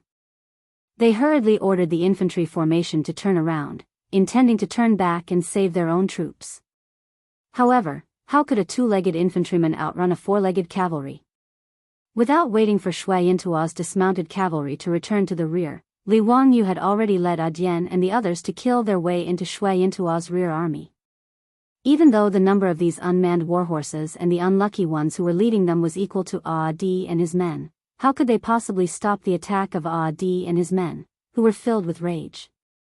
Di and his men pierced through Shui Yintuo's rear army as if they were chopping melons and vegetables, directly chopping down those unlucky ones. As for the horses of the rear army, they were also driven away by the men of the Hurut tribe. In just a moment, these warhorses were either dead or running away. When Shui Yintuo's dismounted cavalrymen, under the leadership of the centurions, ran back to the rear army while panting heavily, there were no traces of the warhorses. After the successful attack, Li Wangyu didn't give Shui Yintuo's men a chance at all. He had already led Di and his men far away. Without the warhorses of the rear army, this group of dismounted cavalrymen of Shui Yintuo was just a tortoise in Li Wangyu's eyes. They couldn't run away, they couldn't fight. Now, they only needed to use the speed of the horses to slowly exhaust them to death. Li Wangyu's face finally revealed a smile. He originally thought that they would die, but because of the stupidity of Shui Yintuo's men, he actually saw the dawn of victory. After losing their warhorses, Shui Yintuo's cavalrymen finally realized that things were not going well. Just as Li Wangyu thought, these Shui Yintuo's cavalrymen suddenly realized that they were in a rather awkward situation. They wanted to escape, but they didn't have horses. They wanted to fight, but those damn herdsmen didn't give them a chance at all. The few centurions leading the troops couldn't help but look at each other in dismay, not knowing what to do. At this moment, Di and the others also reacted. Each of them revealed a smile on their faces. They couldn't help but reveal a mocking expression when they looked at Shui Yintuo's cavalrymen. In their eyes, without horses, they could exhaust these Shui Yintuo's cavalrymen. Without horses on the grassland, no matter how powerful the cavalrymen were, they were just lambs waiting to be slaughtered. At this moment, Li Wangyu was also in high spirits. He pointed at the terrified Shui Yintuo's cavalrymen who were huddled together and laughed. "Dalong, how is it? Do you have the confidence to kill them now?" Di's face revealed a cruel smile. He stuck out his tongue and licked his lips. "They are dead meat. I definitely won't let them walk out of this grassland. Li Wangyu, leave the rest to us." Li Wangyu didn't try to show off. He nodded and prepared to watch this small-scale battle from the side. Just now, he had already explained to Di how they should use the mounted archery tactic to exhaust these armored Shui Yintuo's cavalrymen. Di let the tribesmen rest for a moment to recover their horses. He then led the troops and charged towards Shui Yintuo's cavalrymen again. The herdsmen of the Hurut tribe didn't give Shui Yintuo's cavalrymen any chance to attack them. Under Di's lead, they followed Li Wangyu's instructions and constantly urged their horses to circle around the Shui Yintuo's cavalrymen who were like tortoises. The bows in their hands constantly shot out arrows, slowly reaping the lives of the Shui Yintuo's cavalrymen. The well-equipped Shui Yintuo's cavalrymen were passively beaten. After Di and the others killed close to 100 of them, they finally collapsed. The centurions and the cavalrymen couldn't restrain the troops anymore. Some of the Shui Yintuo's cavalrymen who were scared out of their wits directly knelt down and surrendered. Some of them fled in all directions, hoping to escape with their lives. Those Shui Yintuo's cavalrymen who fled in all directions became a meal for Di and the others who were already in a killing frenzy. They urged their horses to chase after them and slash them down. No matter how fast a human could run, in this vast grassland, how could they possibly outrun a horse? Without much effort, those cavalrymen who tried to escape were slashed to the ground by the Hurut herdsmen who were filled with anger. They lost all signs of life, while the other cavalrymen directly chose to surrender. A small-scale battle came to an end just like that. Out of the 500 to 600 well-equipped Shui Yintuo's cavalrymen, 200 to 300 of them were killed. The rest were all taken captive. Di led his men and gathered all the captives together, preparing to interrogate them. Di and the others still didn't understand why the Hurut tribe was brutally slaughtered by the Shui Intua's cavalrymen. Di held a steel blade in his hand and jumped down from his horse. He directly dragged out a person from the captives and slashed down without saying a word. A rain of blood splattered out and sprayed all over Di's body, making him look even more ferocious. Li Wangyu sighed silently, but he didn't stop Di from killing the captives. All the women and children in the Hurut tribe were slaughtered. With such a blood feud, no matter what Di and the others did, Li Wangyu could understand. After Di chopped off the head of that Shui Intua's cavalryman, the remaining 200 to 300 cavalrymen were scared out of their wits. They all knelt on the ground and kowtowed, begging for mercy. These Shui Intua's cavalrymen who were originally swaggering and arrogant were now like lambs waiting to be slaughtered, each of them trembling in fear. As if venting his anger, Di continuously slashed several captives to death. Only then did he begin to interrogate these Shui Intua's cavalrymen about the reason for slaughtering the Hurut tribe. The Shui Intua's cavalrymen who had long been scared out of their wits and were begging for mercy, including the centurions, immediately spilled the beans like a bamboo tube as they honestly revealed the truth. After hearing the results of the interrogation of the captives, Li Wangyu couldn't help but be stunned. He never would have thought that this calamity of the Hurut tribe was actually caused by him. Chapter 1025. After interrogating the captured Shui Intua cavalry, Di finally understood that the root cause of the Hurut tribe's disaster was actually salt. The 7 to 8 kilograms of salt that Li Wangyu and his tribesmen boiled not only didn't make the Hurut tribe rich, but also almost made the tribe extinct. He originally thought that the high price of salt on the grassland was only because of the merchants' greed. However, Li Wangyu never expected that although the Shui Intua Khanate didn't have a salt and iron monopoly policy like the Tang dynasty, all the salt sold on the grassland was actually controlled by the nobles of the Shui Intua Khanate. While Li Wangyu, Di, and the others were busy building a salt drying pond beside the saltwater lake, Chief Shijia led his people to the largest market 300 miles away. He planned to use the 7 to 8 kilograms of salt to test the market and see how the sales would be. The salt came easily, so Chief Shijia naturally sold it at a cheap price.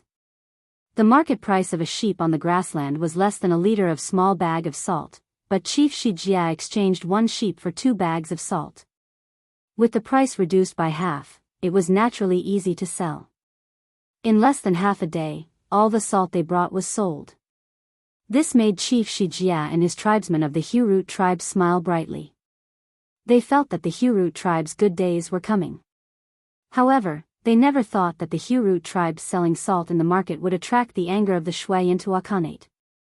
Biyao, the son of the Shui Intua Khanate, was the real master behind the scenes who controlled the salt trade on the grassland. The fact that the Hurut tribe was selling salt in the market naturally couldn't be hidden from others. This matter was immediately reported to Biyao. Biyao naturally wouldn't allow any tribe to snatch food from his mouth. Therefore, Chief Shijia and his tribesmen, who were full of joy with a large amount of goods, didn't even have time to enjoy the joy of success before they welcomed the group of death gods who were sent by Biyao to chase after Shijia. Biyao wasn't the least bit interested in how the Hurut tribe got their salt. He only gave one order to this group of Shui Intua cavalry, and that was to kill them all. This was Biyao's warning to all the tribes on the grassland who dared to touch his interests. Kill the chicken to warn the monkey. The Hurut tribe was the chicken in Biyao's eyes. This group of Shui Intua cavalry followed Chief Shijia's group in secret according to Biyao's orders. When they found the Hurut tribe, they didn't say anything and rushed into the tribe. In the tribe, they were no match for the Shui Intua cavalry. Other than a clansman who risked his life to run out and report the news to Dian, the entire clan was killed. Shui Intua's cavalry did not care why there were no young men in the tribe. After killing and setting fire to the tribe, they looted everything in the Hut tribe and drove the cattle and sheep away, preparing to return to report on their mission. The Hua cavalry didn't Zhua people, Chiu cavalry was the cavalries, Zhua Chiu, cavalry, S peoples' cavalry was cavalry. Tu's chief, and Khanates, Hua, and S, and Khanate. The centurions of the Shui-Yintua cavalry would never have thought that the well-equipped Shui-Yintua cavalry, who had defeated the Turks so easily, would be defeated by a few hundred herdsmen. Even centurions like them had become captives. Are you really sent by Prince Dajua? After listening to the confession of the centurions, Adile's face turned dark. The few centurions looked at each other and thought that Ague was frightened by Bajua's identity. They couldn't help but raise their voices. That's right. Are you from the Hurut tribe? Since you know that we are Prince Dajua's subordinates, why don't you let us go and tie your hands and follow us to beg for forgiveness? I will plead for you later. I think Prince Dajua will spare your lives for the sake of your bravery. He might even entrust you with important tasks. Are you trying to rebel? We are Prince Dajua's subordinates. Ague nodded. Good, good, you are all Prince Dajua's subordinates. Before he could finish his sentence, he swung the steel saber in his hand and chopped off the head of a centurion. Then go to hell and repent to my clansmen. As Ague made his move, the hundreds of Hurut tribe members all stabbed their steel sabers into the bodies of the Shui-Yintua cavalrymen with bloodshot eyes. Miserable howls resounded through the sky, and blood mist filled the grassland. Li Wangyo's face couldn't help but twitch a few times. However, he just turned his head and didn't look at Ague's actions of killing the captives. The 242 people of the Hurut tribe, including the women and children, were all slaughtered by these beasts. No matter how Ague and the others took revenge, in Li Wangyo's eyes, it was reasonable. This group of Shui-Yintua cavalrymen had already been disarmed. They didn't have sabers or swords in their hands, armor to defend themselves, and horses to help them. Under such circumstances, even if they found out that the Hurut tribe was killing the captives and wanted to resist or escape, it would be of no use. After a few minutes, the grassland regained its tranquility. However, the strong smell of blood almost made Li Wangyu vomit. He resisted the urge to look at the corpses of the Shui-Yintua cavalrymen and found Ague, who was covered in blood. Delang, what are you going to do next? Why don't you go back to the Tang dynasty with me? Don't worry, the Tang dynasty also belongs to the Tiela people. I will order people to allocate a grassland for you, which is enough for the Hurut tribe to thrive. In Li Wangyo's view, Ague and the others definitely couldn't stay in the Shui-Yintua Khanate after such a thing happened. In this way, it was a good choice to go back to the Tang dynasty with him. As for the murderer behind the massacre of the Hurut tribe, the legitimate son of the Ishan Khan, Li Wangyu couldn't do anything to him even though he was the prefectural duke of the Tang dynasty. He couldn't ask Pai Lupi to send the cavalry to attack the Shui-Yintua cavalrymen just because the Hurut tribe was slaughtered, right? It was the 6th year of Zhengguan, and the Tang dynasty and the Shui-Yintua Khanate were still in the honeymoon period. The relationship between the two countries was harmonious, and the Tang dynasty couldn't force the Ishan Khan to hand over his legitimate son just because of a small tribe in the Shui-Yintua Khanate. Those who had this idea were crazy. However, Ague didn't accept Li Wangyo's suggestion at all. He directly shook his head and rejected Li Wangyo's kindness. No, I want to stay with my people on the grassland. I want to avenge my dead people. As long as Bajua is alive, we won't leave. You're crazy. Li Wangyu didn't expect Ague to still want to kill Bajua. He couldn't help but yell at Ague. He is the prince of the Shui-Yintua Khanate, and he has countless guards around him. How can you kill him? Do you want to kill everyone in the Hurut tribe before you stop? Dalong, stop. Yeruo's spirit in heaven doesn't want you and your people to die in vain. Ague, whose face was covered in blood, suddenly smiled and showed his white teeth to Li Wangyu. Those bastards just told me that Bajua is in the bazaar now, waiting for them to report back. I'm going to take my people to raid the bazaar and find that bastard Bajua. He has thousands of Shui-Yintua cavalrymen around him. You're going to die. We, the men of the Hurut tribe, are not afraid of death. You bastard. Li Wangyu was so angry that he couldn't help swearing. Yeruo and her people's lives are important, but these people's lives are not. Dalong, listen to me. We Tangs have a saying, where there is life, there is hope. There will be a chance to avenge Yeruo in the future. I, Li Wangyu, swear to God that if I can't kill Bajua, I will be struck by lightning and die a horrible death. Gui still shook his head. No, we will avenge ourselves. Facing the stubborn Gui, Li Wangyu was so angry that he snatched the steel knife from Gui's hand and slashed at the air as if he was venting his anger. After a long while, Li Wangyu threw away the steel blade that was covered in bloodstains while panting. He turned his head and said to Gui, "All right, since that's the case, I'll accompany you. Sigh, I've been criticized by everyone every day for my lousy writing. After a day of reflection, I still don't know how to write without being lousy. Maybe my writing is not good enough." Chapter 10:26. Although the disaster that the Hurut tribe encountered was not directly related to Li Wangyu, it was still caused by the salt that he had boiled for the tribe. To Li Wangyu, doing something bad out of kindness was naturally very uncomfortable. He regretted underestimating the greed and shamelessness of those who had vested interests. Although the nobles of the Tang dynasty were equally greedy, at least they still maintained a semblance of benevolence and morality. On the other hand, the rules of the grassland were completely the survival of the fittest. As the legitimate son of the barbarian Khan, Ba Zhua actually sent out his subordinates without any scruples and slaughtered the Hurut tribe. This was something that Li Wangyu could not accept at all. Since Dian and the others were determined to take revenge, Li Wangyu could only risk his life to accompany them and create havoc in the grassland. Seeing that Li Wangyu was actually willing to accompany them to seek revenge on Ba Zhua, Dian and the others were naturally overjoyed and could not help but cheer. After today's battle, all the people of the Hurut tribe had already worshipped Li Wangyu like a god. Although Li Wangyu had already made the people of the Hurut tribe gasp in amazement by boiling salt in salt water and driving without a horse and so on. However, today was different. They were determined to die and tragically prepared to be like moths to a flame. Even if they could not shake the Shui Intua's cavalry, they planned to risk their lives and drag a few of them down with them to perish together. That was all. However, under such circumstances, Li Wangyu was able to lead 127 of them and miraculously annihilate 500 to 600 fully armed Shui Intua cavalrymen. Moreover, the casualties they suffered were minimal. Apart from a few people who suffered some minor injuries when charging at the rear of the Shui Intua's cavalry, it could be said that they were unharmed and killed 500 to 600 cavalrymen. The feeling of escaping death and being able to kill the murderer of their loved ones with their own hands made Dian and the group of Hurut men so excited that they almost forgot themselves. However, they also understood that all of this was due to Li Wangyu's magical command.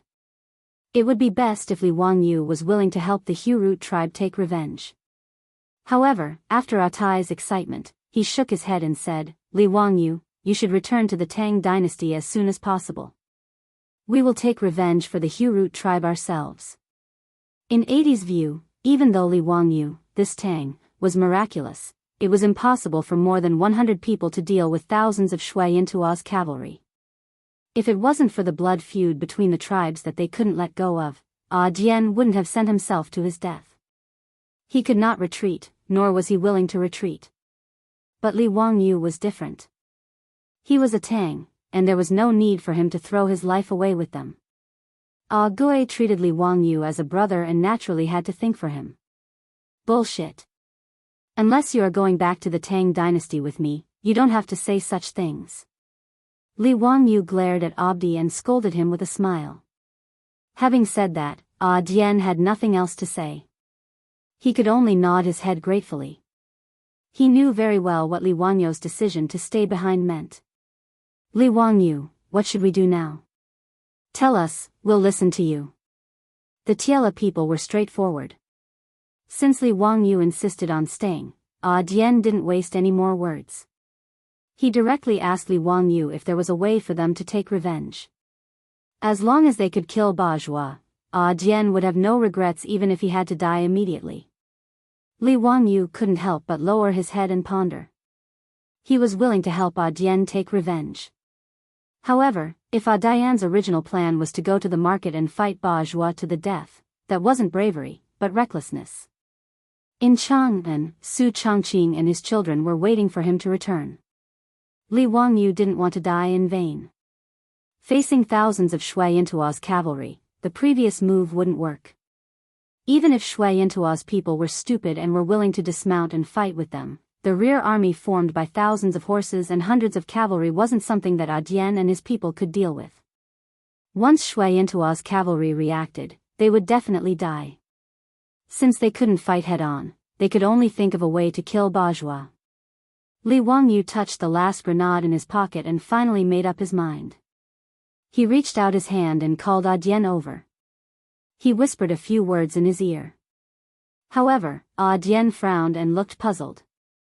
Li Wangyu, what do you mean? Why do you want our tribesmen to compete in throwing stones? Don't worry about that. Just listen to me. Dian could only nod his head helplessly. He gathered his tribesmen and asked them to find fist-sized stones. Then, they would compete to see who had the greatest strength and could throw it the furthest. The men of the Hurut tribe were also puzzled. However, out of their trust in Li Wangyu, all the men of the Hurut tribe, including Dian, dismounted from their horses and began to look for stones in the grassland. Of course, this wasn't Li Wangyu deliberately teasing Dian and the others. He planned to use the last grenade to kill that bastard Bajua. However, there would be many guards around Bajua. It wouldn't be easy to use bows and arrows or other assassination methods. However, if he used the grenade, he could throw it far away. As long as he threw it accurately, he could kill with one shot. The Tiela tribesmen had never seen a bomb before. Naturally, they wouldn't be prepared for the grenade. The probability of success was the highest when the enemy was caught off guard. However, there was only one grenade. It wasn't easy to find saltpeter and sulfur in the grassland.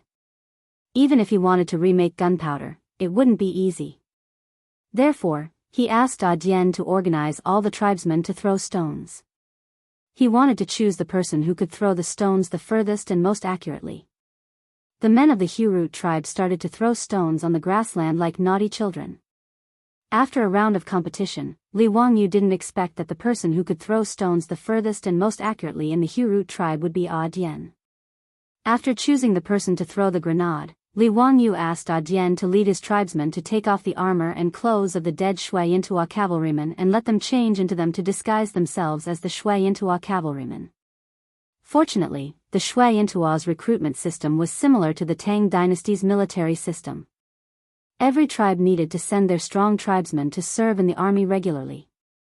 Therefore, Dian and the others were very familiar with the military system and various rules of the Shui Yintua cavalrymen.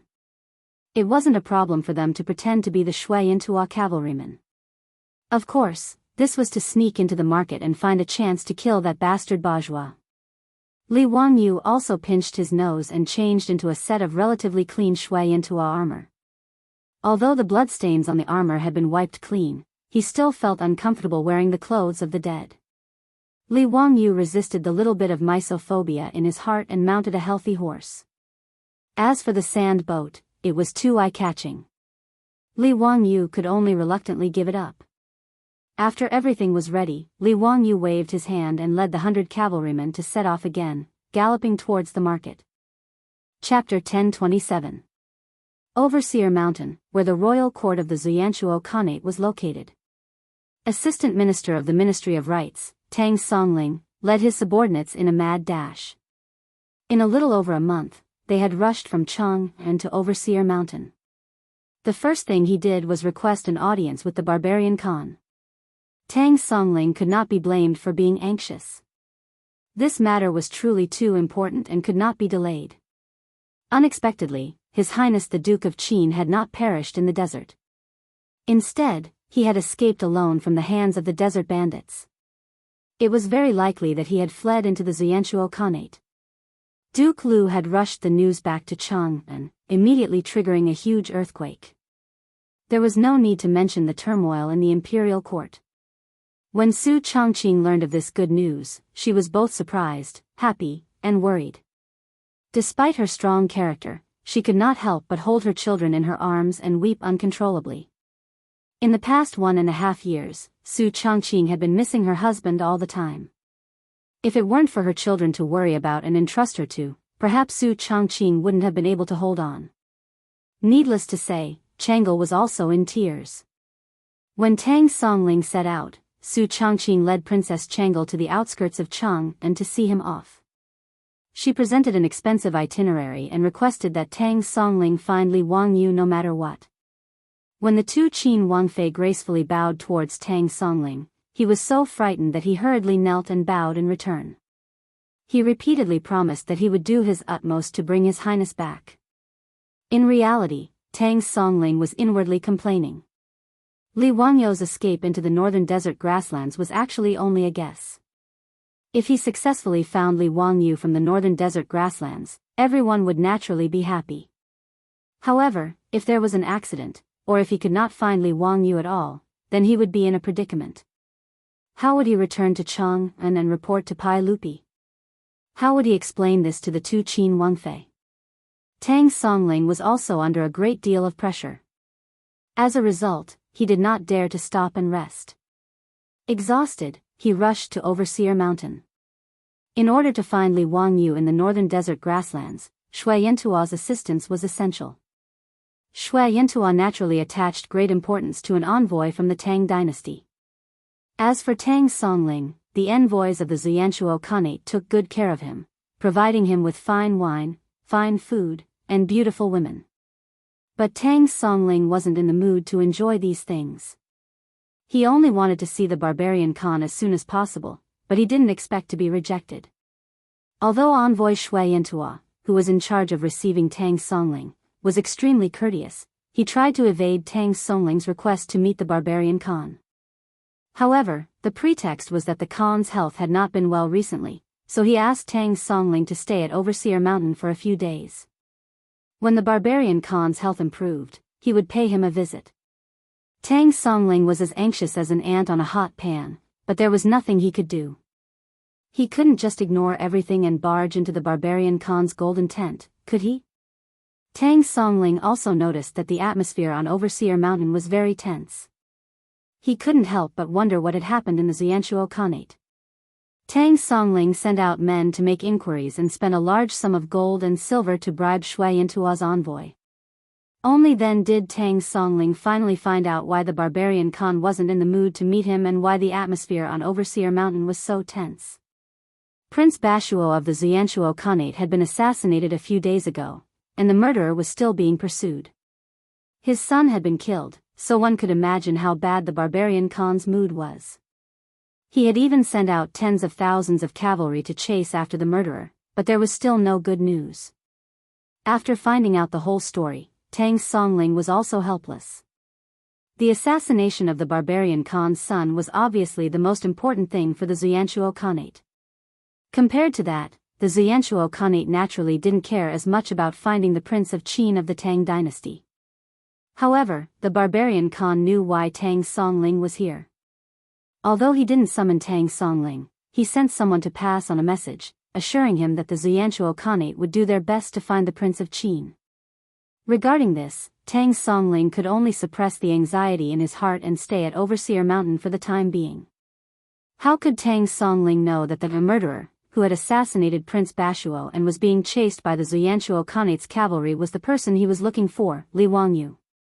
In a small valley 1,000 miles away from Overseer Mountain, Li Wangyu, 80, and the rest were all lying on the grass, exhausted and in a sorry state. Out of the 127 surviving tribesmen of the Hurut tribe, less than half of them were still with 80. There were only 40 to 50 of them, and almost all of them were injured. 80 took out some dry rations and ate 2 mouthfuls, then said gloomily, Li Wangyu, it's a pity that you only have 1 heavenly thunder. Otherwise, those damn Zianchuo Khanate's cavalry wouldn't dare to chase after us so recklessly. Li Wangyu weakly rolled his eyes at him and said, You bastard, if it weren't for you, would we have been chased by the Zianchuo Khanate's cavalry? 80 laughed foolishly, then scratched his head embarrassedly and said, Well, I just couldn't hold myself back for a moment. Li Wangyu couldn't be bothered to say anything more to this bastard, so he closed his eyes and pretended to sleep, thinking about how to escape from the pursuit of the Zianchuo Khanate's cavalry. The heavenly thunder mentioned by 80 was naturally Li Wangyu's homemade hand grenade. That day, after they had wiped out 500 to 600 cavalrymen of the Hurut tribe, they took off their clothes and disguised themselves as the Zianchuo Khanate's cavalry. They went to the market and prepared to assassinate Bajwa. Originally, everything was going smoothly. Li Wangyu, 80, and the rest of the people had successfully sneaked into the market without attracting anyone's attention. As for the tent of Xianchuo Khanate's prince, it took them a little effort to find it. Although the outside of Bajwa's tent was heavily guarded, and no one could get within 100 steps of it. However, Li Wangyu wasn't worried about this at all. In the future, when the troops threw hand grenades, their accuracy was around 70 to 80 meters. However, there were also soldiers with super strong arms who could throw hand grenades 100 meters away. And Ague was able to do this. Previously, when they were throwing stones on the grassland, 80 could throw them 100 steps away, and his accuracy was quite good. According to Li Wangyu's plan, he and 80 led a few people to guard outside Bajwa's tent, waiting for an opportunity.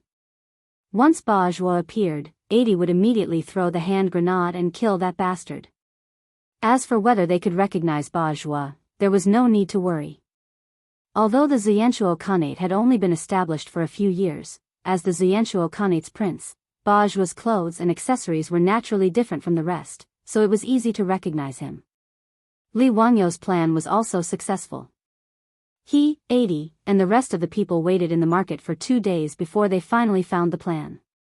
Surrounded by a group of guards, when Bajwa went out, a clay pot with green smoke fell from the sky and landed at Bajwa's feet. No one realized that death was coming. Bajwa looked at the clay pot with some confusion and reached out to pick it up to see what was inside. In the next second, with a loud bang, flames burst out, and a cloud of blood rose into the sky. The grenade exploded in the crowd, and a large number of people, including the guards who were surrounding Bajwa, were blown to the ground. As for Bajwa, he was killed on the spot and died. Bajwa was the Xianchuo Khanate's prince, the son of the barbarian Khan. In the original history, in the 19th year of Jianghu, after the death of the barbarian Khan, he took over the throne and established himself as Duomi Khan. Because he was the enemy of the Tang dynasty, Jianghu was killed by the Huihe people in the 20th year of Jianghu. Although his life was short, he had satisfied his craving. But now, Bajwa no longer had the chance to ascend the throne. If Bajwa knew that he died because he ordered people to destroy a small tribe, who didn't know how to open their eyes, who knew if he would regret it. Originally, this assassination was perfect, but after Bajwa was killed, the scene was in chaos. In addition, the Tiela people had never seen the power of firearms, so they only thought that it was the wrath of the god of thunder that struck Bajwa to death. But the bad thing was 80. This Tiela man listened to Li Wangyu's order and threw the so-called divine thunder, but he didn't expect that it would really kill Bajwa. He was so excited that he forgot everything. Chapter 1028. According to the normal plot, Adai had killed Bajwa with the explosion. He had completely avenged his tribe, Chief Shijia, and his sister Yeruo. As long as he took advantage of the chaos to sneak away, no one would know. No one would know how Bajwa died. However, Li Wangyu didn't expect that the silly Adai would actually shout excitedly after throwing the grenade to kill Bajwa. Wahaha, Bajwa is dead. Bajwa is dead. Li Wangyu, did you see that? That bastard is really dead. I killed Bajwa. God above, I killed Bajwa. Li Wangyu's face darkened. He rushed forward, covered the silly Adai's mouth, and was about to drag him away. Damn, this guy was simply a moron. If it weren't for the fact that Adai had saved him, Li Wangyu really wanted to kick him twice to vent his anger. He hadn't gotten out of danger yet, but he was shouting so loudly. Was he afraid that others couldn't hear him? Of course, Adai wasn't a fool. He was just suppressing too much grief and indignation because of the tragic death of his family and tribesmen. Now that he had suddenly gotten his revenge, he was stimulated to the point that he lost control. When he realized that he had made a mistake and was about to run away with Li Wangyu, it was already too late. Although the explosion of the grenades and Bajwa's death had thrown the bazaar into chaos, Adai's roar was still heard by some people. Thus, a 1,000-mile chase began. Thousands of Shui Yintua's cavalry began to pursue Li Wangyu and Daian's group with all their might as if they had gone mad. If it wasn't for the fact that the Hu tribe was also incomparably familiar with the grassland, and that Li Wangyu was able to react according to the situation and come up with a lot of camouflage, they would only be able to escape with over 100 light cavalry. But even so, the cavalry of the Shui Yintua Khanate didn't give up on chasing them. They were like gangrene attached to the bone, threatening Li Wangyu and his group all the time. After more than 10 days of escape, more than half of the remaining 100 tribesmen of the Hu tribe had died. The remaining troops were all injured and exhausted. They were almost forced into a desperate situation. If Li Wangyu wanted to escape from the Zuyanshuo Khanate, there were not many routes he could take. Going south was naturally the best way. As long as they could cross the Great Wall, they could return to the Tang dynasty. But for some unknown reason, they tried to escape to the south several times, but they were forced back by Shui Yintua's cavalry who were searching for them. According to Ah Qi and his clansmen's secret investigation, they discovered that the Zuyanshuo Khanate had already deployed a considerable number of military forces in the south, forming a net to search for them everywhere. This feeling was quite strange, as if Shui Yintua had predicted that he would escape to the Tang dynasty. There was no need to consider going north. Li Wangyu did not want to go to Siberia. If he did, his chances of going home would be even slimmer. To the east was Goguryeo, and Li Wangyu didn't wish to flee to Goguryeo either. Although the relationship between Goguryeo and the Tang dynasty was still harmonious, he still felt uneasy after killing Yun Gaesaman. How could he be willing to run to Goguryeo alone? To the west was the territory of the Turks. As for the relationship between the Turks and the Tang dynasty, Li Wangyu naturally couldn't choose this path. After thinking about it, Li Wangyu felt that the only way to escape from Shui Yintua was to enter the desert again. As long as they escaped into the desert, Shui Yintua's cavalry would no longer be a threat to them. Although Li Wangyu didn't want to enter the desert again, this was the only way now. Just as Li Wangyu was thinking about how to escape from the Zuyanshuo Khanate, in the Zuyanshuo Palace of Overseer Mountain, the barbarian Khan was staring at the several Zuyanshuo generals kneeling below with a gloomy face. "You are all trash. After so many days, you still haven't caught the murderer of Kishuo. What's the use of me keeping you?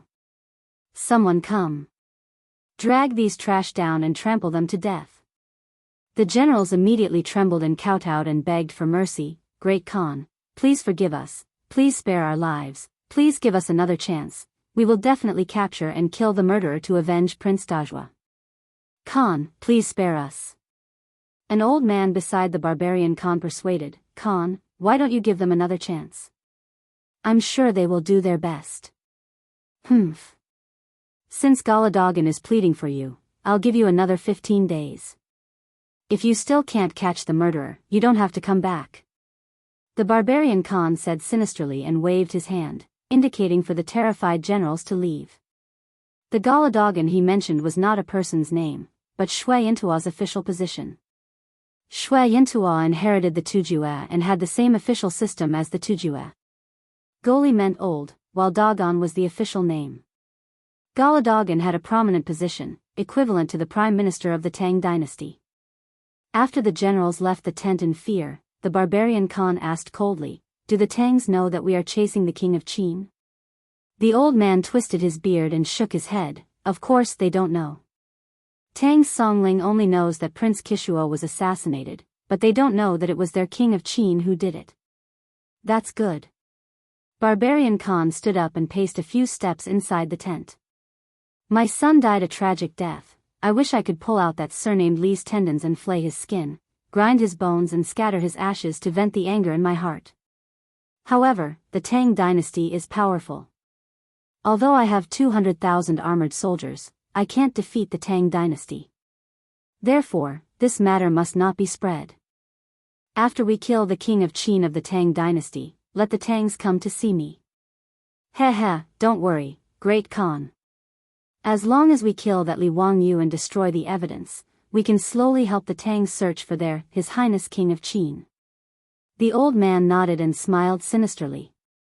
If Li Wangyu heard their conversation, he would immediately understand why his route to the south was blocked. It turned out that Shui Yintua's people had already known his identity, so they deliberately set up a heavy guard on his route to the south to prevent him from escaping back to the Tang dynasty. The barbarian Khan didn't want to see Tang Songling for the same reason. Pai Lupi sent Tang Songling to Shui Yintua to find Li Wangyu with the help of Shui Yintua. However, who would have thought that Shui Yintua was secretly searching for Li Wangyu and trying to kill him? Speaking of which, Li Wangyu's identity was exposed because of Dai. If he hadn't shouted out Li Wangyu's name in the market that day, Shui Yintua wouldn't have known the truth. Li Wangyu was now famous in the Tang dynasty. Even Shui Yintua, who was far away in Mo Bay, had heard of his name. Tang Songling went to Shui Yintua to ask for Shui Yintua's help to find Li Wangyu. One of the Tangs who assassinated Prince Bashua was also named Li Wangyu.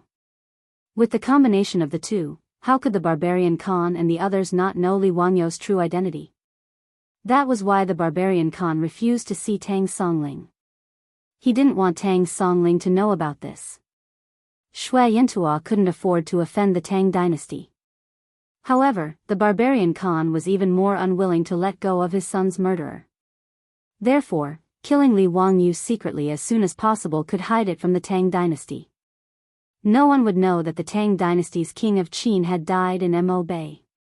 However, no matter how much Yinan Khan and his trusted subordinates calculated, they never expected that Li Wangyu would escape to the desert. This gave Li Wangyu, Dian, and the others a chance to escape. I have to drive to another place to do something tomorrow. I may not be able to come back on the same day. Therefore, I have to take a day off. Chapter 1029. In the barbarian king's tent on Overseer Mountain, the barbarian Khan was still discussing the matter of capturing Li Wangyu with a few of his trusted officials when the tent's door was suddenly opened by someone. A young man ignored the guard's obstruction and directly barged in. "Father, please allow me to personally capture the murderer who killed my brother. I want to personally take revenge for my brother." The one who barged into the tent was the other son of the barbarian king, Shili. The barbarian king only had these two sons. How could he bear to let him go capture Li Wangyu? "Shili, don't mess around, I have my own plans for this matter." "No, father, I want to personally take revenge for my brother. I already know that the one who killed my brother is the Qin king of the Tang dynasty, Li Wangyu. Father, please allow me to lead the troops to take revenge for my brother." The barbarian king was about to shake his head and refuse when the old man beside him persuaded, "Great Khan, Prince Shili has already grown up. An eagle needs to spread its wings and fly to hunt. Why don't you let Prince Shili go? That Qin Wang is now a stray dog. Could it be that Great Khan is still worried that he will bite back?" Hearing the old man say this, the barbarian king hesitated for a moment before nodding his head in agreement. "Good, since that's the case, then go. Bring 5,000 wolf cavalry and go capture your prey. I will be at Overseer Mountain waiting for news of your triumphant return."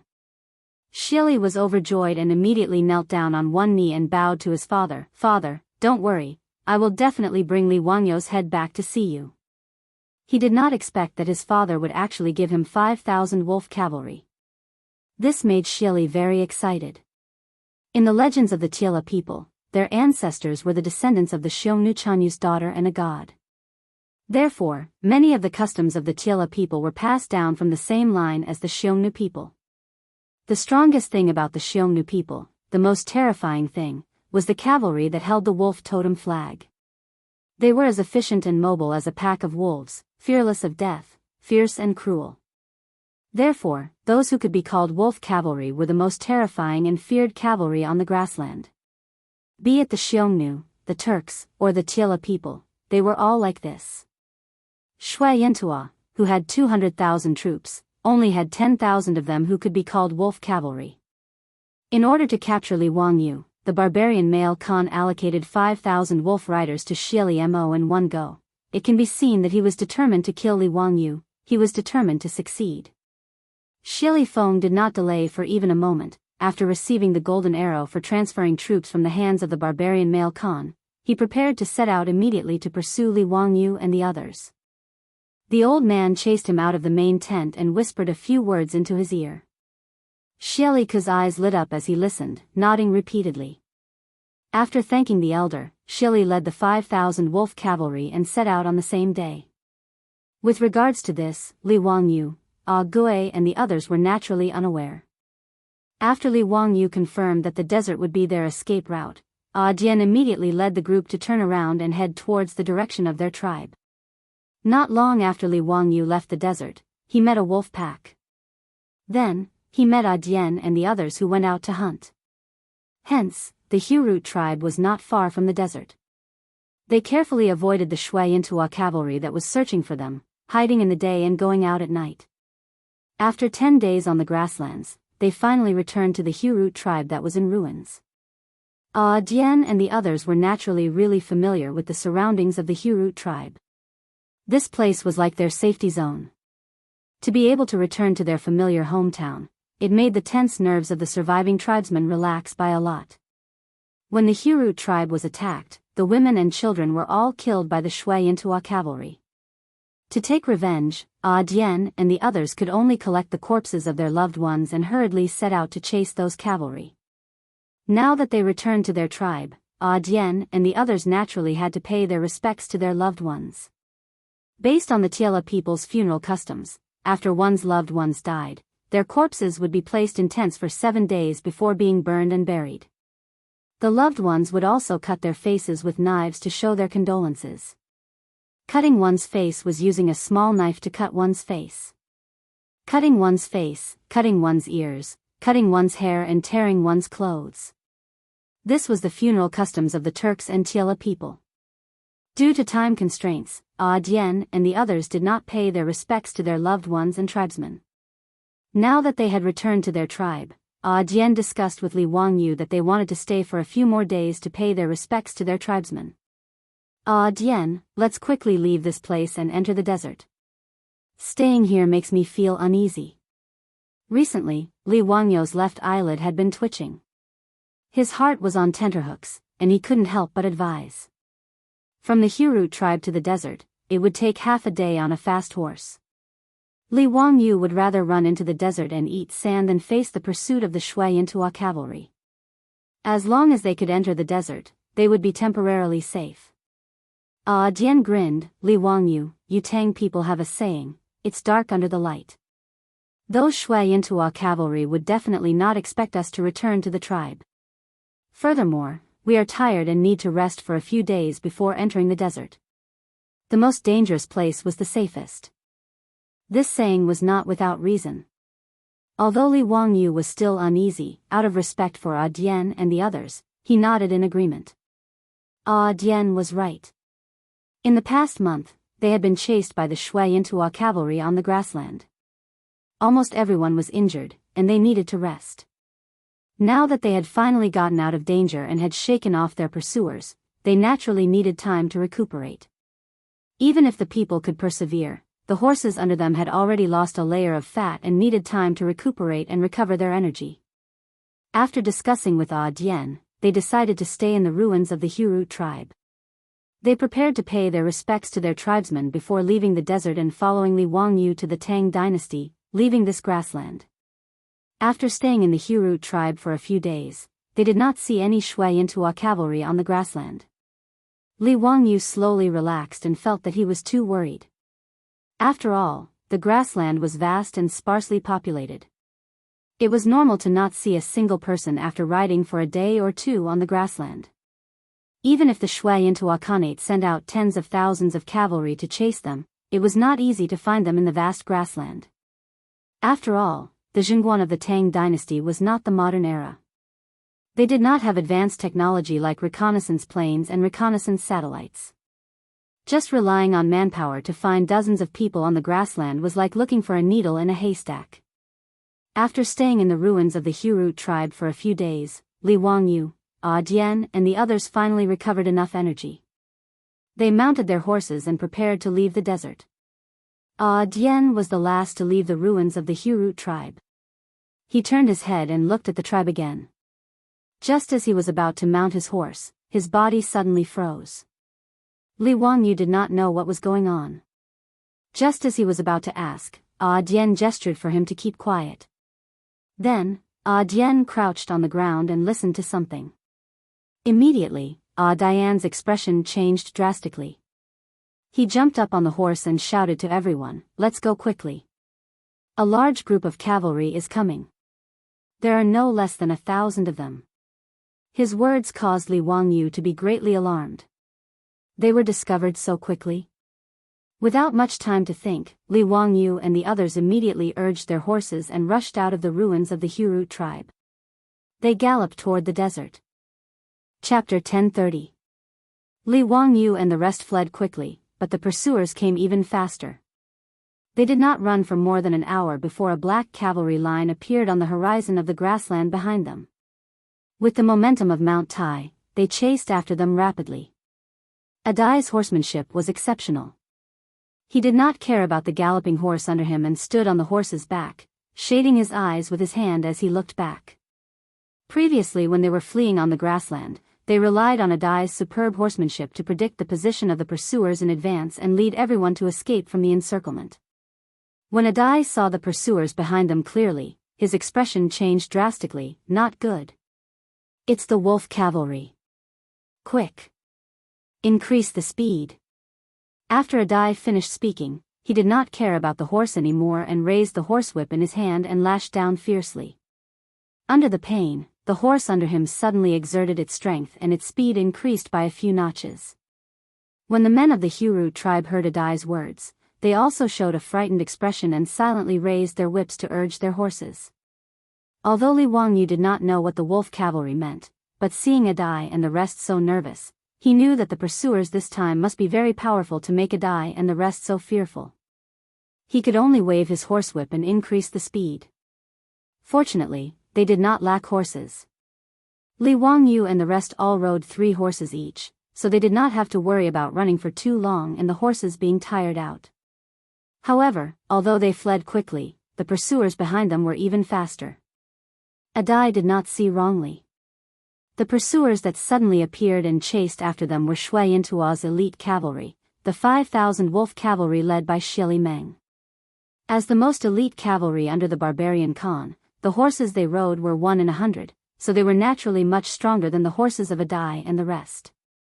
Therefore, even though Adai and the rest were running very fast, the wolf cavalry behind them was getting closer and closer. Shili Meng was surrounded by a group of guards and similarly urged his horse to gallop wildly in the midst of the wolf cavalry.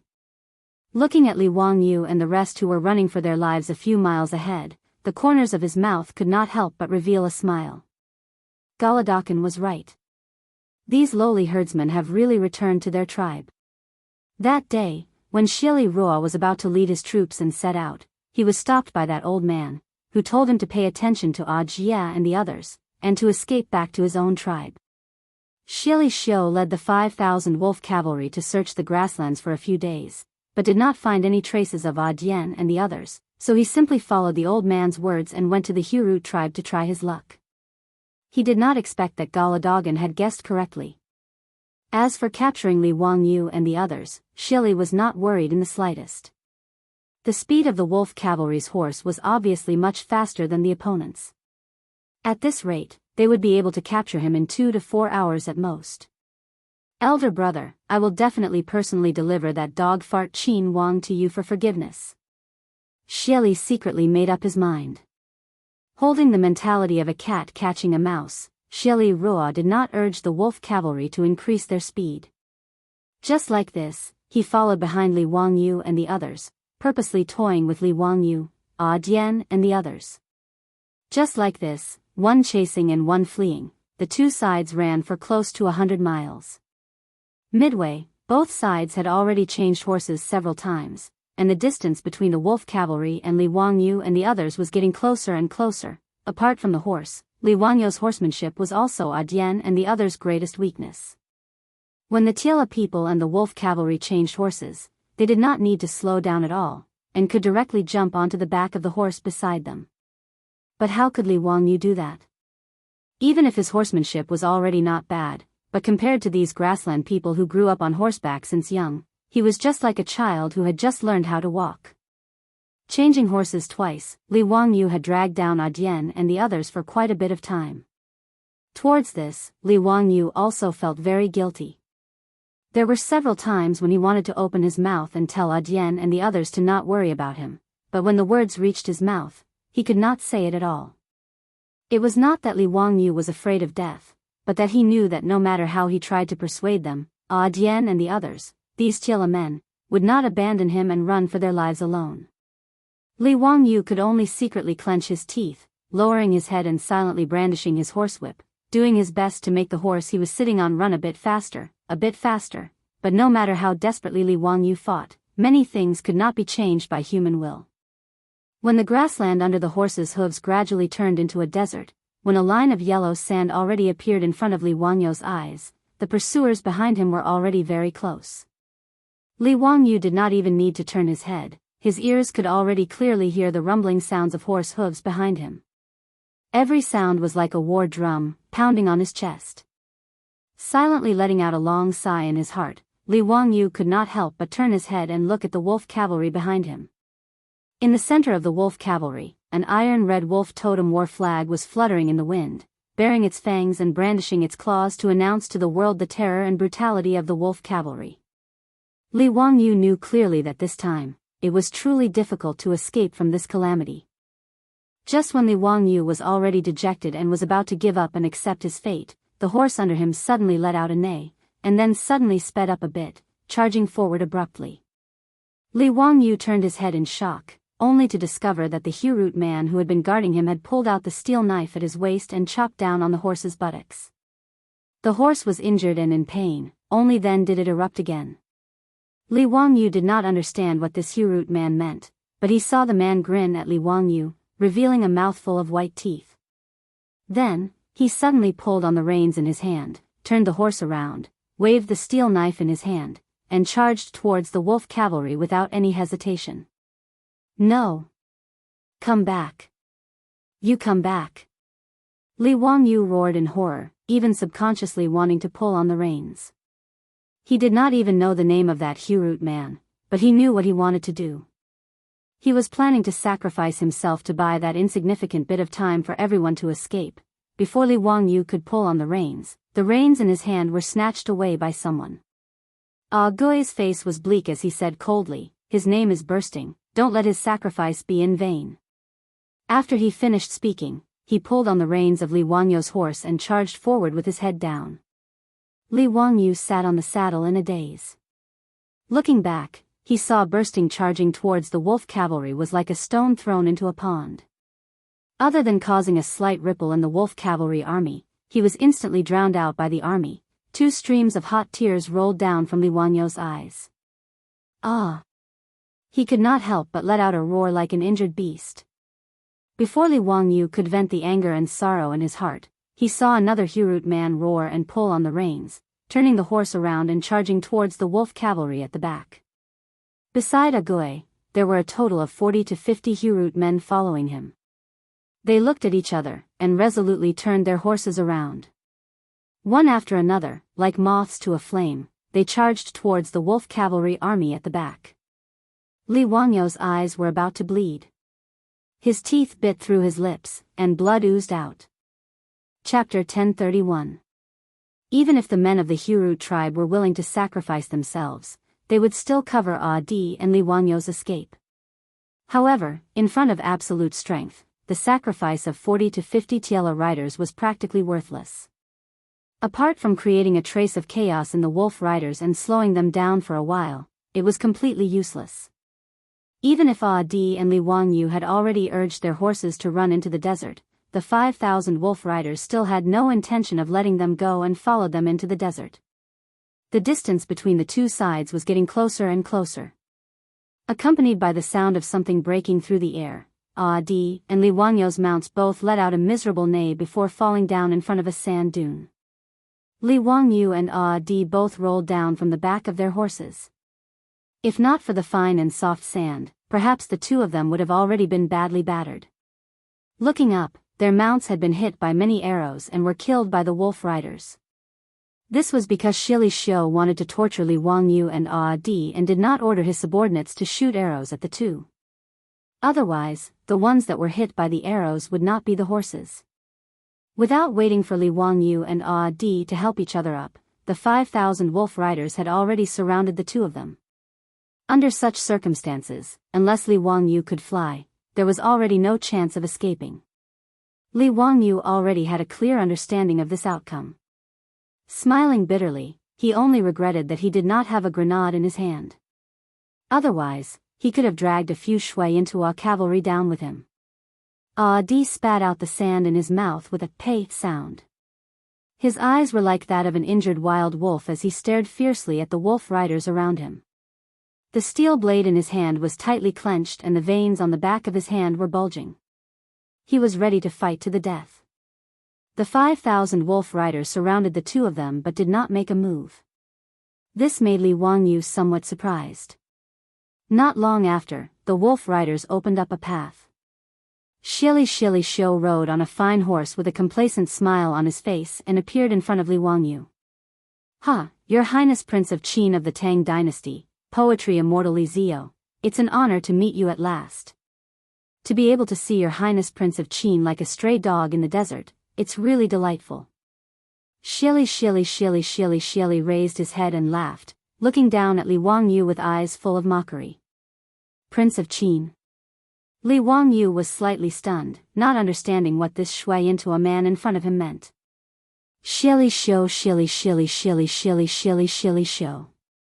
Shili. Since you know this one's identity, you still dare to pursue this one in such an unbridled manner. Could it be that my great Tang cavalry cannot flatten the Mabe? Li Wangyu held his hands behind his back, his body ramrod straight as he raised his eyes to look at Shili. Since the other party had seen through his identity, Li Wangyu could not bring shame to the Tang dynasty. Tai gripped the steel blade in his hand even tighter. His face was filled with arrogance, as if he had the intention of pouncing forward and killing Shili. His actions instead made the guards at Shili's side a bit uneasy. They all raised the bows in their hands, aiming at Ague. As long as he dared to move, he would definitely be pierced by thousands of arrows. Shili Feng did not pay any attention to Ague at all. He only stared at Li Wangyu with a mocking tone and said, "Shili Feng. Prince Bajua is my brother. Your Highness Duke of Qin, remember me well. When you go to hell and ask about me, don't forget to mention my name. As for the Tang dynasty, His Highness Duke of Qin must be joking.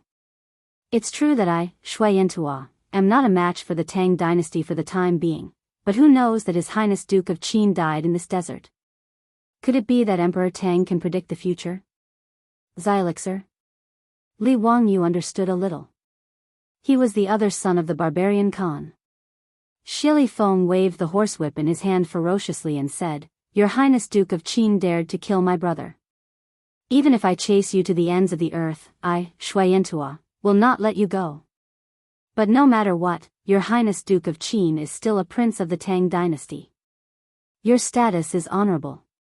So, how do you want to die, Your Highness Duke of Qin? I can still satisfy you." Li Wangyu treated his words as farts. He patted the sand off his body calmly and said with a smile, "Oh, you want me to choose how to die?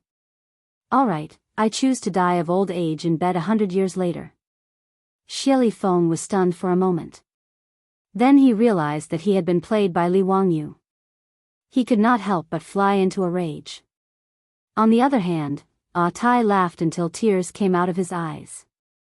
He patted Li Wangyu with his hand and said with a smile, "Li Wangyu, this is a good way to die, ahaha. Humph, you refuse a toast only to be forced to drink a forfeit. In that case, let Your Highness Duke of Qin have a taste of the punishment of being trampled by horses on the grassland. Men, capture these two, dig a hole, and bury them." Hearing this, Tai's expression changed. He roared and raised his saber, wanting to fight with his life. But immediately, an arrow pierced through the air, bringing with it a rain of blood. It pierced through Tai's saber-wielding shoulder. Tai screamed miserably. The steel saber in his hand fell to the ground. Then, several wolf riders rushed forward and grabbed his hands, making him unable to move. As for Li Wangyu, he did not even bother to resist. He did not even have the strength to truss a chicken. Facing 5,000 wolf riders, there was no need for him to struggle. As a man who had died once, Li Wangyu was not that afraid of death. He only regretted that he could not see his child one last time. He did not have time to say goodbye to Su Changqing before he was about to leave this world. The so-called punishment of being trampled by horses was to dig a hole and bury the person, leaving only the head above the ground. Then, the horse would trample on the person, stomping the person into the ground. At this moment, they had already escaped into the desert. There was sand all around them. Shili Xiu did not mind and ordered people to start digging holes in the sand. In his opinion, it would be better to kill Li Wangyu in the desert. In this desert where even birds and beasts could not be seen, no one would find Li Wangyu's body. Shui Yintuo's pursuit of Li Wangyu could not be exposed. Otherwise, the anger of the Tang dynasty was not something that Shui Yintuo, a country that had only been established for a few years, could bear. Whether it was the barbarian Khan or Shili Xiu, although they were ambitious, they knew what was important. Even the Turks were defeated by the Tang dynasty. Although Shui Yintuo had 200,000 elite soldiers, they were not a match for the Tang dynasty. Moreover, Shui Yintuo was not a monolithic bloc. Although Hueha, Biyao, Tongluo, Pugu, Zhe, and other ethnic groups had submitted, there was still friction. If the Tang dynasty attacked Shui Yintuo, Shili Xiu was sure that Hueha, Biyao, and other tribes would immediately turn their weapons against the Tang dynasty. Therefore, Shili Xiu only planned to secretly take revenge and kill Li Wangyu as a sacrifice to his elder brother. Not long after, a huge sand hole was dug. Li Wangyu and 80 were directly pushed into the sand hole and then buried in the sand.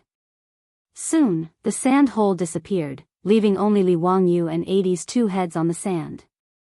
The 5,000 wolf cavalry slowly retreated and formed a square formation, preparing to charge over and trample the two to death. Li Wangyu raised his eyes and looked at the slightly dazzling sun, murmuring, "Damn it, this time we will die more miserably than last time." 80 next to him did not understand his words. He grinned and was about to say something, but his expression froze, and he closed his mouth to listen. "Li Wangyu, there seems to be a large group of cavalry approaching. I'm afraid the number is no less than 10,000, Li Wangyu smiled and said, "What's the difference between being trampled to death by thousands of horses and being trampled to death by tens of thousands of horses?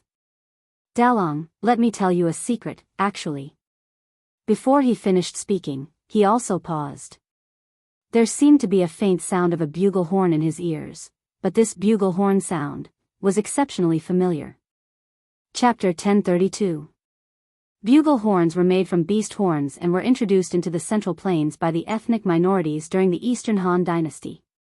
Because the sound was loud and sharp, it was usually used to give orders or boost morale on the battlefield, and also used as a ceremonial guard when the emperor went out.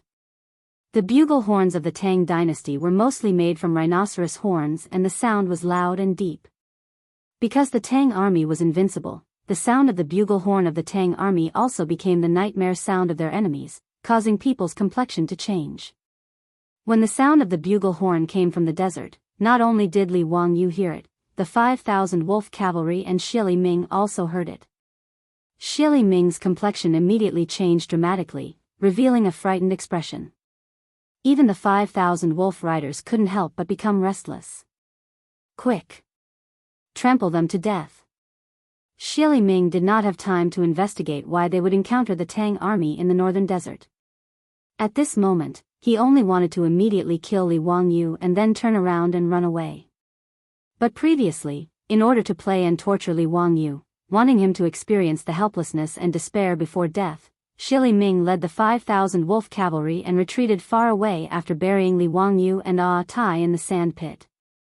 Originally, Shili Ming planned to let the wolf cavalry retreat and regroup, then speed up and then crush Li Wangyu and Tai in a thunderous manner to vent the anger in his heart. In the end, when the sound of the bugle horn of the Tang army sounded, the wolf cavalry was already 100 steps away from Li Wangyu and Tai. When the wolf cavalry heard Shili Ming's order, they immediately began to urge their horses to gallop toward Li Wangyu, preparing to trample him to death. But a group of wolf cavalry had only galloped 40 or 50 steps when they heard the sound of breaking through the air. Countless feathered arrows pierced through the air and pounced straight toward them.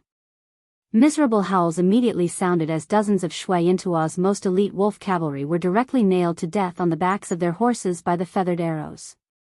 Even though this group of several hundred wolf cavalry charged toward Li Wangyu and Aa Tai with all their might, they were hit by the arrows and fell to the ground one after another. The closest wolf cavalry fell in front of Li Wangyu. The bloody mist that burst out from his body even drenched his face. But Li Wangyu did not have the slightest fear in his heart. Instead he shouted excitedly, "Come! Come! Come and kill me!"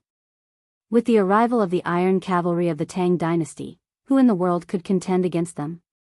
So what if they were the wolf cavalry? Xieli's face was completely blank. Only when he raised his eyes to look over did he notice that unknowingly, on the sand dune behind Li Wangyu and Adui, silhouettes after silhouettes had silently appeared one after another. They were currently looking down at them from a high vantage point. At the same time, the arrows in their hands were continuously shooting out, taking away the lives of Shui Yintua's wolf cavalry one after another. From Shili Xiu's point of view, the army on the sand dune was currently standing against the light, facing the dazzling sunlight, making it impossible for him to clearly see the appearance of the people on the sand dune. Only a flag fluttering in the wind allowed him to see it clearly.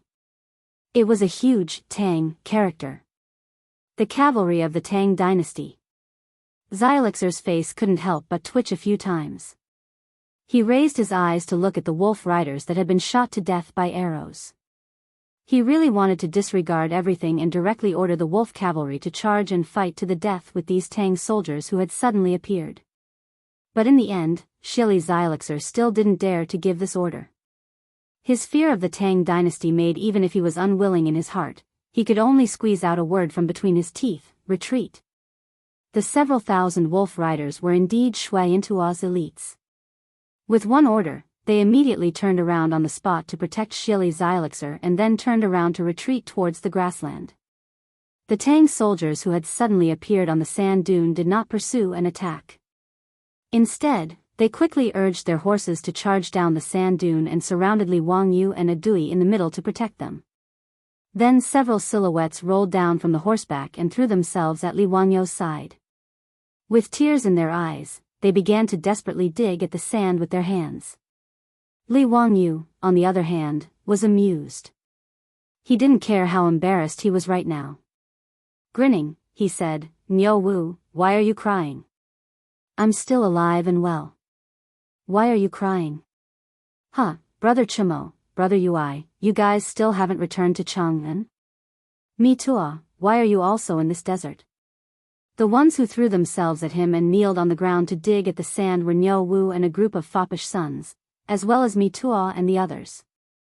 After running around for more than a year and a half and being forced into desperate situations several times, Li Wangyu was also very excited when he saw these people at this moment. Even though he was laughing and scolding them, his voice was choked with sobs. Niu Wu, a 30-something Guangzhou man, was even more sobbing. "Lang Jun, I finally found you. I thought I would never see you again. It's all my fault. It's all my fault. That day I should have followed you to walk Sasha Luzi." While digging at the sand, Ching Chimo's eyes were also red. He glared at Li Wangyu fiercely. "Zio, you bastard. You made me wait for so long to find you." "That's right. Quickly dig this bastard out. I'll teach him a lesson today. In order to find this bastard, I've been eating sand in this desert for almost a year." Fang Yai also laughed and scolded. At this moment, Mi Tua was also crying. He was not like Niu Wu and the foppish sons who had deep feelings for Li Wangyu. Instead, he was so excited that he cried when he thought that he could finally return to Chang'an and report to Pai Lupi. This provincial supervisor of the Ministry of Internal Affairs had suffered enough in the desert of the western regions this year. Now that the clouds had parted and the moon had seen the moon, he was naturally so excited that he could not control himself. "Your Highness Duke of Qin, old slave has finally found you." Li Wangyu was dug out of the sand pit by the crowd. He reached out and hugged Niu Wu, who was kneeling and crying. "Niu Wu, this has nothing to do with you. Don't blame yourself. It's been hard on you, sigh." In just a year, Niu Wu's skin had become dark and rough, as if he had aged more than 10 years. Even his bun had strands of white hair. Li Wangyu knew that because of his disappearance, this loyal and devoted member of the Li family had suffered a lot. After comforting Miao Wu with great difficulty, Li Wangyu stood up again and hugged Xing Chumo and the other foppish sons. The crowd laughed and scolded at the same time. It was very lively. At the side, Dian was also rescued by the Tang soldiers. Li Wangyu introduced Dian to the crowd. When the foppish sons found out that Dian had saved Li Wangyu in the grassland, they all praised him greatly. Seeing that Dian's shoulder was injured by an arrow, they quickly called for the paramedics and medical officers to bandage his wound. After a while of hustle and bustle, the foppish sons ordered people to bring wine and food. They sat on the ground in the desert and talked with each other about what had happened in the past year. With regards to Li Wangyu's encounter, the crowd was also very curious. Li Wangyu also did not expect that after more than a year, the foppish sons were still in the desert and had not returned to Chang'an city. Brother Chumo, Brother Yai, why are you guys here? After the crowd calmed down a little, Li Wangyu thought of this and quickly asked. The foppish sons were like divine soldiers descending from the sky to save him, but this made Li Wangyu very surprised. This place was not far from the grassland, why would the foppish sons lead an army here? Xing Chumo waved his hand, let's not talk about this first. Ziyu, tell us, what happened after you encountered the sandstorm that day? After you escaped from the desert bandits, where did you go? Li Wangyu was stunned when he heard this and said, Brother Chumo, how did you know that I fell into the hands of the desert bandits? And how did you know that I escaped from the desert bandits? Xing Chumo, Fang Yai, and the rest looked at each other and laughed loudly. Chapter 1033. When Li Wangyu learned from Xing Chumo and the others that if he had not escaped from the desert bandit camp, he would have only needed to wait a few more days to be rescued safely, his mouth could not help but open wide, speechless. Did this count as thinking that he was smart? He had spent so much effort to make the sand boat, but the result was simply a waste of effort. Li Wangyu even thought that if he had not escaped to the grasslands and had not met Adi and the Huru tribe, then would the tragedy that happened to the Huru tribe not have happened? Thinking of this, he could not help but raise his hand and slap himself. Li Wangyu's action startled everyone, not understanding what was wrong with him.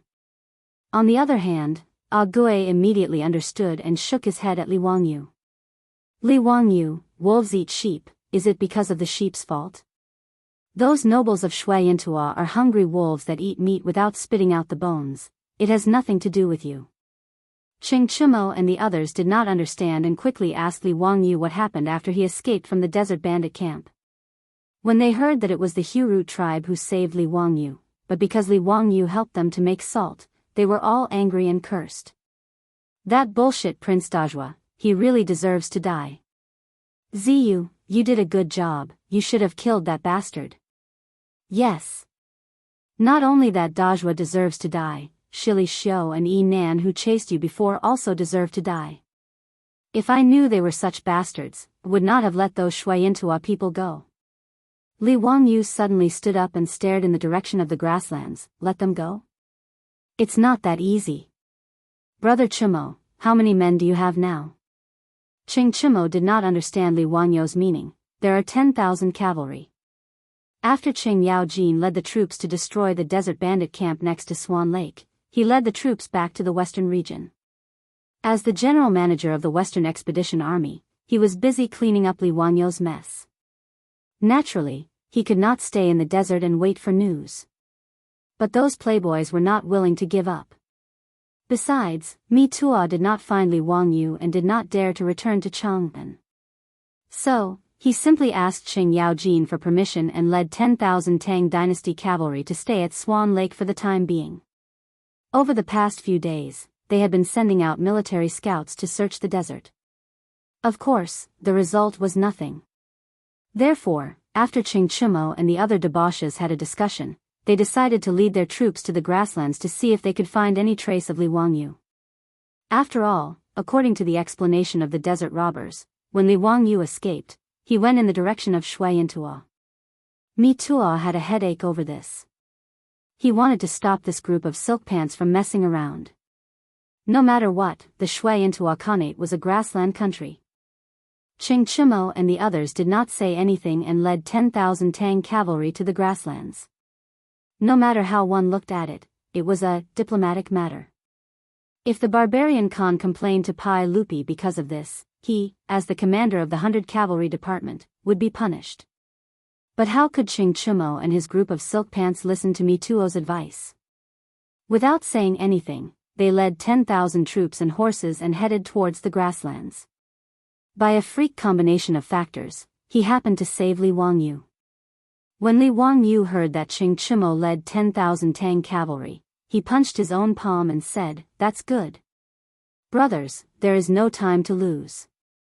While Xieli has not escaped far away, let's chase after him together. Damn it, this time I almost suffered a big loss. I must make that son of a bitch pay the price." Qing Chimo, Fang Yai, and the others were not people who minded big things. When they heard that Li Wangyu wanted to lead troops to chase after Xieli, they naturally rubbed their fists and were very excited. Only Mituo's head hurt more. "Your Highness, you have just escaped danger. Why don't you return to Chang'an first? His Majesty is still waiting for your news in Chang'an. What's more, our Tang dynasty and Shui Yintua have always been harmonious. Without His Majesty's edict, I'm afraid it's inappropriate for your Highness to lead troops privately." Before Mituo could finish, Li Wangyu glared at him and said, "Nonsense. Shui Yintua knew my identity and still dared to send troops to chase after me. Where is the harmony to speak of?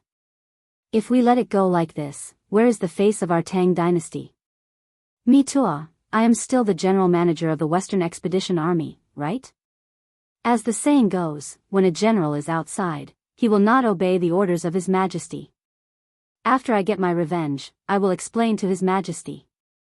Mituo really could not refute Li Wangyu's words. Although the general manager of the Western Expedition Army was now Qing Yaojin, Pai Lupi did not remove Li Wangyu from his position. After all, at that time in the imperial court, everyone thought that Li Wangyu had died and even conferred him the title of Prince of Qin. Now Li Wangyu had returned safely, he and Qing Yaojin had become the general managers of the Western Expedition Army. Of course, Li Wangyu would not compete with Qing Yaojin for the position of general manager. He just wanted to use this title to lead the troops. Mituo was choked by Li Wangyu's words and could not speak for a long time. However, this guy was also a shrewd person. He rolled his eyes and came up with an idea. "Your Highness, Shui Yintua dared to chase after you. His Majesty naturally will not forgive them. It's natural for your Highness to vent your anger. The old slave naturally does not dare to stop you. But the Wang Fei is still waiting for your Highness in Chang'an. Also, your Highness may not know yet, right? The Wang Fei gave birth to a boy and a girl for your Highness. Shouldn't your Highness go back to visit them first?" Mituo's words made Li Wangyu's eyes almost pop out. He grabbed Mituo and said, "Mituo, what did you say? Changqing gave birth to a boy and a girl? I have a son and a daughter." "Hee, how could the old slave dare to deceive your Highness? Everyone knows this. His Majesty even conferred them the titles of Prince and Princess of Fufeng. TSK. The noble families of Chang'an are in awe of them." Mituo hurriedly replied with a smile. "I have a son. And a daughter?" Li Wangyu still could not believe it. He turned to look at Niu Wu and the other rich playboys. Niu Wu nodded and laughed. "That's right. Congratulations, Lang Jun. Your wife really gave birth to a boy and a girl." Qing Chimo and the others also laughed. "Zio is so lucky to have a boy and a girl. This is indeed a joyous occasion." This news made Li Wangyu so excited that he almost wanted to leave and rush back to Chang'an to see his son and daughter. However, when his gaze landed on Adian, his expression of excitement instead slowly faded. Then, he slowly shook his head. "When this matter is over, I will naturally hurry back to Chang'an. However, right now, I want that Shili Shui to pay with his blood." Thinking of the women and children who died tragically in the Hurut tribe, thinking of Yeruo's pale body, thinking of the men of the Hurut tribe who sacrificed themselves along the way, thinking of those men who rushed to the fire like moths. Li Wangyu temporarily put away the thought of rushing back to Chang and to reunite with Su Changqing and his children.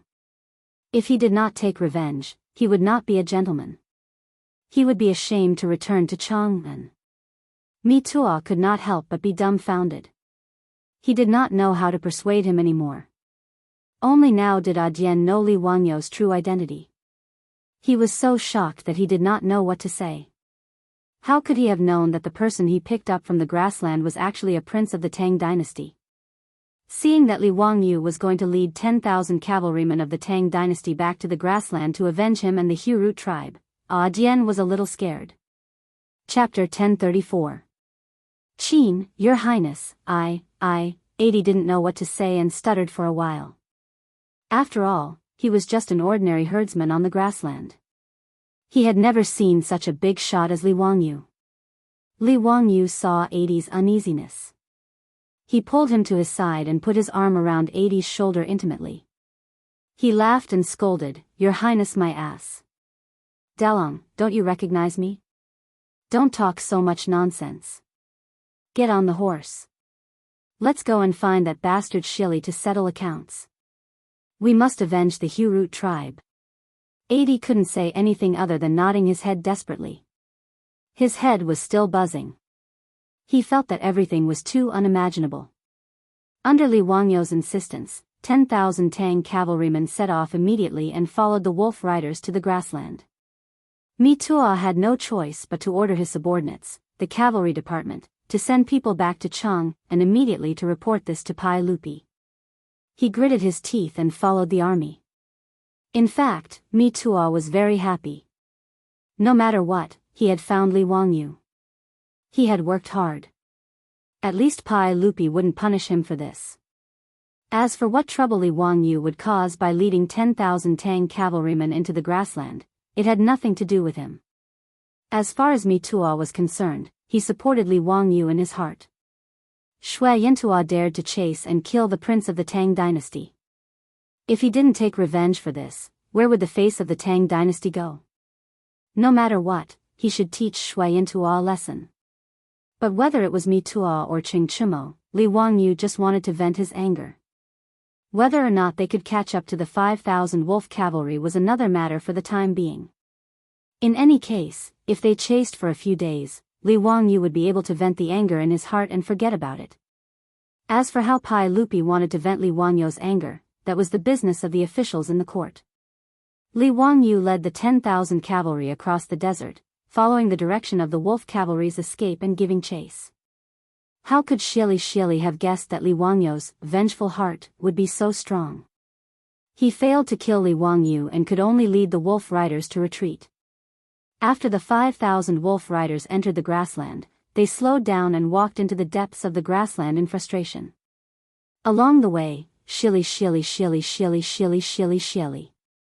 Now that the matter of Shui Yantuo chasing after Li was exposed, he didn't know how his father would explain it to Emperor Tang. Shili was upset. Just as he was vexed, he heard a scout report that the 10,000 Tang cavalry had actually charged out of the desert and were chasing after them. Shili to Shili.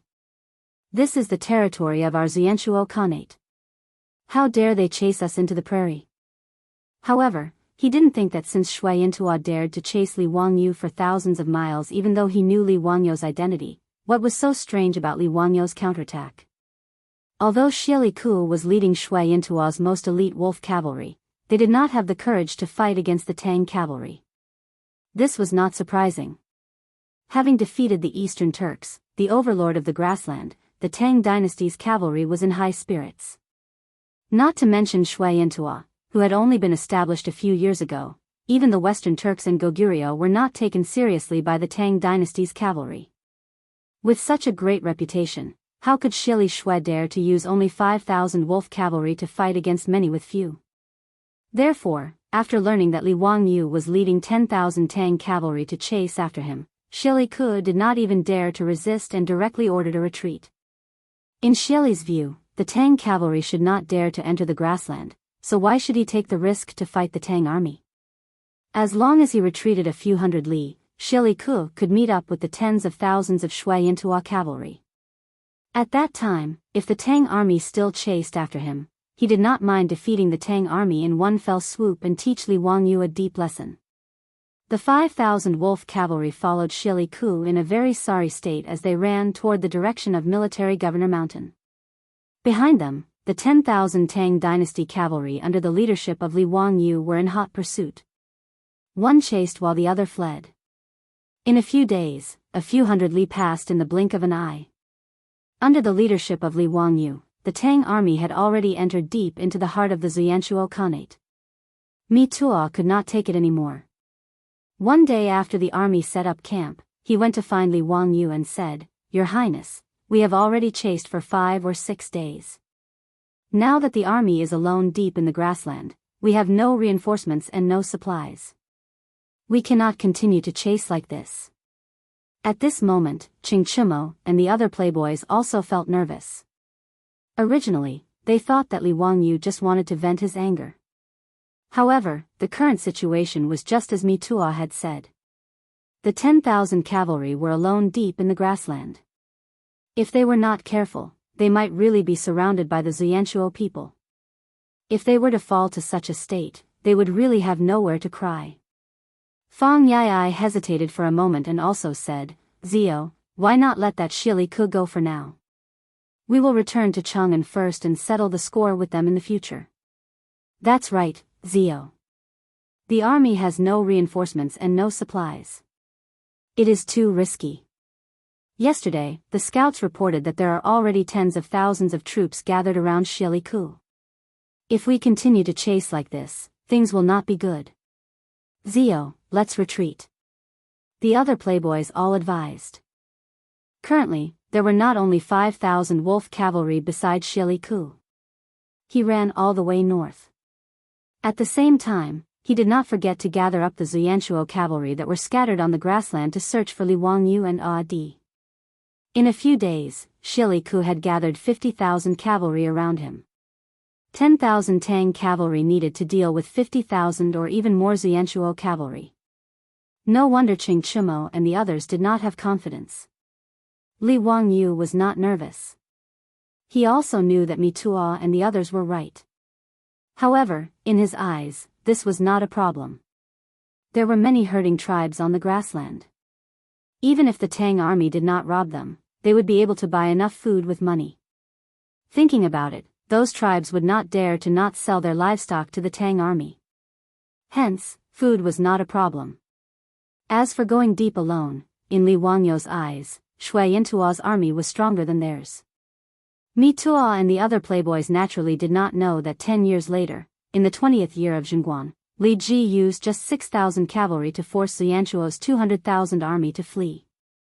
If Li Ji could do it with 6,000 cavalry, why couldn't he, Li Wangyu, with his 10,000 elite cavalry? The Xuanchuo cavalry's stupid dismounted cavalry formation, in his eyes, could not withstand a single blow. Back then, 100 herdsmen had been able to defeat 500 to 600 Shui Yintua cavalrymen under his command, not to mention that Li Wangyu now had the Tang Empire's cavalry, which had been invincible on the grassland. Even Li Wangyu was pondering in his heart, if he defeated Xie Li, should he go all the way to the Overseer Mountain, to the place where Shui Yintua's palace was, and capture the barbarian Khan alive, and bring him back to Chang and to accompany Xie Li Khan of the eastern Tujue. If Mi Tuo or Ching Chimo knew about his thoughts, they would be so scared that they would fall off their horses. 10,000 elite cavalry to fight against Xuanchuo who had 200,000 soldiers. If this was not crazy, what was? Li Wangyu, facing the persuasion of the others, laughed, "Hee, brothers, we have been chasing for so many days. I think that Xie Li Ku can't hold it in anymore. Even if we want to retreat, we have to fight with Xie Li Ku first. If we retreat from the grassland like this, where will the face of the Tang dynasty be?" Hearing him say this, Ching Chimo and the others looked at each other and could only nod helplessly. At this moment, Xie Li Ku, who had troops in his hands and was running away, finally had enough courage. He had enough of being chased by Li Wangyu and finally ordered the whole army to stop and prepare to meet the Tang army. A great battle that would shock the grassland was about to begin. Chapter 1035. In Shui Yintua's overseer mountain royal court, Tang Songling waited bitterly for more than 10 days before he finally received a notice that the barbarian Khan wanted to see him. Tang Songling did not dare to delay and quickly went to the king's tent to meet the barbarian Khan. He had received an order to go to the Mabe dynasty to find the Qin Wang, Li Wangyu. Tang Songling could not help but feel anxious about this matter. But he did not expect that as soon as he entered the king's tent, before he could greet the barbarian Khan shouted angrily at him, "Assistant Minister Tang, although Shui Yintua is a small country, it will not be humiliated by the Tang dynasty. Tell me, why did the Qin Wang lead 10,000 troops to attack Shui Yintua? Is the Tang dynasty ready to start a war with Shui Yintua?" Tang Songling was stunned, not understanding what the barbarian Khan was talking about. Immediately, his face was full of shock. "Barbarian Khan, may I ask what you mean by that? Is the Qin Wang referring to His Highness Qin Wang of the Tang dynasty?" "That's right. Your Tang dynasty asked this Khan to help find the whereabouts of the Qin Wang in the grasslands. This Khan kindly helped and sent a large number of soldiers to search for the whereabouts of the Qin Wang. But this Khan did not expect that my kindness would be treated as ill intent. A few days ago, your Qin Wang led 10,000 cavalry to invade Shui Yintua. Assistant Minister Tang, if you don't give this Khan an explanation, don't blame this Khan for turning hostile." The barbarian Khan was actually cursing in his heart. He did not expect that his son Xieli led 5,000 wolf cavalry to chase Li Wangyu. Not only did they not succeed, but they also allowed Li Wangyu to gather 10,000 Tang cavalry and kill their way into the grasslands. When Xieli Luo fled, naturally he sent someone to deliver a message to Overseer Mountain at top speed. When the barbarian Khan heard about this, he was also shocked. Chasing Li Wangyu was not only failed, but also exposed. This was no small matter. The barbarian Khan did not care about the 10,000 Tang cavalry led by Li Wangyu. What he was afraid of was that after Pai Lupi found out about this, he would use this as an excuse to raise his troops to attack Shui Yintua. Therefore, in order to stabilize the Tang dynasty, he immediately summoned Tang Songling and directly put all the blame on Li Wangyu. Tang Songling was overjoyed. He did not care whether Li Wangyu crossed the line or whether he had a conflict with Shui Yintua. As long as he could find the whereabouts of Li Wangyu, his trip to Mabe would not be in vain. Tang Songling straightened his back even more in the face of the foreign Khan's interrogation. Originally, he was asking for a favor, so he lowered his attitude. Otherwise, how could he, a fourth-rank imperial court official and the assistant minister of the Ministry of Rights, be afraid of the Khan of the Steppe Khanate? Bah! Not to mention that Shui Yintua had only been established for a few years, the Tang dynasty did not even take it seriously. So what if it was the Eastern Turks? When Shili Khan was offered as a captive in the imperial ancestral temple, countless people came to watch. Although Pai Lupi appointed him as the right general and gave him good land and beautiful houses, in Chang'an, including the people, who would take him as a proper right general? Although the barbarian Khan was given the title of real Zurija Khan by Pai Lupi, in the eyes of the Tang dynasty, he was just a barbarian. Tang Songling chuckled and replied with an indifferent tone, "Khan of the barbarian tribe, you can't say that. Who in the world doesn't know that His Highness King of Qin is the personal disciple of Daozu in the mortal world? He has his reasons for doing things. As for His Highness King of Qin leading the troops into Shui Yintua, I think he has his reasons." "You? What do you mean?" "Assistant Minister Tang, does the Tang dynasty really want to be enemies with Shui Yintua?" Hearing this, the barbarian Khan was furious and the golden cup in his hand fell to the ground with a loud clang. In the tent, a few of Shui Yintua's guards pulled out their steel sabers and glared at Tang Songling fiercely. Tang Songling did not even bat an eyelid, ignoring Shui Yintua's threat. Ever since they defeated the Eastern Turks, the Tang people were the proudest people in the world. Tang Songling treated a mere Shui Yintua as nothing. As long as this barbarian Khan was not crazy, Tang Songling did not believe that he would dare to touch him. As an envoy of the Tang dynasty, he still had this bit of pride and confidence. "Barbarian Khan, don't forget that you are the real Zurija Khan appointed by His Majesty. Could it be that you've forgotten your identity? As an official of His Majesty, how dare you say such disgraceful words? Tang Songling's words were not wrong. Although the barbarian Khan established the Shui Yintua Khanate, he was appointed by Pai Lupi. Thus, Shui Yintua was a vassal state of the Tang dynasty, and the barbarian Khan was an official of Pai Lupi. In a sense, Li Wangyou's status as a prince was on par with the barbarian Khan, or even higher. If Li Wangyu led his troops to attack Shui Yintua, it would at most be an internal conflict between two nobles. It was far from a war between two countries, and the barbarian Khan did not have the right to threaten the Tang dynasty. The barbarian Khan naturally understood Tang Songling's words, and so did the guards in the tent. Many of the Shui Yintua guards gritted their teeth in anger. If looks could kill, Tang Songling would have been riddled with holes. How could the barbarian Khan not hate him? Although he was an official of the Tang dynasty, he was an ambitious person. After the Eastern Turks fell, he saw himself as the king of the grassland. At this moment, Tang Songling's words were like knives, stripping away the barbarian Khan's pride layer by layer. How could he not be angry? He really wanted to immediately order his men to hack Tang Songling to death and chop him into minced meat to vent his anger. However, in the end, the barbarian Khan did not dare to do so. Killing Tang Songling was easy, but Shui Yintua would have to be buried with him. Facing the giant of the Tang dynasty, Shui Yintua could not afford to offend them. This was different from killing Li Wangyu in the dark. Even if Pai Lupi questioned him afterwards, he could push the blame to Li Wangyu for assassinating his son. However, killing an official of the Tang dynasty meant that he would not rest until one of them was dead. The barbarian Khan's eyes were bloodshot. Breathing heavily, he stared at Tang Songling for a long time before finally sitting back down on his seat. Good, good. Since the Qin king has led his troops to attack me and the Tang dynasty did not care about this, then don't blame me for being impolite. This Khan wants to see if Qin Wang really has the ability to reach the heavens, to be able to resist my, Shui Yintua's, army of 50,000 with just 10,000 troops. Hee, swords and sabers on the battlefield do not have eyes. If anything happens to the Qin king, don't blame me. The barbarian Khan was also counting on his son, Shili, to lead the 50,000-strong army to defeat the Tang army in one fell swoop.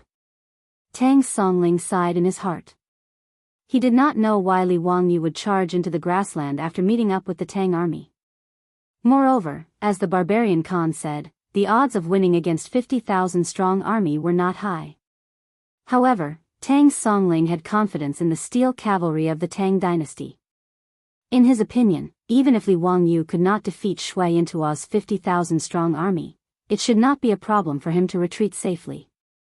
Therefore, he was not worried about Li Wangyou's safety. As for how to solve these problems, he would let the big shots in the imperial court have a headache. Therefore, Tang Songling did not take the barbarian Khan's threat to heart. The two of them did not see eye to eye. Tang Songling casually greeted the barbarian Khan and left the tent. However, he was not in a hurry to return to Chang'an. Instead, he stayed at Overseer Mountain, planning to see the result of the battle between the Tang army and Shui Yintua before making any plans. While the barbarian Khan and Tang Songling were confronting each other, on the grassland hundreds of miles away from Overseer Mountain, the Tang army and Shui Yintua's army were also several miles apart. They had set up camp and were confronting each other. In the Tang army's tent, Li Wangyu was very excited and was fiddling with a steel crossbow in his hand. Chapter 1036. The steel crossbow in Li Wangyou's hands was not unfamiliar to him at all.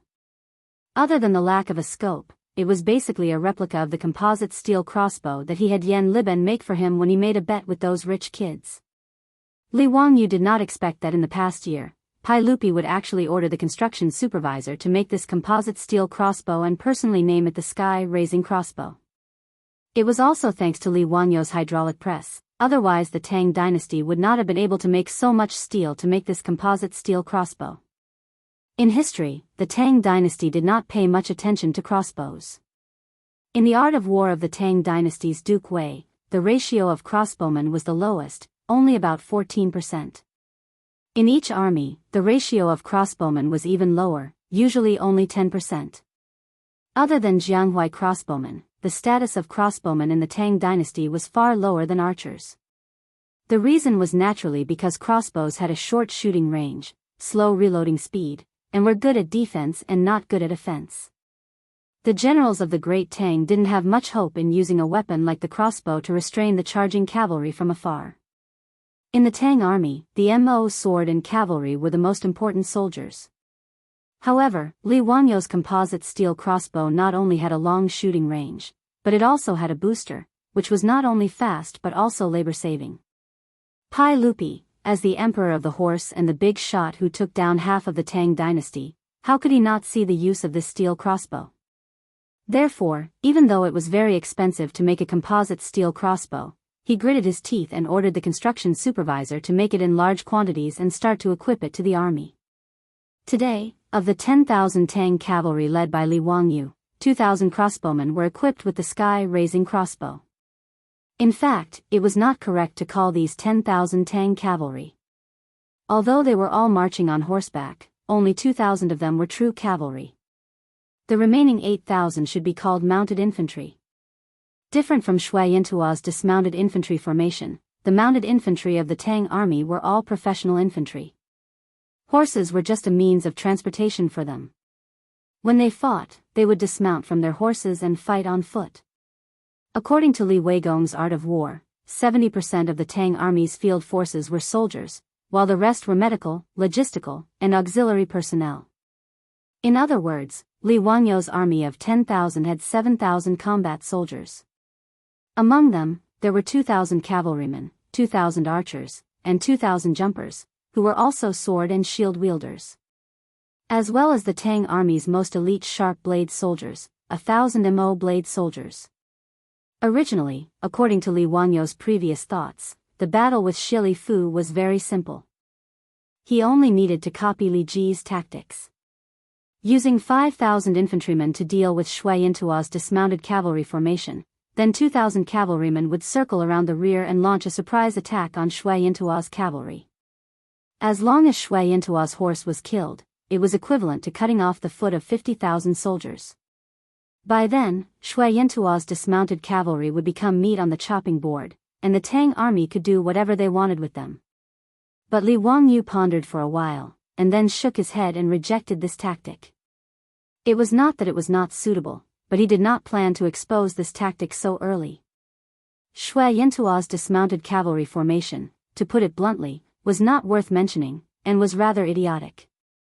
But Li Wangyou's ambition was very big. He really had the idea of fighting all the way to Overseer Mountain and capturing the barbarian Khan alive. In this way, if he used this tactic to defeat Shi Fu, it would not be too appropriate. After all, Shui Yintuo's people were not idiots.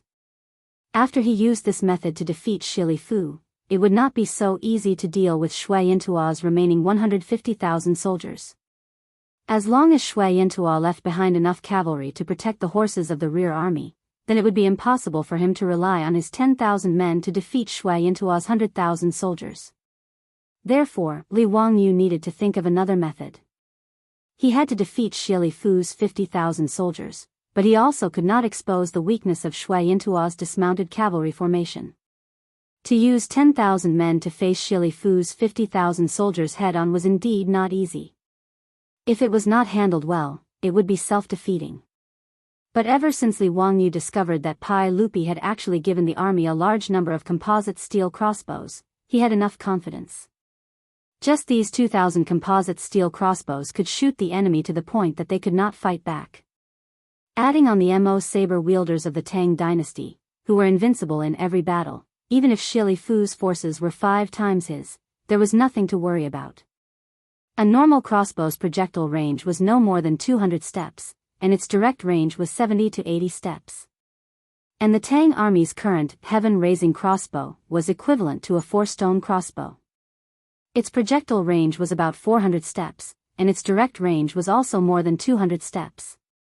Li Wangyou was able to use this crossbow to kill a wild boar 300 meters away. Then, when dealing with Shui Yintuo's soldiers, the effect would be the same. In other words, just relying on the super long range of the composite steel crossbow to Shui Yintuo's people was no less than a dimensional reduction attack. Although Li Wangyu was not a soldier, as a military fan, he knew what it meant to have the advantage of a long range and to be able to continuously attack and kill the enemy outside the enemy's attack range. The replacement of the bow by the gun was the best example. In this era, the power of the composite steel crossbow was almost no different from the gun. It could even be said that it was stronger than the guns of the early era. At the very least, the guns of the Manchurian Qin were unable to accurately kill the enemy at a distance of 300 meters. And presumably, because of Li Wangyu's design of the winding device for the composite steel crossbow, not only was the winding speed faster, but it was also able to fire faster. And because steel cables were used as the bowstring, it was not even affected by the weather. Compared to the guns of the early era, the composite steel crossbow only had one flaw, and that was that it was expensive. Whether it was the cost of making the steel crossbow or the consumption of the crossbow bolts, compared to gunpowder and lead balls, it was too expensive. Fortunately, the Tang dynasty was flourishing, or else Pai Lupi might not be able to afford so many Atlas crossbows. However, the Tang dynasty had a misconception about the use of the composite steel crossbow. For example, when the tanks were first invented, the Western countries used them by distributing them to various divisions to coordinate with the infantry. It was not until the Second World War that the tanks began to be used together and became the king of land battles. The Tang army used the composite steel crossbow, but they were no different from ordinary crossbowmen. But in Li Wangyu's opinion, the best tactic to use the composite steel crossbow was the matchlock gun tactic of the 16th century, the three-stage shooting. Although the composite steel crossbow was equipped with a winding device, its firing speed was still not very fast. In this way, in order to maximize the power of the steel crossbow and avoid the shortcoming of not being able to fire continuously, the three-stage shooting was necessary. By dividing the crossbowmen into 3 teams and taking turns to wind and fire, the efficiency of the composite steel crossbow could be increased by 3 times. In this regard, Li Wangyu was very confident. However, Li Wangyu's confidence did not mean that Mi Tuo and Xing Chumo were also confident. Even if they were very confident in the combat power of the Tang army, but facing an enemy 5 times their own, whether it was the playboys, Mi Tuo, or the captains and generals in the army, their hearts were beating like drums. Even Mi Tuo and many others tried to persuade Li Wangyu to retreat, but they were all rejected by Li Wangyu. In this regard, Mi Tuo was also very helpless. He could only secretly order his subordinates of the 100 Cavalry Department to prepare. If the Tang army was defeated, then even if he had to be tied up, he would still rescue Li Wangyu, the Qin king. After Xieli Luo finally decided to fight to the death with Li Wangyu, both sides set up camp on the grassland and faced each other with a distance of 10 li. On this day, the wind was light and the clouds were light. It was a good day to kill and set fire. Both sides chose to start the war today. The Tang army blew the first bugle, and the Tang army gathered their men and cavalry into teams.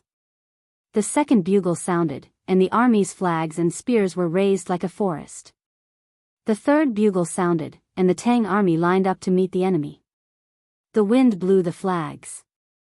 The war drum sounded, and the Tang army and Shui Yintuo stepped out to attack at the same time. Chapter 1037. With the beating of the war drums, Li Wangyu's heart began to beat violently, and his palms were full of sweat. In fact, it was nonsense to say that he had absolute confidence in defeating Shui Yintuo. Not to mention other things, just the dense phalanx of Shui Yintuo's army on the opposite side made Li Wangyu's scalp tingle. As the saying went, 1,000 men could connect the earth to the sky, 10,000 men could be boundless.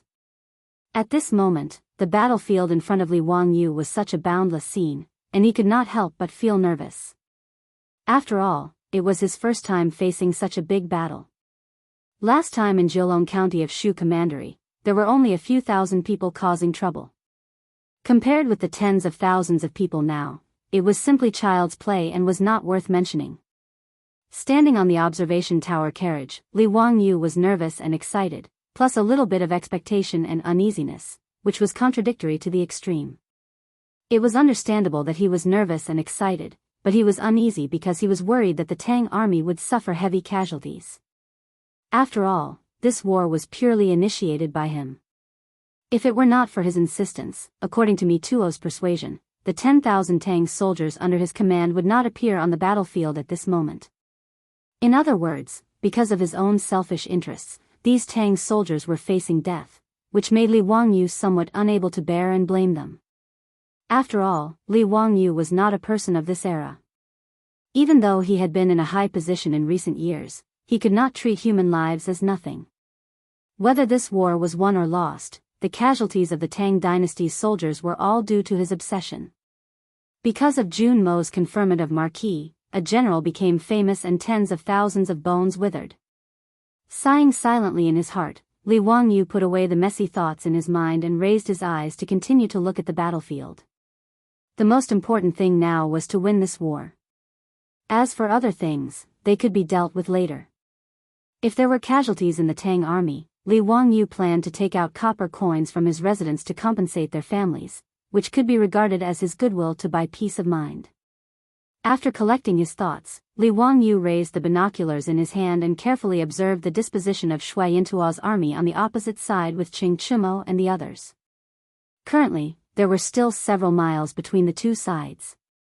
Both sides were slowly advancing amidst the sound of their war drums and horns. Fighting a war was naturally not like the TV dramas of later generations, where people would shout and charge forward with their heads lowered. Otherwise, if the soldiers were fully equipped with armor and sabers, by the time they had charged a few miles, they would have already collapsed from exhaustion. At that time, how could they fight a battle? Normally speaking, the two armies would advance until they were about 1 li apart, which was about 500 meters away from each other. They would enter the range of the other party's long-range weapons and stop in their tracks. After resting and reorganizing, the battle would officially begin. The 10,000 Tang army was split into the middle and two wings. In the middle of the army, there were 2,000 archers, 1,000 Amo swordsmen, and 2,000 jumping soldiers. On the two wings, there were 1,000 cavalry. Of course, the 5,000 soldiers in the middle of the army were not squeezed together. Instead, they were arranged into multiple square formations. Actually, there was no need for Li Wangyu and the debauches to worry about these matters. Only the military officers in the army could handle these matters. The only arrangement that Li Wangyu made was that 2 days ago, he summoned the officer in charge of the 2,000 archers. He ordered him to follow his instructions and train those archers to practice the 3-section shooting method. As for Li Wangyu's orders, that Tang army officer did not understand. He even secretly felt that Li Wangyu was messing around. That officer was also an old soldier, so when had he ever seen someone use archers in such a manner? In the past, archers would gather their forces and shoot in a large area to injure the enemy. Archers would rarely shoot directly at the enemy. The main reason was because of the range. They could shoot up to 200 steps, and shoot straight up to 100 steps. On the other hand, Li Wangyu's instruction for the archers to practice was to divide all the archers into 3 teams. They had to load their crossbows and fire according to the order, and they had to shoot straight. This went against common sense. As for Li Wangyu's messing around, the officer cursed in his heart. However, there was nothing he could do. He could only follow Li Wangyu's orders and arrange for his soldiers to practice. However, just a day later, that officer was convinced. How could an old soldier like him not see the benefits of the 3-section shooting method? Facing the 50,000 Shui Yintuo cavalry today, everyone was nervous. Only this officer in charge of the archers was filled with confidence. He rubbed his palms and was ready to start a massacre. The war drums continued to beat. The carriage that Li Wangyu and the other rich kids were in was pulled by horses and oxen. They followed the footsteps of the soldiers and slowly moved forward in the middle of the army. The distance between the two sides was getting closer and closer. Only when they were 500 steps away from Shui Yintuo's army did Li Wangyu order the army to stop. Immediately, the various officers, captains, and colonels started to order the soldiers under them to get into formation. This caused the formation that was a little messy due to the march to be in order once again. At the front of the Tang army formation were the jumping soldiers who held swords and shields. The jumping soldiers were equipped with round shields and short swords. They wore light armor and were in charge of close combat to make up for the lack of agility of their comrades who used long weapons. The round shields in their hands were mainly used to defend against the arrow rain. Behind the jumping soldiers were the Mo swordsmen. The Mo swordsmen of the Tang dynasty could be said to be the strongest infantry in the cold weapon era. In history, during the Tianbao era, the Tang army used 20,000 men to fight against the 200,000 Arab army. Even when they were attacked by the rebel army, the Tang army still managed to wipe out 70,000 Arab army and had 10,000 people successfully retreat. Although the Tang army lost the battle in the end, it made the Arab army feel the terror of the Tang dynasty's Mo swordsmen. Like a wall, men and horses were crushed. This was how the Arabs were shocked by the Mo swordsmen. Behind the 1,000 Mo swordsmen were the 2,000 archers. They were the key to Li Wangyu winning this battle. As for the cavalry on the two wings, Li Wangyu did not give them any important tasks this time. They just needed to hold the line. When Shui Yintuo's army collapsed, they would chase and clean up the mess. After all, with Shui Yintuo's brainless tactics, Li Wangyu was not worried that his two wings would be attacked by cavalry. Just as he had expected, Shui Yintuo's 50,000 cavalry did not ride horses. Like the Tang army, they lined up in a grandiose formation and pressed down like a dark cloud. The Tang army did not have many soldiers, so they naturally would not take the initiative to attack. Xieli was also clear on this point. He did not expect the Tang army to be so brainless as to take the initiative to attack. After stabilizing their footing, Shui Yintuo's army made some adjustments. Xieli waved his hand, and the bugle horn sounded. The 20,000 troops at the front began to march in an orderly manner, pressing down on the Tang army. The 20,000 soldiers moved in unison and gave off a shocking aura. Even from the watchtower at the back, Li Wangyu could feel the ground trembling. At this moment, 80 was following behind Li Wangyu. He was just a herdsman of a small tribe and had never seen such a scene. He could not help but clench his fists nervously as he stared at Shui Yintuo's army. With the battle about to break out, Li Wangyu was not nervous. He turned his head and smiled at 80, Dalong, let's see how I take revenge for the Hurut tribe. Believe me, the blood of the Hurut tribe will not be shed in vain. 80 nodded his head and squinted his eyes as he looked at the rear of Shui Yintuo's army. That was where Xieli was. The 20,000 Shui Yintuo's vanguard continued to move forward. The distance between the two sides shortened bit by bit. 500 steps, 400 steps. Chapter 1038. At this moment, they had already entered the shooting range of the Tang archers. After changing to the mighty sky crossbow, the shooting range was 400 steps away. The lieutenant commanding the archers could not help but turn to look at the observation tower, but he saw that Li Wangyu did not say anything at all. He just looked at the approaching Shui Yintuo's army expressionlessly. 300 steps. 200 steps, the archers of Shui Yintuo's vanguard were the first to attack. They raised the bows in their hands and began to shoot arrows at the Tang army. The Tang army's jumping soldiers immediately raised the round shields in their hands to block the arrow rain. Shui Yintuo's vanguard had a total of 20,000 people. Among them, there were more than 5,000 archers. For a moment, the black mass of arrows poured down like raindrops. It was a terrifying sight. 200 steps, or 300 meters, was actually the maximum shooting distance of a bow and arrow.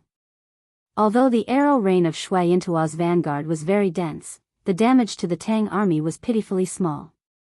Not to mention that the round shields in the hands of the jumping soldiers could block the arrows. Even if the Mo swordsmen did not have shields, the Mo swordsmen of the Tang dynasty were all wearing thick and heavy Mingguang armor with amazing defensive power. These arrows that were shot from the maximum shooting range did not have much kinetic energy.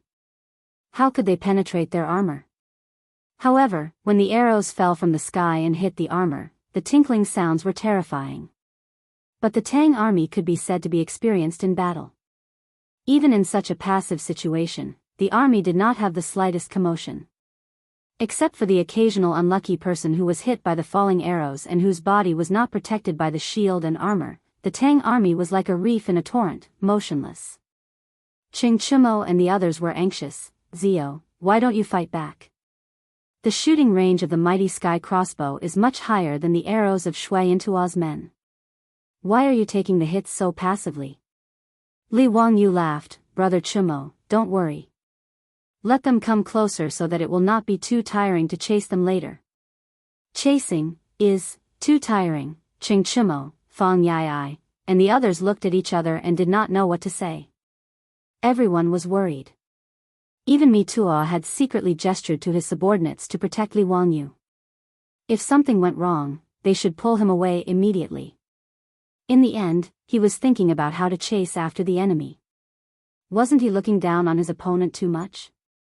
They were facing 50,000 Shui Yintuo's army, not 50,000 pigs. Although Ching Chumo and the other debauches had never been on the battlefield before, they were still considered to be the sons of a military family. They were very clear about the battlefield. Just as they were about to speak again, they saw Li Wangyu suddenly wave his hand, and the messenger beside him immediately blew the bugle horn in his hand. With the sound of the bugle horn, the leapers and Mo swordsmen who were originally at the vanguard of the Tang army suddenly moved. They all squatted down at the sound of the bugle horn, revealing the 2,000 archers behind them. The lieutenant commanding the archers shouted, "Fire!" A buzzing sound that made one's scalp go numb resounded through the sky. It was the sound of the composite steel crossbow's bowstring piercing through the air. 500 to 600 armor-piercing arrows, gleaming with cold light, broke through the air from the Tang army formation and shot toward Shui Yintuo's vanguard, who was 200 paces away. The reason why Li Wangyu dared to place Shui Yintuo's vanguard at such a close distance was because the composite crossbow had a big enough advantage compared to Shui Yintuo's bow and arrow. A distance of 200 paces, 300 meters, Shui Yintuo's bow and arrow could barely shoot to its maximum range. At this distance, it was not so easy to pierce through the armor. But at the same distance, the composite steel crossbow in the hands of the Tang army could shoot straight and had enough power to pierce through the armor on Shui Yintuo's men. The bowstring rang. The arrow was released. In the next second, the armor-piercing arrows flew across the distance of 300 meters, ignoring the obstruction of the armor and directly piercing into the bodies of the men, bringing out a cloud of blood. The 2,000 archers of the Tang army, according to Li Wangyu's order, were divided into 3 rows, with 500 to 600 men in each row. After a round of shooting, the archers in the first row immediately turned around and began to load the crossbow and arrow. The second row of archers stepped forward, raised their crossbows and aimed. Following the lieutenant's command, they pulled the trigger and shot out another arrow. Then, without hesitation, they turned around and retreated. In the blink of an eye, the 2,000 archers of the Tang army had completed a 3-stage shooting. 2,000 armor-piercing arrows were shot out. And Shui Yintuo's vanguard army was instantly stunned by this wave of arrows. 2,000 armor-piercing arrows directly shot down 700 to 800 of Shui Yintuo's soldiers. Even if they were wearing armor and holding round shields, they still could not block the arrows that were like meteors and lightning. The army that was originally marching in unison and following the sound of the war drums instantly melted. Countless miserable cries resounded throughout the grassland. The captain who was in charge of commanding Shui Yintuo's vanguard army could not help but feel his heart beating wildly. How could he have imagined that the Tang army's crossbows would have such great power? Before Shui Yintuo's men could react, the next wave of arrows from the Tang army had already taken away another 200 to 300 lives. The 2,000 archers of the Tang army, under the command of the lieutenant, were like a precise machine, continuously shooting out the fatal arrows in their hands. In just 2 rounds of shooting, Shui Yintuo's vanguard army had already lost close to 2,000 bodies, and the number of injured was uncountable. In just a moment, Shui Yintuo's 20,000 vanguard army was on the verge of collapsing. Many people in the future thought that wars in the era of cold weapons had heavy casualties, but in reality, this was not the case. In the era of cold weapons, an army that could withstand 30% of the casualties was already considered an iron army that could shake the world. Normally speaking, 5% of the casualties was enough to cause an army to collapse. After all, in the era of cold weapons, it was not an easy thing to use a knife to kill people. The best way to show the advancement of human technology was to increase the efficiency of killing people with weapons. It was also because of this that the 2 world wars brought about tens of millions of casualties, causing the world to tremble. The composite crossbow that Li Wangyu made, compared to the other crossbows of this era, was an out-and-out killing weapon. A crossbow that was equivalent to 4 stones was originally a large ballista that was difficult to move and used to defend cities. How could Shui Yintuo's men know that 2,000 archers were equivalent to 2,000 large ballistas? Compared to the slow speed of the ballista, the firing speed of 2,000 archers could not be compared. In this way, it was not surprising that Shui Yintuo's vanguard army was stunned. Looking at the wailing and screaming soldiers of Shui Yintuo's army being shot to death, Qing Chimo, Mi Tuo, and the others in the watchtower carriage were so shocked that their jaws were about to dislocate. Everyone's mouth was wide open as they looked at this cruel and bloody but extremely efficient killing. Damn it, even killing pigs would not be so fast, right? This was the only thought in Qing Chimo's mind at this moment. Shui Yintuo's vanguard army did not even have time to charge and break through the enemy lines before they were defeated. When the Tang army's 3-stage shooting method began for the 3rd round, some of Shui Yintuo's vanguard army began to turn around and run uncontrollably. These fleeing soldiers were like an avalanche, causing the originally orderly army formation to collapse in an instant. All of Shui Yintuo's men turned around and ran in terror.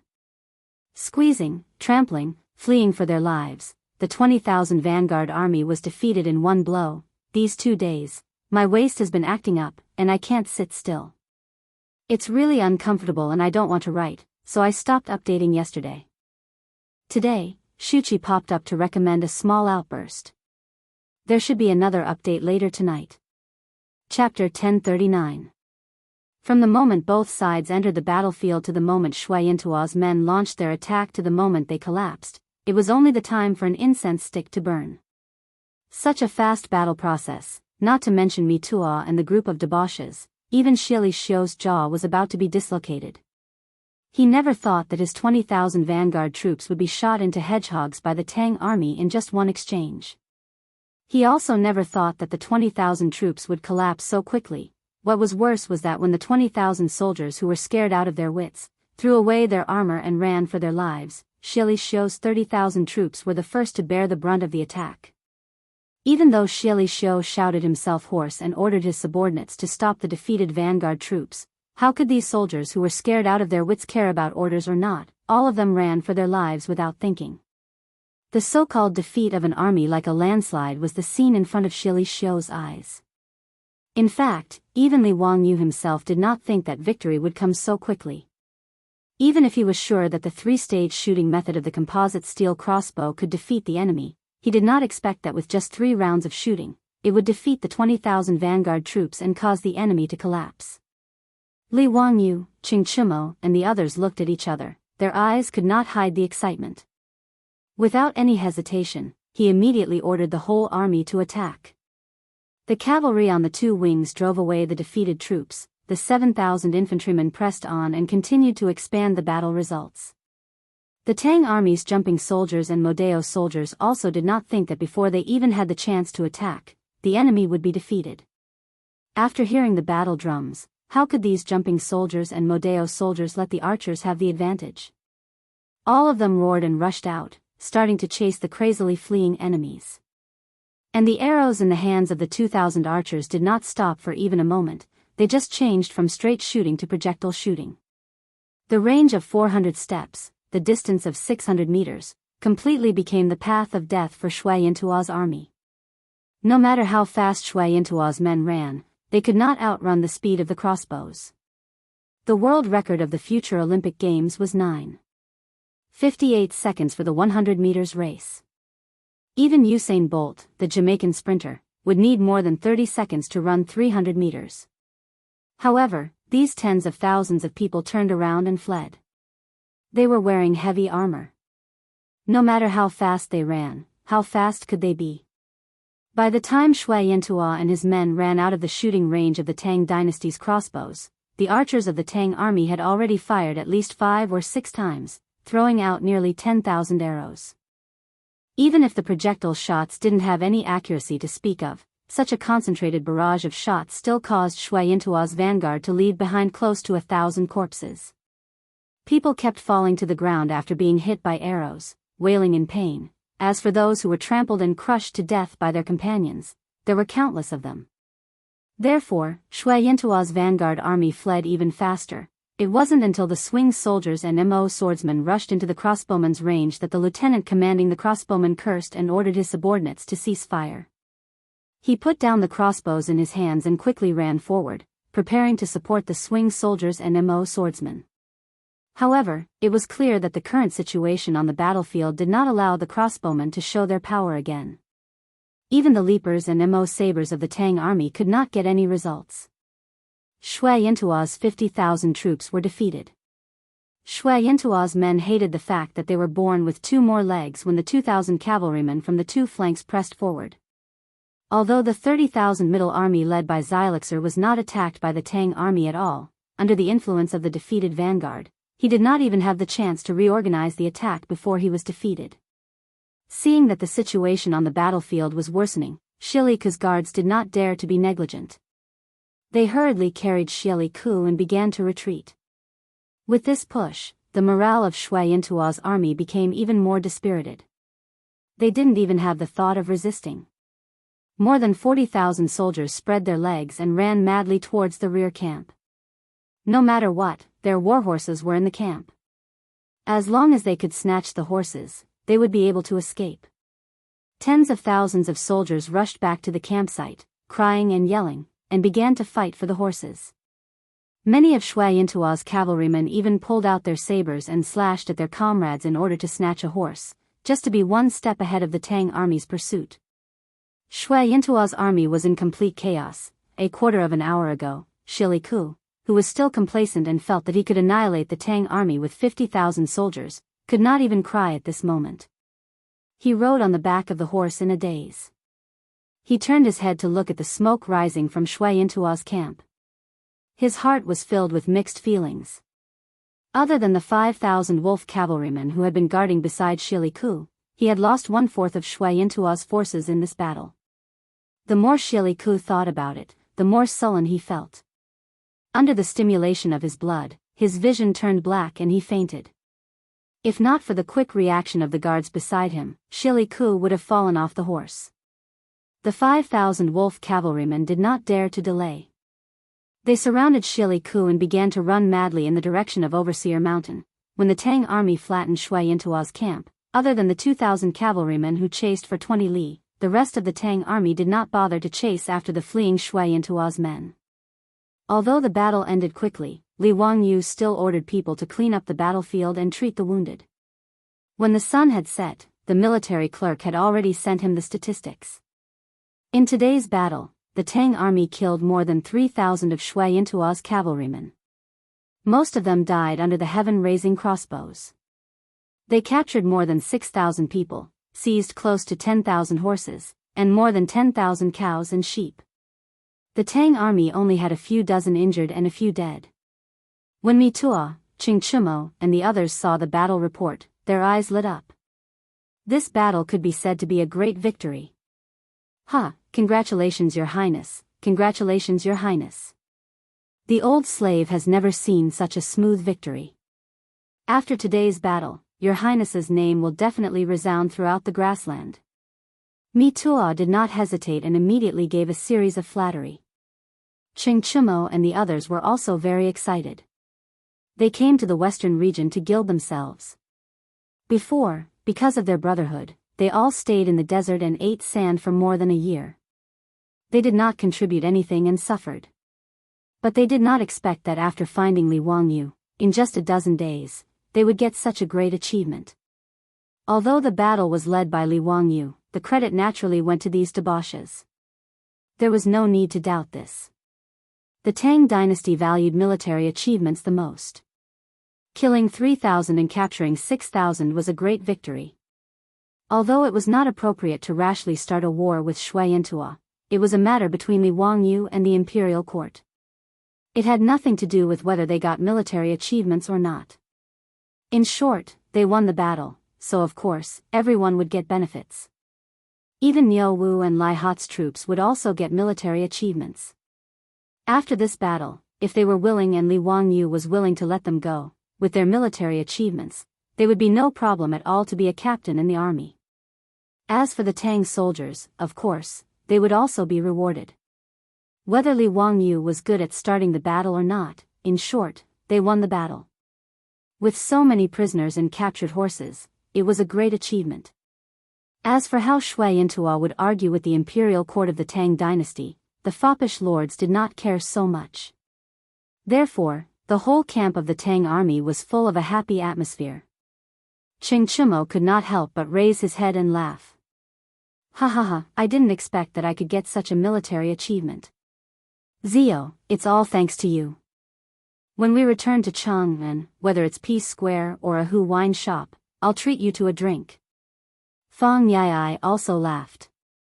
Yes, when we return to the Tang dynasty, I'm afraid those people's eyes will pop out. Zio, when do we set off to return to Chang'an? For the foppish lords, today's battle was the best thing to show off and talk about when they returned to Chang'an. They could not wait to return to Chang'an and show off today's battle to their friends and relatives. As the saying goes, not returning to one's hometown after riches and honor is like traveling at night in brocade clothes. The foppish lords were eager to return home. Li Wangyu glanced at them and shook his head in confusion. Return to Chang'an?